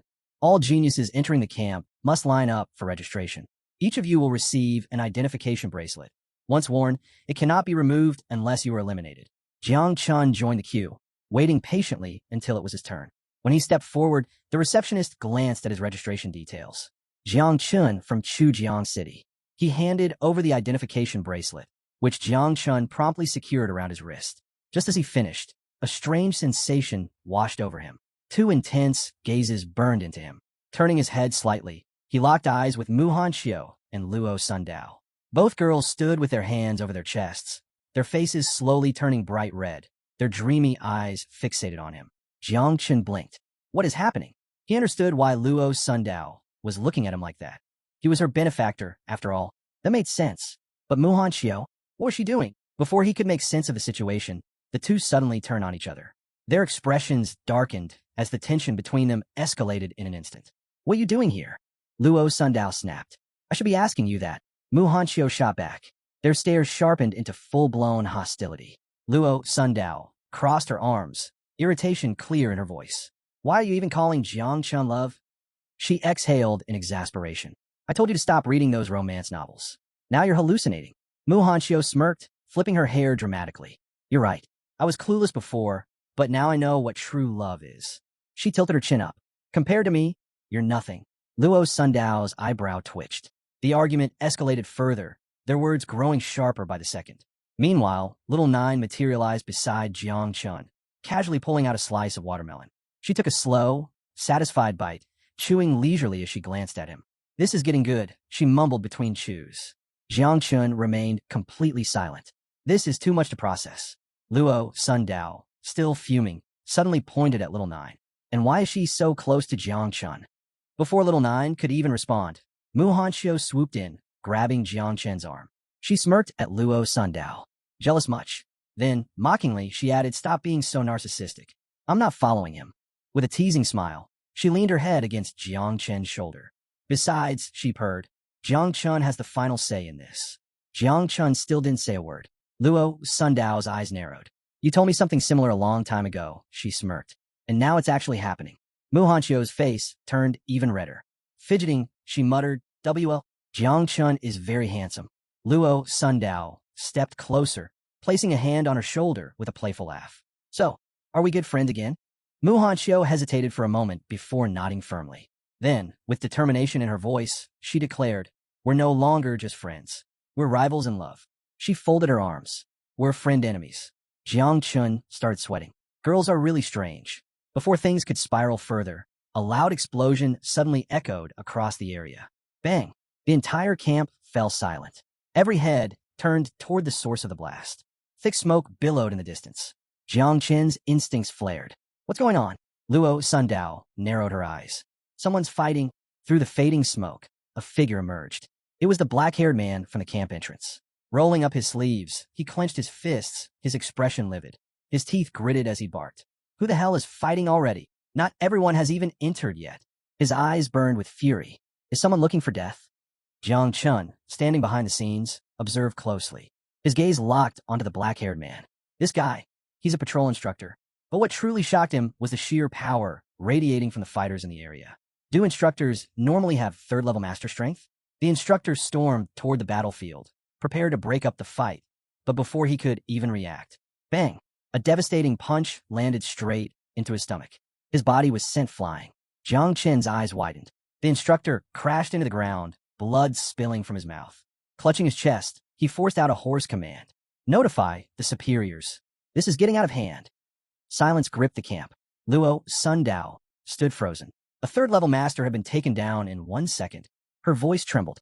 Who did that? Muhan Chio's expression darkened. They're from Jiangnan's war zone. The standouts. A woman with blood-red eyes stepped forward, her form-fitting assassin gear accentuating her lethal presence. Resting a hand on her hip, she stared at the fallen instructor, saying nothing. Her presence alone sent chills down people's spines. Her name was Tang Ying, an assassin. Her name carried fear for one reason. She had recently assassinated a level 4 grandmaster in Sakura country. Then, a second figure emerged, a man with fiery red hair, his body crackling with raw, destructive energy. His lips curled into a crazed smile. Apathetic. His name was by phone. People called him the little god of death. He wasn't just any prodigy. He was the personal disciple of the chief commander of the EC defense line, a future warlord. But there was one problem. He had severe psychological issues. When he lost control, he became a demon on the battlefield. And then, the third figure stepped forward. A man with deep blue hair tightened his grip on his sword, his stance unwavering. With a sharp flick, he pointed the blade straight at Jiang Chun, a smirk playing on his lips. His name was Shia Bon. His grandfather stood among the 7 guardians of Great Xia. His title? The Qinglian Sword Immortal, a divine rank profession. Luo Sandow's face darkened. Her fists clenched as she glared at Shia Bon. I know that damn dog. Her voice was laced with fury. Her eyes flickered toward the sword in his hand, an epic weapon, unmistakable. That sword, it was stolen from my house. Jiang Chun turned his gaze toward Shia Bon, his expression unreadable. But in that moment, he knew this wasn't just any swordsman. This was Shia Bon. There was no doubt now. His strength far exceeded Xiao Yuanwu's. But right now, that wasn't the most pressing concern. At the heart of the battle, a man with striking orange hair stood tall, his broad frame exposed. He hadn't moved an inch, yet his overwhelming presence only intensified. His muscles tensed, his fists clenched. Though completely surrounded, his killing, intense sword. As the dust settled, his piercing gaze locked onto his enemies. Then, boom! His fist slammed into the ground, splitting it apart. Cracks tore through the earth, shockwaves rippling through the battlefield. Jiang Chen's breath caught. This guy.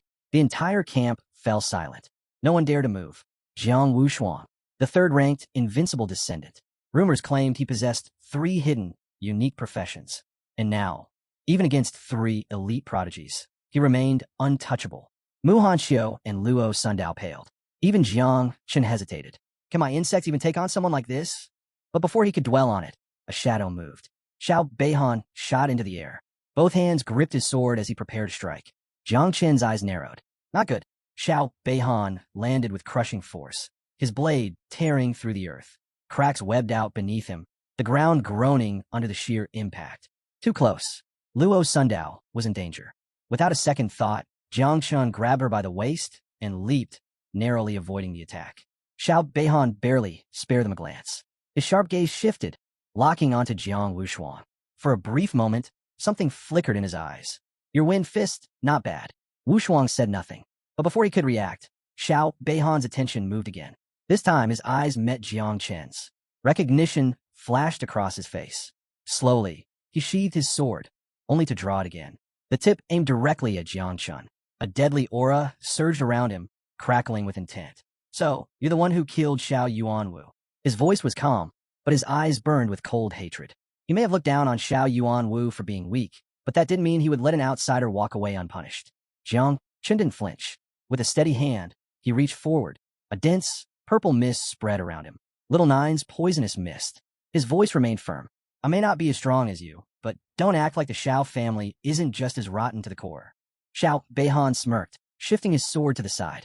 Without hesitation, he stepped forward, his every move radiating confidence, as if Jiang Chen's resistance was nothing more than a minor inconvenience. Jiang Chun held his ground.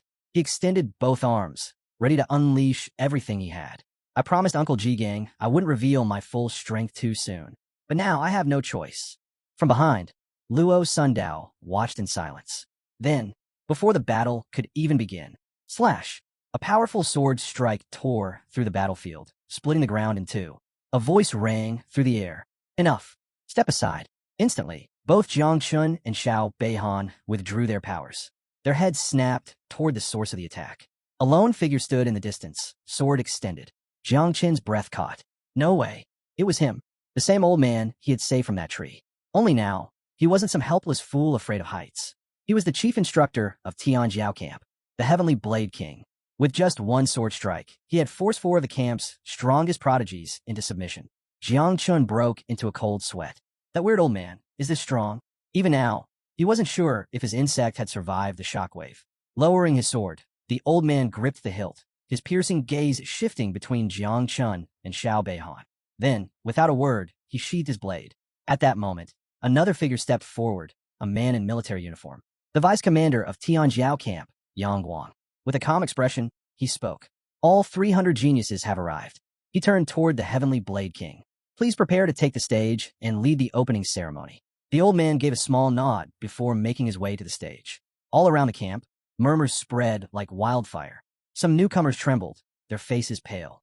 I heard there were many Tianjiao camps in Jiangnan, but none of them ever had a king-level figure in charge.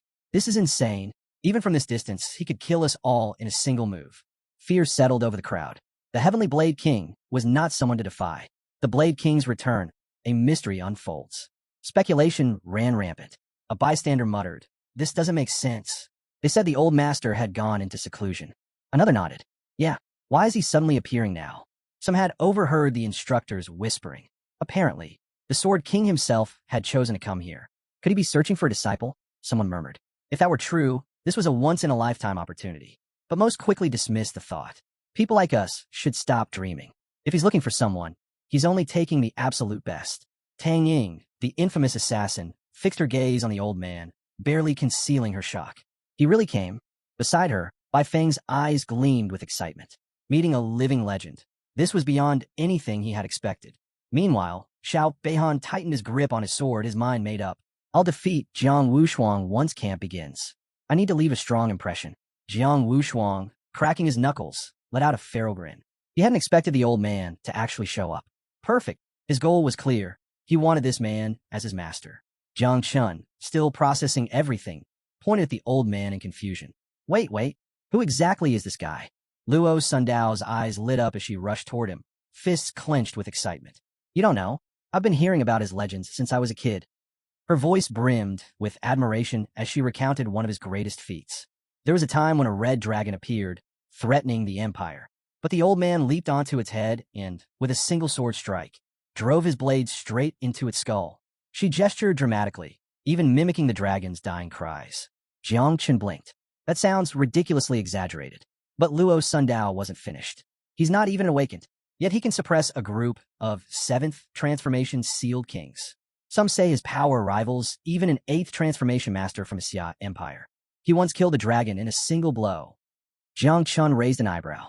This guy killed a dragon? Muhan Chio, meanwhile, rested her chin on her hand, deep in thought. She added, even though he holds the power of a sealed king, my grandfather always said he was the most respected figure in our world. Then, her expression soured slightly. My grandfather once asked him to take me as a disciple, but he rejected me. Jiang Chun turned to her, surprised. Muhan Chio sighed. At first, I was furious, but then I found out that even the invincibles from the Jinan Empire had been rejected. Jiang Chun glanced back at the old man, curiosity creeping in. Wait, so you're saying it's really that hard to become his disciple? Muhan Chio shot him a serious look. Are you joking? As far as I know, both Jiang Wushuang and Bai Feng were rejected by the Sword God before. The truth about the Sword King, a disciple struggle. Jiang Chun had witnessed Jiang Wushuang's monstrous strength firsthand. If even he wasn't good enough to become the old man's disciple, then just how difficult was it? His shock was evident as he turned to Muhan Chio. Is it really that hard to become this guy's disciple? At that moment, Luo Sandow stepped forward. She lifted her hand, pointing toward the sky with a solemn expression. You might not know this, but the old master has only ever taken 2 disciples in his entire life. And that was over 20 years ago. Jiang Chun froze. His mind flashed back to that strange old man, the one clinging to a tree in terror. The same man who had casually sheathed his sword and asked, "Want to learn from me?" Jiang Chun shut his eyes. Just thinking about it gave him a headache. That tree-hugging lunatic, was he really the legendary king of the celestial sword? He let out a slow breath, forcing a stiff smile as sweat trickled down his cheek. Now it all makes sense. On the stage, the old man cleared his throat. The entire camp fell silent as his gaze swept across them. I am Gu Katan, Heavenly Blade King, Chief Instructor of Tianjiao Camp. He leaned forward, resting both hands on the table. His next words sent a chill through the crowd. Tianjiao Camp's recent performance has been disappointing. His voice was sharp. These fights, a joke. If you hold back in training, you'll die in real battle. No second chances. No burials. The air grew heavy. Then his grip tightened on the microphone. A smile appeared. So, from this year forward, I'm implementing a new rule. His eyes gleamed with a terrifying light. I call it the death quota. The camp erupted into chaos. Yang Guang, standing behind him, went pale. His body stiffened in shock. Wait, what? Panic surged through him as he stepped forward. Instructor Gu, you can't. Gu Katian raised a hand. The room fell silent. His smile remained. I make the rules here, and I take full responsibility. Yang Guang's heart pounded. What the hell is this? There's never been a death quota before. Why wasn't I told? Gu Katan lifted the mic again, his voice eerily calm. From now on, 10 of you will die in every round of testing. If you want to leave, do it now. Panic set in. A young boy clutched his friend's arm, his face drained of color. I can't quit.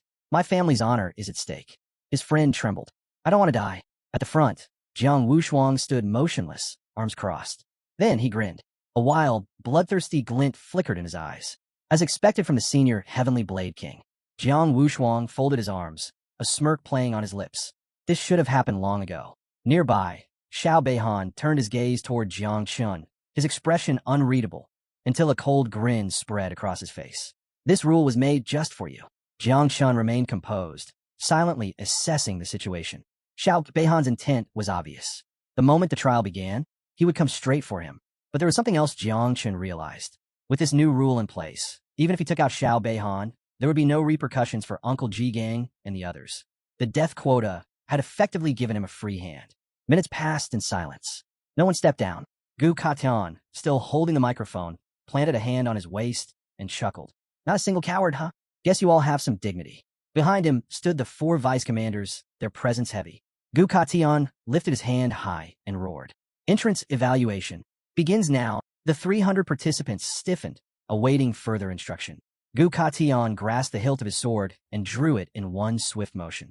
His voice rang out across the battlefield. Scattered throughout the camp are 150 advancement flags. I don't care how you get them. The test ends at dawn, day 2. If you have a flag, you move forward. If you don't, you're out. His blade gleamed under the sun as he leveled it at them, his eyes sharp with challenge. Fight how you want, alone, in groups, however you see fit. Take what's yours. Crush whoever stands in your way. Show me your hunger for battle. Then, with a swift motion, he raised his sword high. Begin. Chaos erupted instantly. The moment the test started, bodies scattered in all directions. Some, knowing their strength wasn't enough, vanished into the shadows, hoping to snatch a flag unnoticed. Survival came before pride. But Xiao Beihan had a different plan. As his body surged with blue energy, his lips curled into a grin. He drew his sword and strode forward, step by step, closing in on Jiang Chun. Jiang Chun stood still, flanked by Muhan Chio and Luo Sandow. Then, without looking at them, he extended his arms to the sides and gave a firm command. Find a flag. Leave him to me. Muhan Chio's grip tightened around his arm, her voice unsteady. Are you sure? Jiang Chun didn't answer. Instead, he took a defensive stance and gave a single, sharp order. Go. Now. Seeing the resolve in his eyes, Muhan Chio and Luo Sandow hesitated, then turned and ran. Xiao Beihan's blade crackled with blue mana as he let out a mocking laugh. A rookie who hasn't even reached his second transfer thinks he can play hero? His voice dripped with scorn. He wasn't taking Jiang Chun seriously. Jiang Chun's face remained unreadable. Without a word, he slowly raised his hand to the side. A thick, purple mist seeped from his palm. Little Nine's poisonous mist. Xiao Beihan's sword radiated a terrifying aura, but Jiang Chun stood firm. He had survived worse. Still, a thought lingered in his mind. Even though I'm stronger now, can I handle Xiao Beihan using only poison without exposing the mother insect? Jiang Chun remained still, the poisonous mist swirling around him. His eyes locked on Xiao Beihan as he spoke calmly. Enough with the useless talk. Xiao Beihan's smirk faded. His grip on his sword tightened, his gaze burning with fury. TCH, no need to waste words on the dead. Then, he swung his sword with full force, unleashing a devastating slash toward Jiang Chun. Jiang Chun prepared to counter, but before the attack could land. Stop! A rain of throwing knives tore through the air, shattering Xiao Beihan's attack on impact. Jiang Chun's eyes narrowed. Standing in front of him was Tang Ying. She gripped more throwing knives, her cold gaze fixed on Xiao Beihan. Her eyes burned with anger. Xiao Beihan's expression darkened as he clenched his sword. What the hell are you doing? Jiang Chun remained wary, turning toward Tang Ying. Was this really the infamous assassin? Before he could say anything, Tang Ying placed her hands on her hips and snapped.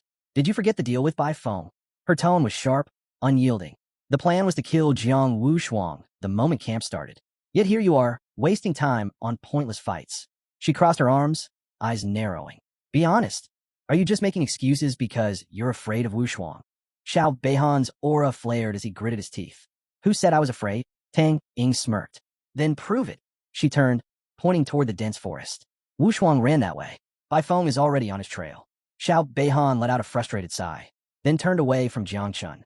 Fine, I'll handle Wu Shuang first. He cast one last glance at Jiang Chun before walking off. There's plenty of time to take care of you later.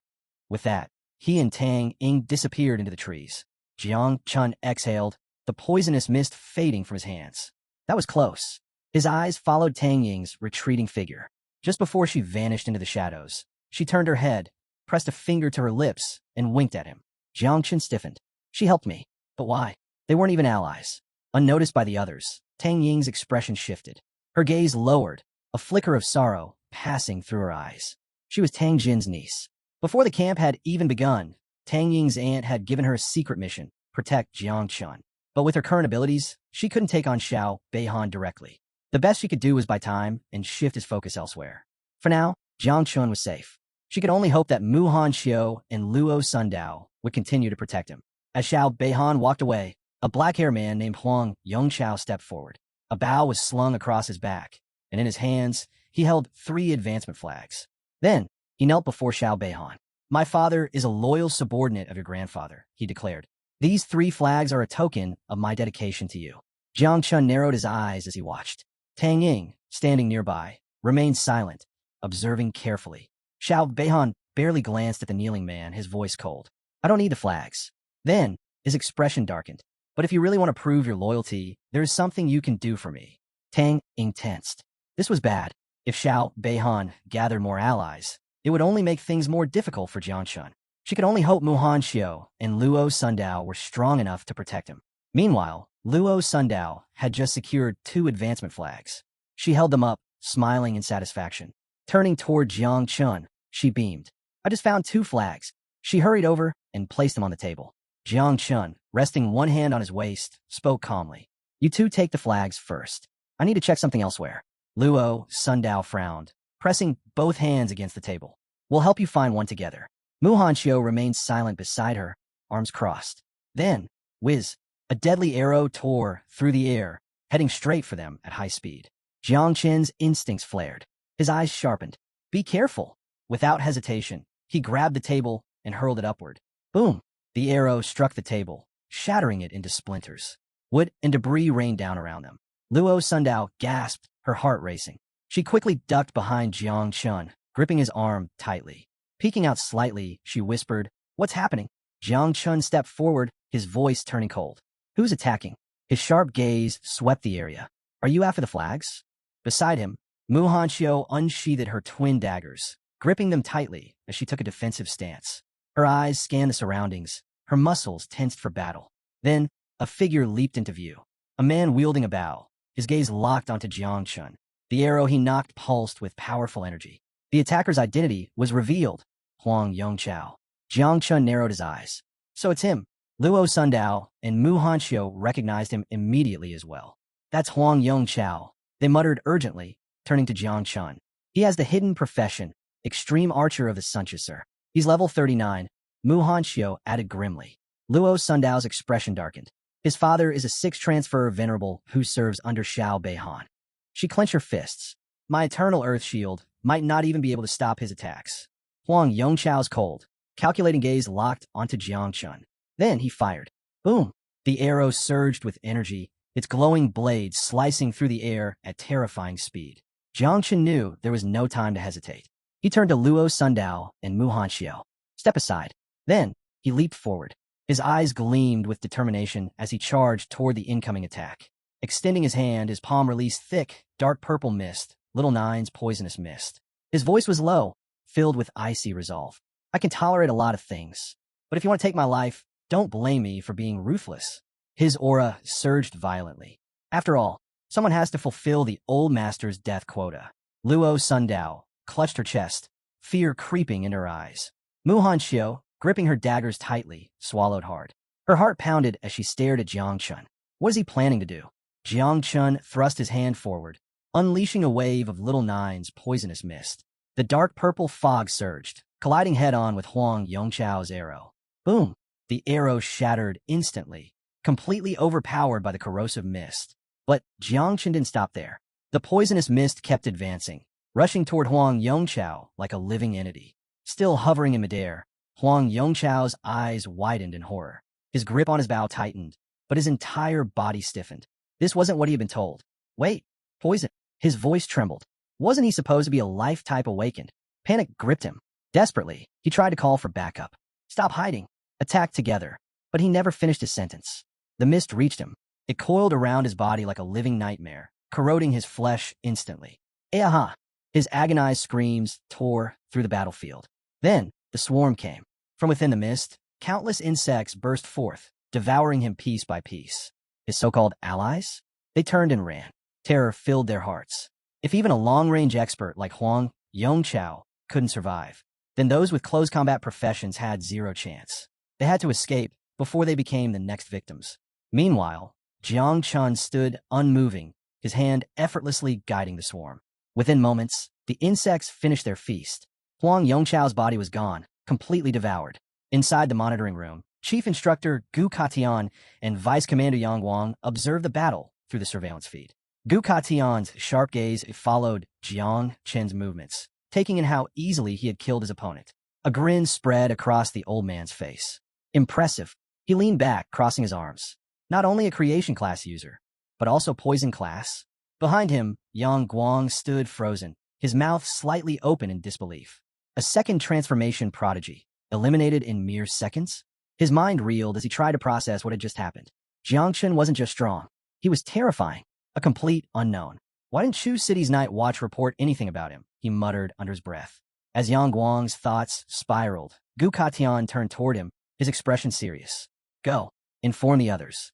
Yang Guang snapped out his daze. Right away. But just as he turned to leave, wait. Gu Katian cleared his throat. Yang Guang hesitated, turning back. A creeping worry settled in his chest. Was the old man regretting his decision to let Jiang Chun enter? But Gu Katan simply rubbed his chin, staring thoughtfully at the ceiling. Then, in a calm yet commanding voice, he issued another order. Bring in 10 third-level ferocious beasts. Yang Guang's eyes widened. What? Gu Katan's smirk widened, and released them separately. Then, he leaned forward, his eyes glinting with amusement. Oh, and one more thing. Place the advancement flags on the beasts. The battlefield shifts, a new challenge begins. Yang Guang turned sharply, gave a military salute, and, despite his clear confusion, responded with a firm, understood. Internally, he couldn't help but be impressed. The old man's move was brilliant. By placing the advancement flags on the beasts, Gu Katian would force the strongest contenders in a battle first. This way, those monsters would be too busy tearing each other apart before they could turn their weapons on the weaker participants. It was both strategic and ruthless. Meanwhile, across the battlefield, Jiang Wushuang stood surrounded by Tang Ying, Bai Feng, and Xiao Beihan. All three had drawn their weapons, prepared to strike. Jiang Wushuang, however, remained unfazed. His arms were crossed, his stance unwavering. He had been locked in battle with Bai Feng for several minutes now. Even though he was injured, his confidence hadn't wavered for a second. Bai Feng clutched his chest wound, his breathing heavy and labored. Jiang Wushuang smirked. I already told you. His eyes glinted with amusement.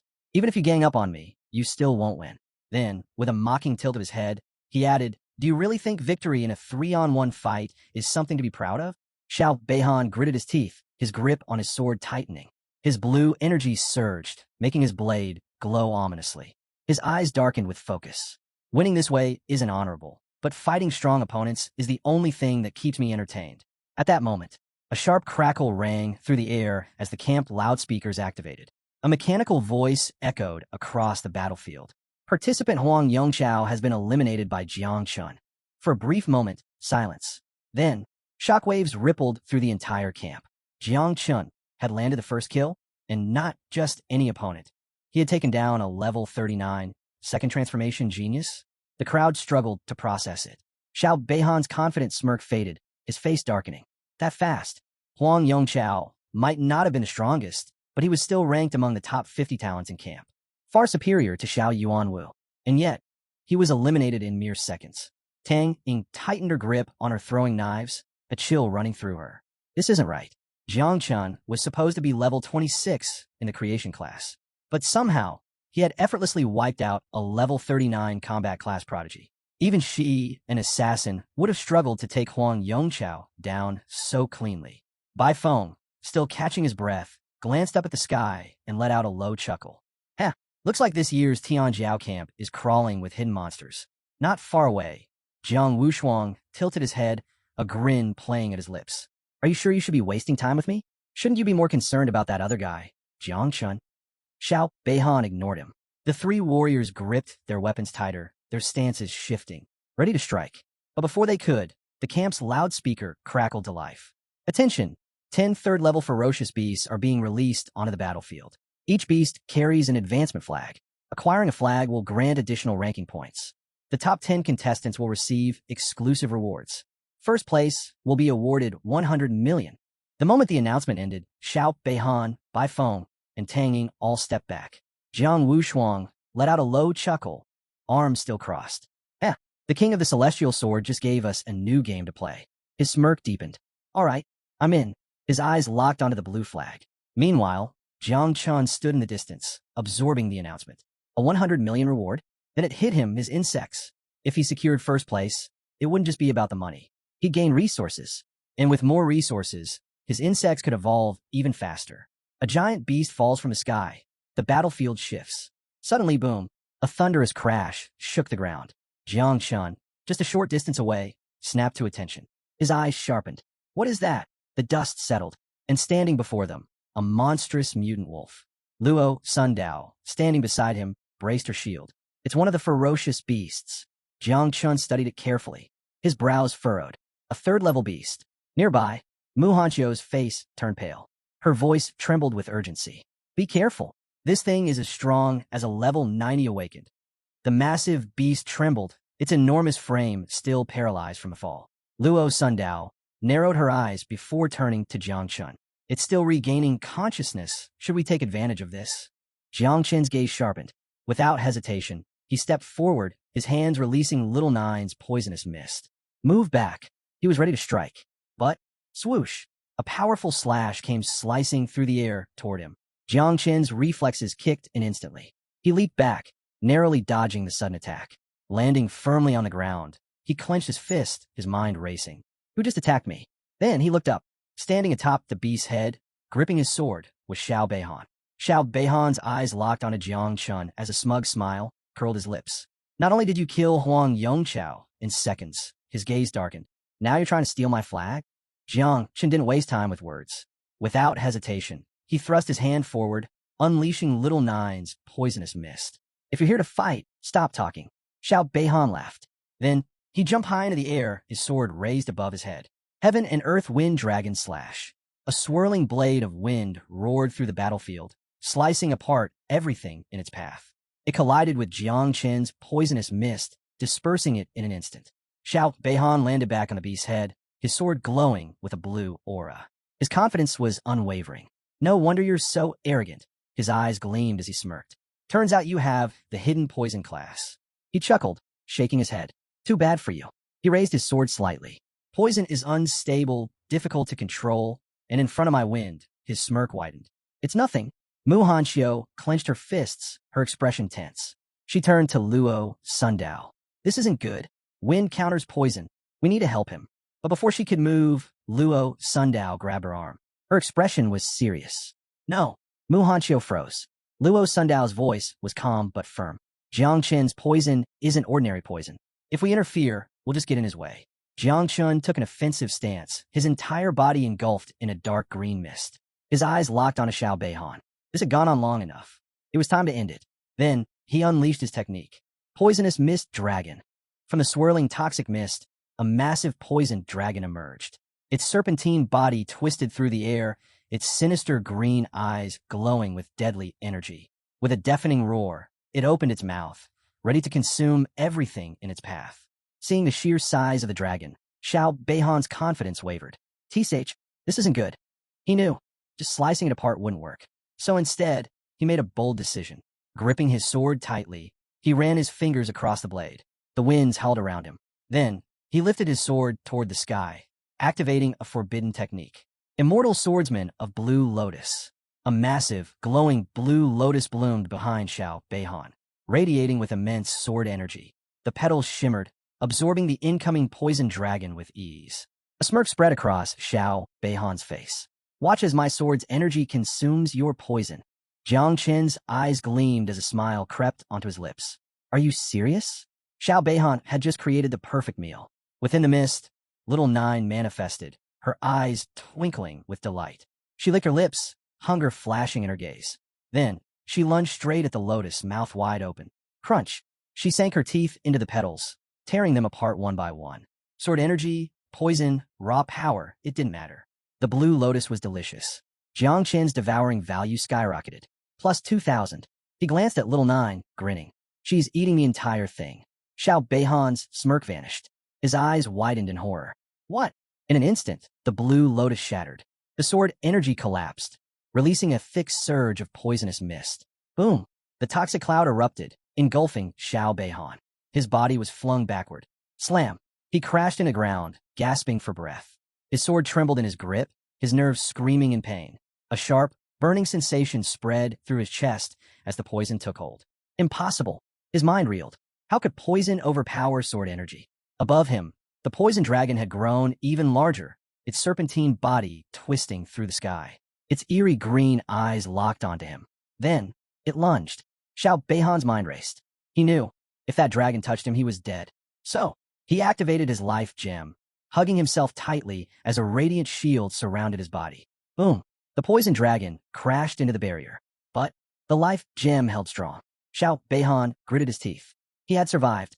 Now, it was Jiang Qin's turn to die. Jiang Qin assessed the situation. Xiao Beihan had used a life gem. Poison alone wouldn't break through. And with battlefield cameras recording everything, he couldn't risk revealing his insects. He needed cover. Turning to Luo Sandow, he spoke calmly. Can you create an opaque earth shield around this area? Luo Sandow clenched her fist before nodding. I'll try. She raised her hands to the sky. Energy surged. Then, earth protection, shield cover. A dome of earth formed, sealing off the battlefield. Xiao Beihan looked up confused. What is he doing? Luo Sandow collapsed to her knees, breathing heavily. The technique had drained her energy. Jiang Qin turned his gaze back to Xiao Beihan. With the cameras blocked, it was time to finish this. Jiang Qin remained calm, his hands releasing a fresh wave of little Nine's poisonous mist. His eyes bore into Xiao Beihan. Can you guess how Xiao Yuanwu died? Xiao Beihan's expression twisted in rage. Trapped within his magical barrier, he extended his sword to the side, his voice dripping with disdain. You think that worthless trash's death compares to mine? His grip tightened. Naive, Jiang Qin remained silent. For a few moments, he simply observed. Then, little Nine reappeared, her sinister grin stretching as she locked eyes with Xiao Beihan. Jiang Qin's voice was calm but firm. Are you really comparing the past me to the current me? His gaze darkened. Now, that's naive. He was done with this. Turning to little Nine, he spoke without hesitation. Teach him a lesson. Little Nine's body pulsed with energy. Poisonous mist surged from her outstretched hands, filling the air with its deadly presence. Then, she charged. Xiao Beihan narrowed his eyes, gripping his sword tightly. Who is she? Little Nine's speed was terrifying. Her attacks came from all directions, left, right, above, below. But Xiao Beihan's blade met every strike. No matter how fast she moved, his defensive swordplay was flawless. Jiang Qin's eyes flickered with surprise. He's using protective sword energy? This was unexpected. Xiao Beihan's defensive mastery was far beyond what he had anticipated. Then, a deafening roar shook the battlefield. The massive mutant beast lunged forward, its gaping jaws aimed straight at little Nine. Both she and Xiao Beihan turned, instantly shifting to high alert. Jiang Qin reacted without hesitation. His hands surged with poisonous mist as his gaze locked onto the beast. It had fully awakened. Now it was time to go all in. Jiang Qin extended his hand, summoning two poisonous mist dragons. They slithered through the air, their glowing green eyes brimming with lethal intent. Then, he unleashed his small insect swarm. That's top-quality fierce beast meat. His smirk deepened. First to arrive, first to eat. The insects surged forward, their buzzing wings filling the battlefield with an eerie hum. Now, the battle had turned into pure chaos. Xiao Beihan's eyes darted between the converging threats. His once impenetrable sword energy had been corroded. His advantage was slipping. He could no longer keep up with little Nine. The beast let out a warning roar, turning its attention to Xiao Beihan. But little Nine was already in motion. She closed the distance instantly, her devilish grin widening. Then, she threw her full strength into a punch. Boom! Her fist slammed into Xiao Beihan's magical barrier. Cracks spread across the shimmering shield. She didn't stop. Another punch, then another. With each impact, the barrier trembled. Xiao Beihan's strongest defense was starting to crumble. Jiang Chun stood calmly, arms crossed, watching the battle unfold. He had realized something. Xiao Yuanwu had been weak because the Xiao family played favorites with their descendants. But Xiao Beihan? He was one of their true elites. Defeating him would not be easy. Yet, Little Nine's relentless onslaught was proving otherwise. Punch after punch, her attacks tore into his protective barrier. The cracks spread wider. Her gleaming eyes revealed she could smell victory. Inside the fading shield, Xiao Beihan was drenched in sweat. His breath came in ragged gasps. His panic grew. He knew, if before she had needed 3 seconds, now she needed at most 3 minutes. His grip on his sword tightened. He couldn't believe it. His life gem's protection was actually breaking. Meanwhile, inside the Tianjiao camp surveillance room, Yang Wang's expression darkened. On the monitors, a massive blue magical barrier covered the battlefield. This anti-vision shield blocked their view, preventing them from seeing what was happening inside. And he knew exactly what that meant. Xiao Beihan was at a disadvantage. Yang Wang turned sharply toward Fang Chengyuan. His voice was firm and commanding. Conduct a manual investigation. If the situation becomes too dangerous, stop the fight immediately. Fang Chengyuan, a 4th-level great master of the spatial system, pressed his fingertips together and nodded. Understood. In the corner of the room, Gu Kaitian, known as the King of the Celestial Sword, sat with one leg crossed, his chin resting lazily on his hand. His expression was unreadable, but there was a glint of curiosity in his eyes. Are they really this desperate to protect the Xiao family's grandson? Yang Wang turned toward him, hands clasped behind his back. His tone was measured but heavy. You don't understand.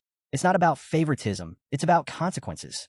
If Xiao Beihan was injured or killed, no one knew how the Xiao family would react. Gu Kaitian raised an eyebrow, smirking slightly. Then, in a calm but pointed voice, he asked, Are you really prepared for war with the Jinghua Empire? Yang Wang froze. A chill ran down his spine. Jinghua, if word got out about what happened inside Tianjiao camp, things could spiral out of control. His jaw tightened. His hands clenched. No information leaves the camp. His voice was cold, decisive. Not until this ends. Gu Kaitian leaned back, eyes drifting toward the ceiling. He wasn't sure if Jiang Chun could actually kill Xiao Beihan, but he was curious. Why had Jiang Chun created an anti-vision barrier? What was he hiding? Back at the battlefield, Jiang Chun stood beside the collapsed mutant beast. The giant wolf lay motionless, its body engulfed in poisonous mist. His arms were still crossed. His expression, indifferent. Powerful? Sure, but against his insects? It had met its natural predator. At the same time, Little Nine's attacks had reached their peak. Xiao Beihan's barrier was crumbling. The once impenetrable shield was now covered in deep fractures. A particularly large crack split down the center. Xiao Beihan tightened his grip on his sword. His panic turned to dread. No, this can't be happening. The life gem's protection was actually failing. Jiang Chen's sharp gaze locked onto the barrier. Then he saw it, the weak point. In a calm but firm voice, he spoke. Little Nine attacked there. He pointed directly at the largest, deepest crack. That was the breaking point. Just as Jiang Chun was about to deliver the final blow, a voice echoed in his mind. Don't play around too much. Fang Chengyuan, the great master of the spatial system, has arrived. Jiang Chen's expression shifted in an instant. His eyes widened as realization struck, and his heartbeat quickened. A spatial master was here? That meant someone was watching. If they saw the insects, he'd be exposed. There was no time to hesitate. Without a second thought, he extended his hand toward Little Nine. Return. Little Nine, mid-strike, suddenly froze. Her fist was just inches from shattering the barrier when an unseen force pulled her back. Confusion flickered in her eyes.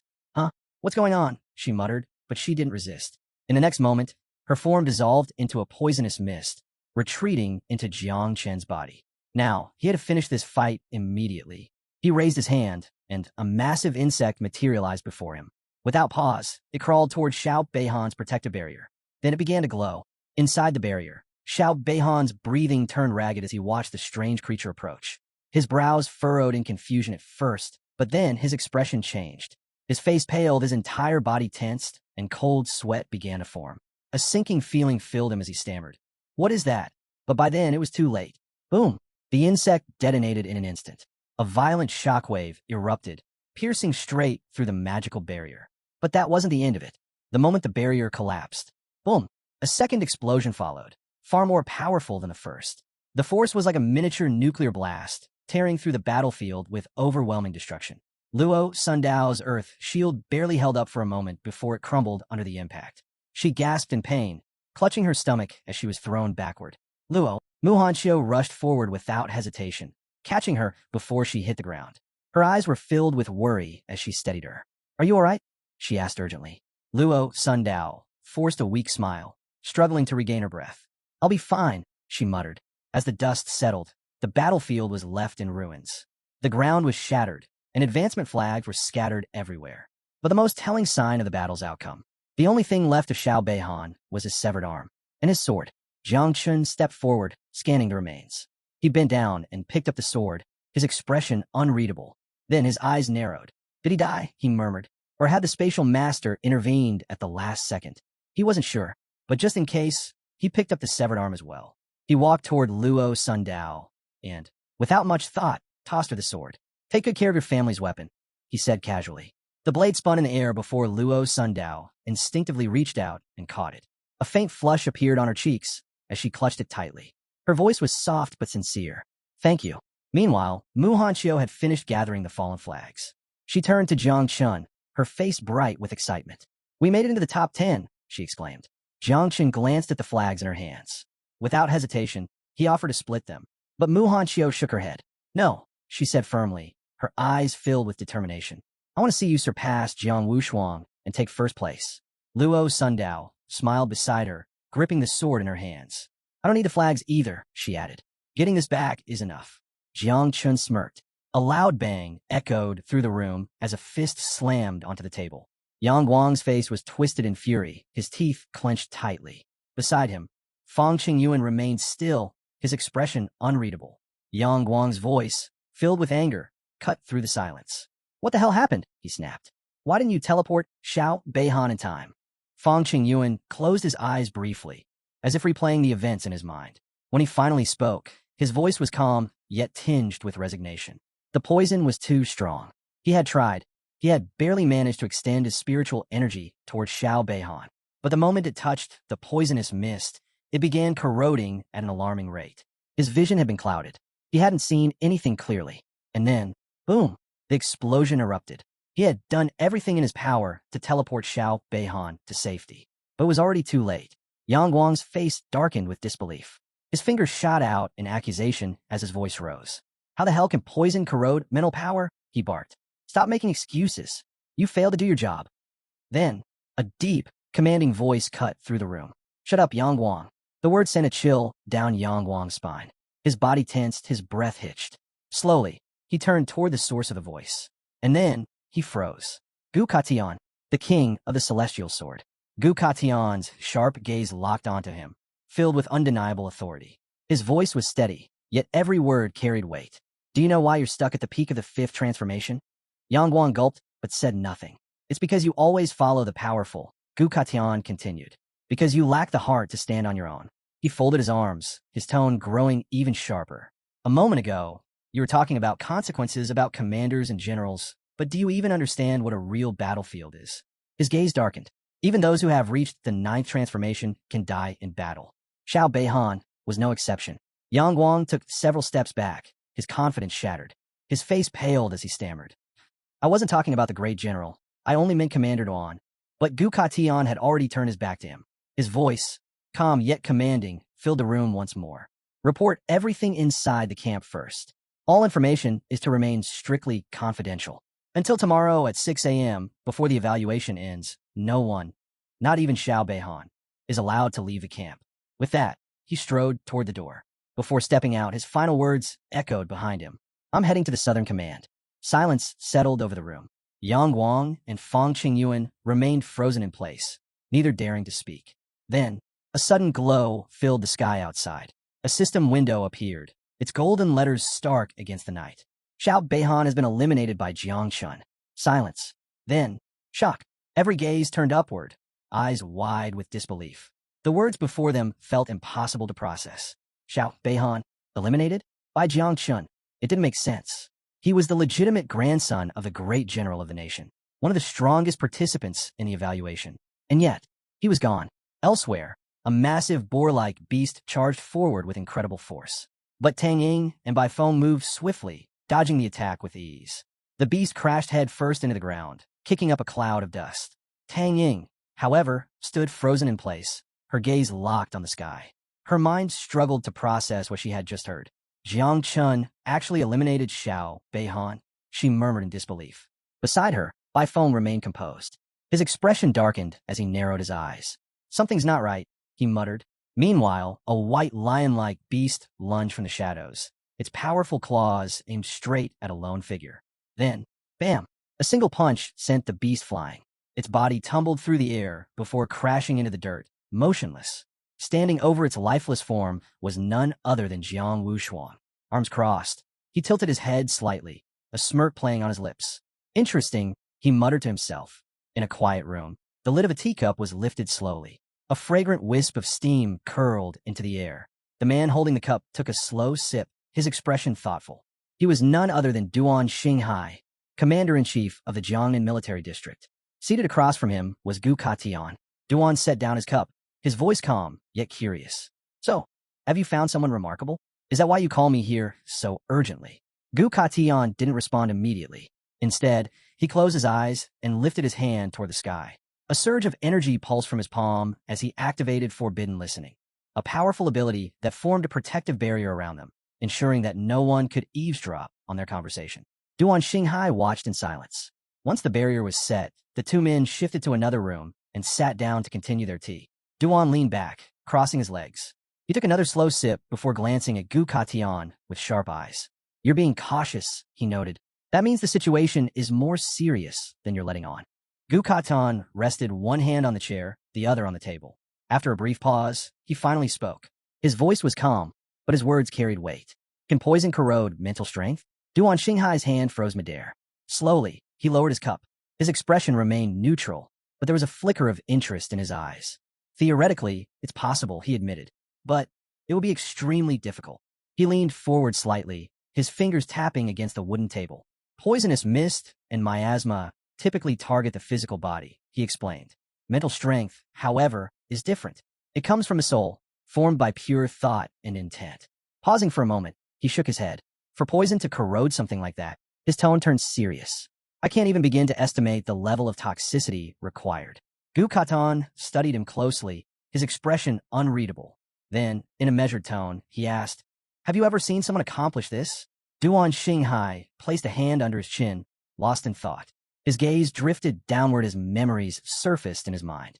After a long silence, he finally answered, No, I once knew a poison king at the peak of the fourth transformation. He paused, his voice carrying a hint of intrigue. Even he couldn't do it. Duan Xinghai lifted his head, a playful smirk tugging at his lips. His eyes gleamed with amusement as he leaned back slightly.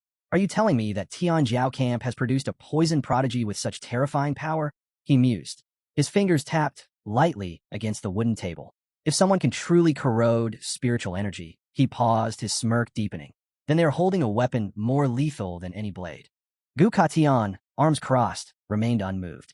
Then, he slowly shook his head. His eyes closed briefly as he steadied his thoughts. It's too soon to draw conclusions, he said firmly. Duan stayed calm, but his instincts told him something was off. Gu Katian had always been cautious, but this time it felt different. There was hesitation, uncertainty, even, and that only meant one thing. He wasn't telling the whole truth. Duan's sharp gaze locked onto him. His voice carried a new weight. What's happening? He asked. And why aren't you telling me everything? Gu Katan met his gaze. He studied Duan for a long moment before speaking. Then, what if the poison had its own consciousness? Duan froze. Then he laughed. A hearty, amused chuckle as he reached out, patting Gu Katan's shoulder. You're joking, right? But then his laughter faded. His expression turned serious. Poison doesn't have consciousness, he muttered. Unless. His voice trailed off. His breath slowed. Then, a single drop of sweat rolled down his cheek. His mind pieced together a terrifying thought. His voice dropped to a whisper. Unless it's not actually poison, but something else entirely. A forgotten calamity. The 9 wings of miasma. Duan Xinghai's eyes darkened as an old memory surfaced. A memory buried deep within the past. He pictured an ancient ruin, a place lost to time. Ruin number 0. Inside its crumbling walls, he had once come across a record. An ancient text describing something beyond human comprehension. A calamitous creature. A being known as the 9 wings of miasma. It was said that this entity could transform into a poisonous mist. a force so deadly, its birth had nearly destroyed the world itself, a calamity from an era long forgotten. Then, another vision appeared in his mind, a small, shadowy figure, curled up, hugging her knees, a pair of glowing eyes staring from the darkness, a creature born in the depths of the nine hells, the very same existence recorded in Ruin Number 0. And now, it had reappeared. Gukation's entire body tensed. His mind raced, possibilities forming at an alarming speed. His voice, barely above a whisper, carried a grim certainty. This is bad. Very bad. Duan Xinghai suddenly threw his arms wide, letting out a loud, amused laugh. His voice brimmed with amusement. What? Are you scared? He teased. Then he smirked. Come on, old friend. This type of calamity has been extinct for a long time. There's no way it still exists. Gukation remained silent, his expression unreadable. But deep down, he wasn't so sure. Then, a portal tore open in midair, a crack in space itself. Energy surged around its edges, distorting the air with its sheer force. Gukation immediately stood up from his chair. His movements were precise, controlled. Without hesitation, he turned his back on Duan and strode toward the portal. Duan reached out a hand. Wait, I haven't told you the good news yet. Gukation ignored him. Without a single word, he stepped into the portal and disappeared. Duan let out a long sigh before shaking his head. There was no stopping Gukation when he made up his mind. Inside the portal, Gukation crossed his arms and closed his eyes. His thoughts drifted toward her. Little Nine, a walking disaster. And then, Jiang Chun, the boy who had awakened at the divine level class, growth of all things. It was no surprise that he had climbed to the top of the hunter list. But even now, Jiang Chun was still shrouded in mystery. There were too many unanswered questions about him. Then, another memory surfaced. A conversation from just a few days ago. Ji Gang had approached him, grinning as always. His words had seemed casual at the time. I have someone named Jiang Chun, Ji Gang had said. His talent is incredible, but he's still developing. Oh, and he got into trouble with the Xiao family. So, I need you to watch over him while he's at Tianjiao camp. Back then, Gukation had simply listened, thinking little of it. But now, as he moved through the dimensional corridor, the truth became painfully clear. Ji Gang hadn't asked him to watch over Jiang Chun. He had asked him to cover for him. That old bastard. Gukation emerged from the portal, his mind set. With a single snap of his fingers, a gust of wind surged around him.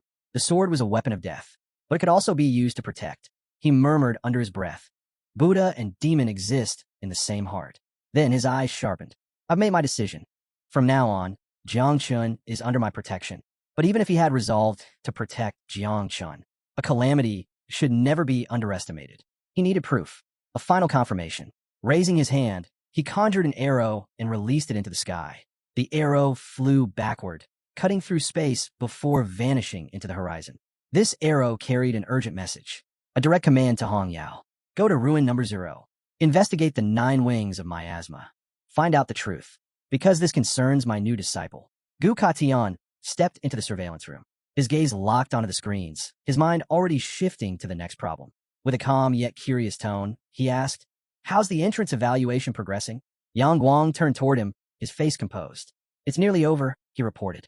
The ordinary awakened are still struggling for flags, but the elite talents have already defeated 9 of the fierce beasts. Now, only 1 remained. On the screens, the strongest participants displayed overwhelming power. Lei Zhe and Lu Jiezi had teamed up against a massive beast. As the creature lunged at them, Lei Zhe met it with a devastating punch. The beast slammed into the ground, its massive body going limp. Defeated instantly. Elsewhere, Tang Ying and Bai Feng worked in perfect sync. Tang Ying leapt onto the back of another fierce beast, moving with practiced ease. With a single precise strike, she ended its life in an instant. Meanwhile, Jiang Wushuang stood atop a mountain of beast corpses.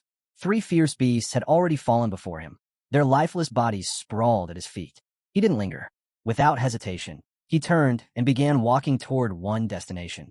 Jiang Chun. In the surveillance room, Gukation's sharp eyes remained locked on the screens.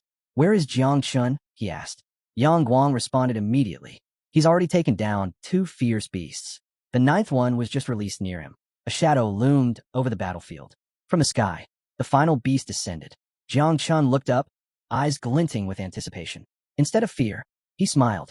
Time to eat, Little Nine. The beast roared and lunged forward. But before it could even strike, Jiang Chun extended his hand. Poisonous mist surged outward. In an instant, Little Nine materialized. Without hesitation, she pounced. Her jaws opened wide, and in one swift motion, she devoured the beast whole. A system notification flashed before Jiang Chen's eyes. Plus 2,000 devouring value. Little Nine chewed happily, her form glowing as energy surged through her. Then, she leveled up. Now, level 22. A satisfied grin spread across her face.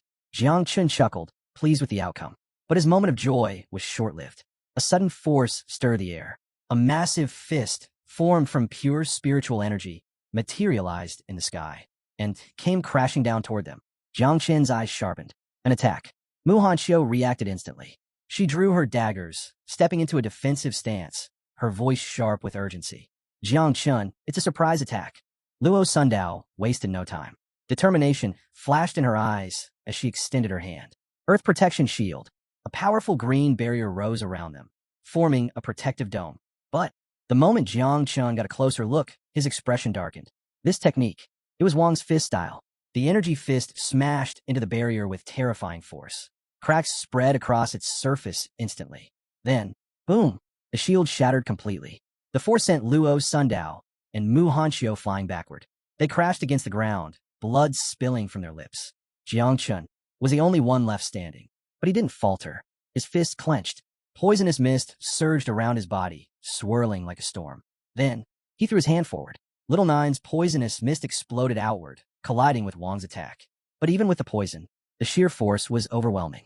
Jiang Chen was blasted backward. His feet dug into the ground as he slid, his body resisting the impact. With a sharp motion, he raised his arm defensively. And then, he waited for the next strike. The last remnants of the attack dissipated into smoke. From within the fading haze, a figure emerged. His body radiated terrifying energy. His fists clenched tightly. His gaze, filled with power and confidence, locked onto Jiang Chen. It was Wang. Behind Jiang Chen, Muhan Chio groaned in pain, her body hitting the ground. Luo Sandow struggled to rise. Jiang Chen wiped the blood from his lips. His gaze didn't waver. Instead, he smirked. It's no wonder they call you the third genius of Daxia. Then, he tightened his fist. Poisonous mist coiled around it, swirling like a viper ready to strike. His smile sharpened. So you came to steal my beast? Jiang Wushuang let out a low laugh. His body pulsed with red energy, raw power crackling in the air. No need to misunderstand.